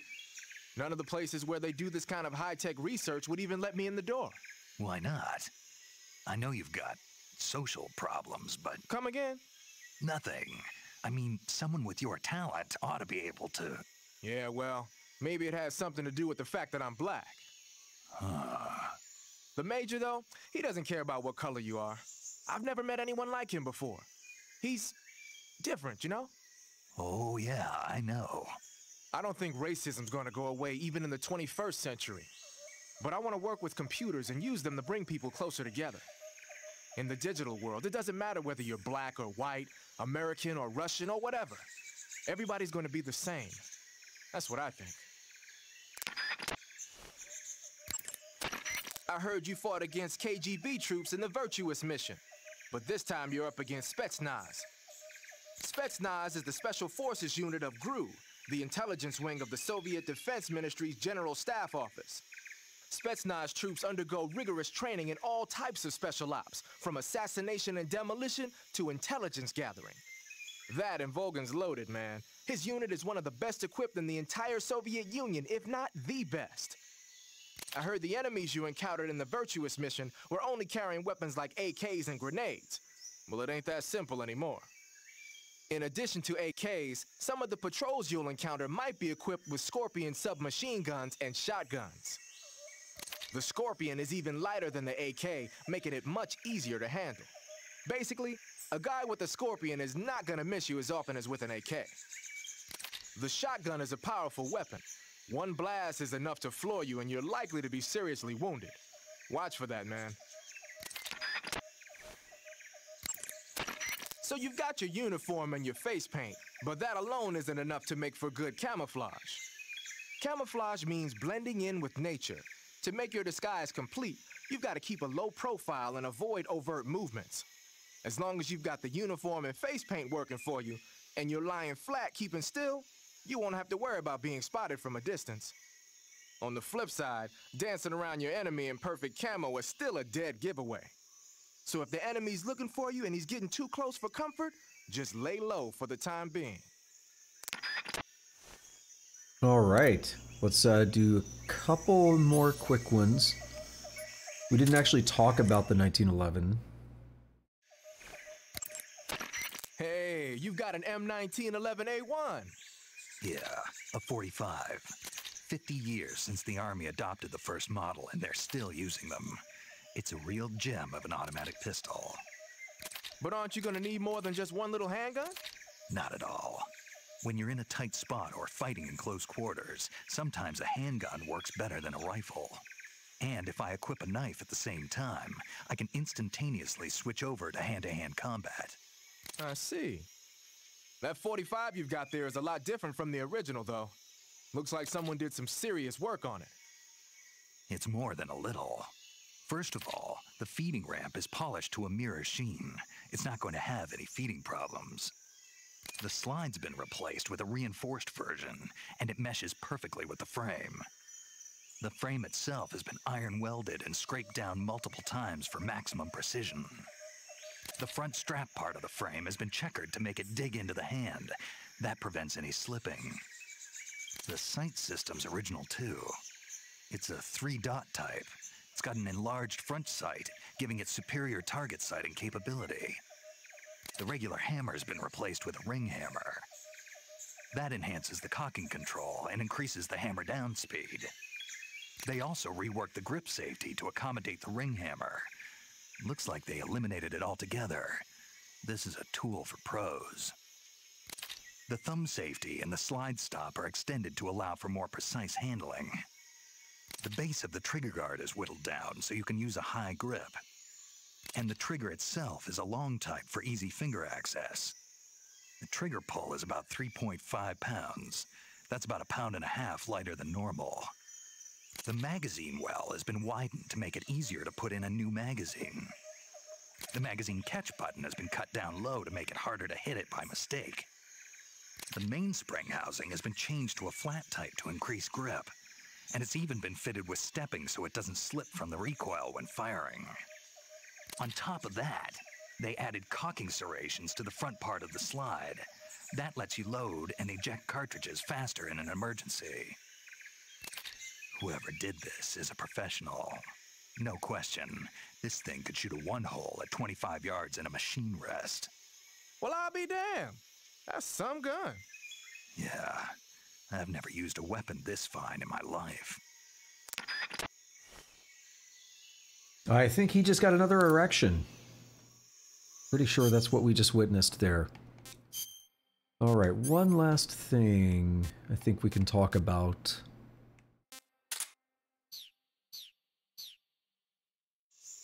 You know we gotta do it. To the weapons lab, East Wing. I don't want to know. I'm thinking out loud, but I'm curious if there's any fast travel thing with the boxes on this game. I actually don't know. And I don't want to. Snake, what are you doing? I'm in a box. A cardboard box? Why are you... I don't know, I was just looking at it, and suddenly I got this irresistible urge to get inside. No, not just an urge. More than that.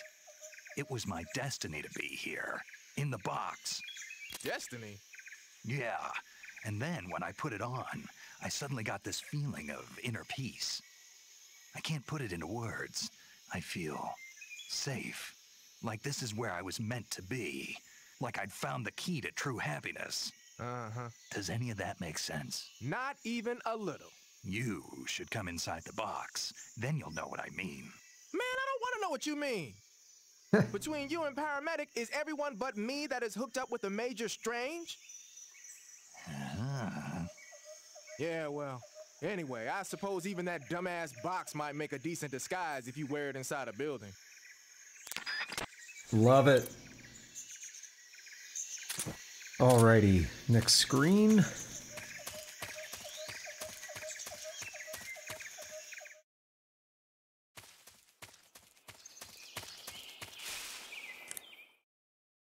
We're gonna call up the save hotline and wrap up here. You want to save? See if she Hold has on a sec. anything unique to say. Probably. We just went through another like story event, so it seems like it's time to get a new movie reference or whatever, right?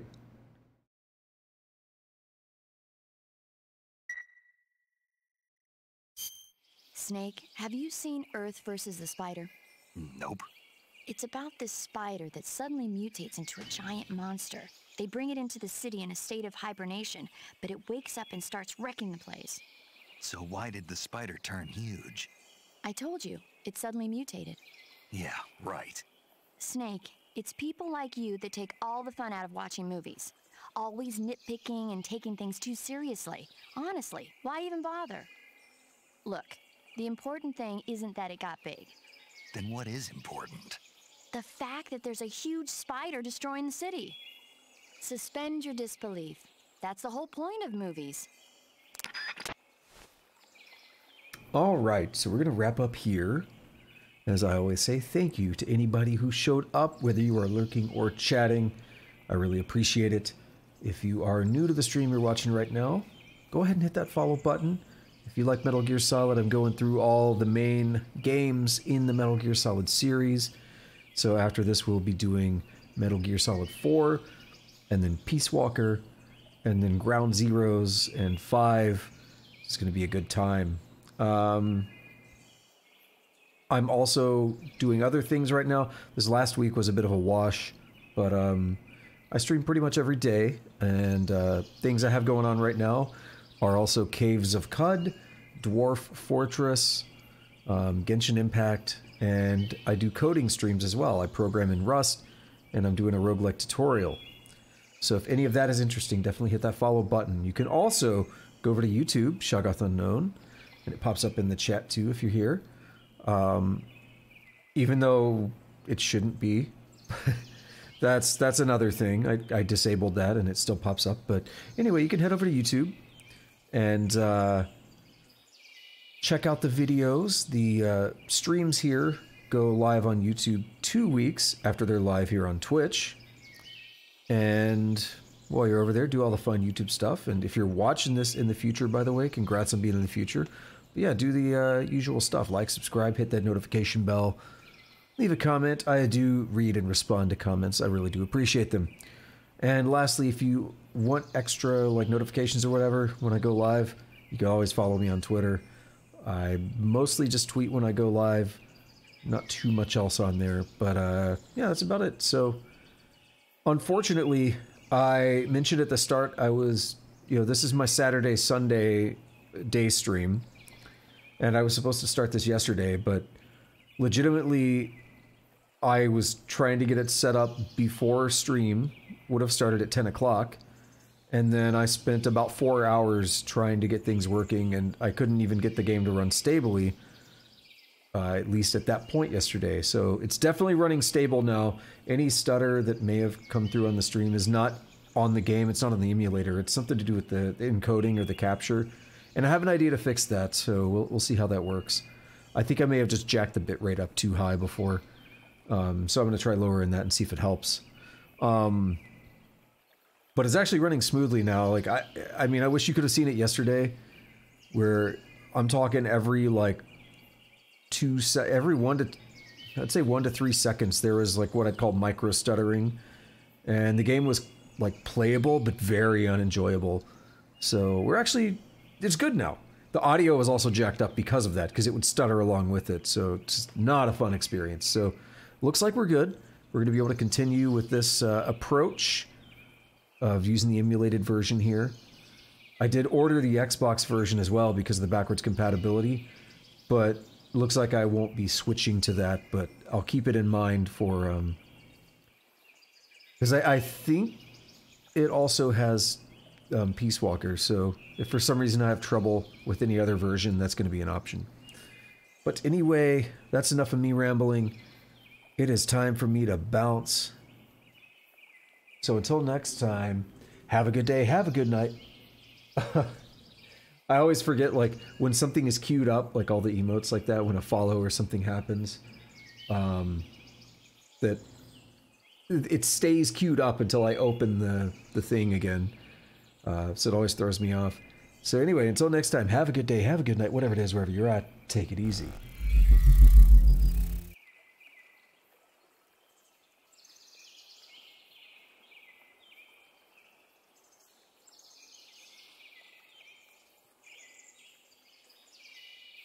You must continue your mission.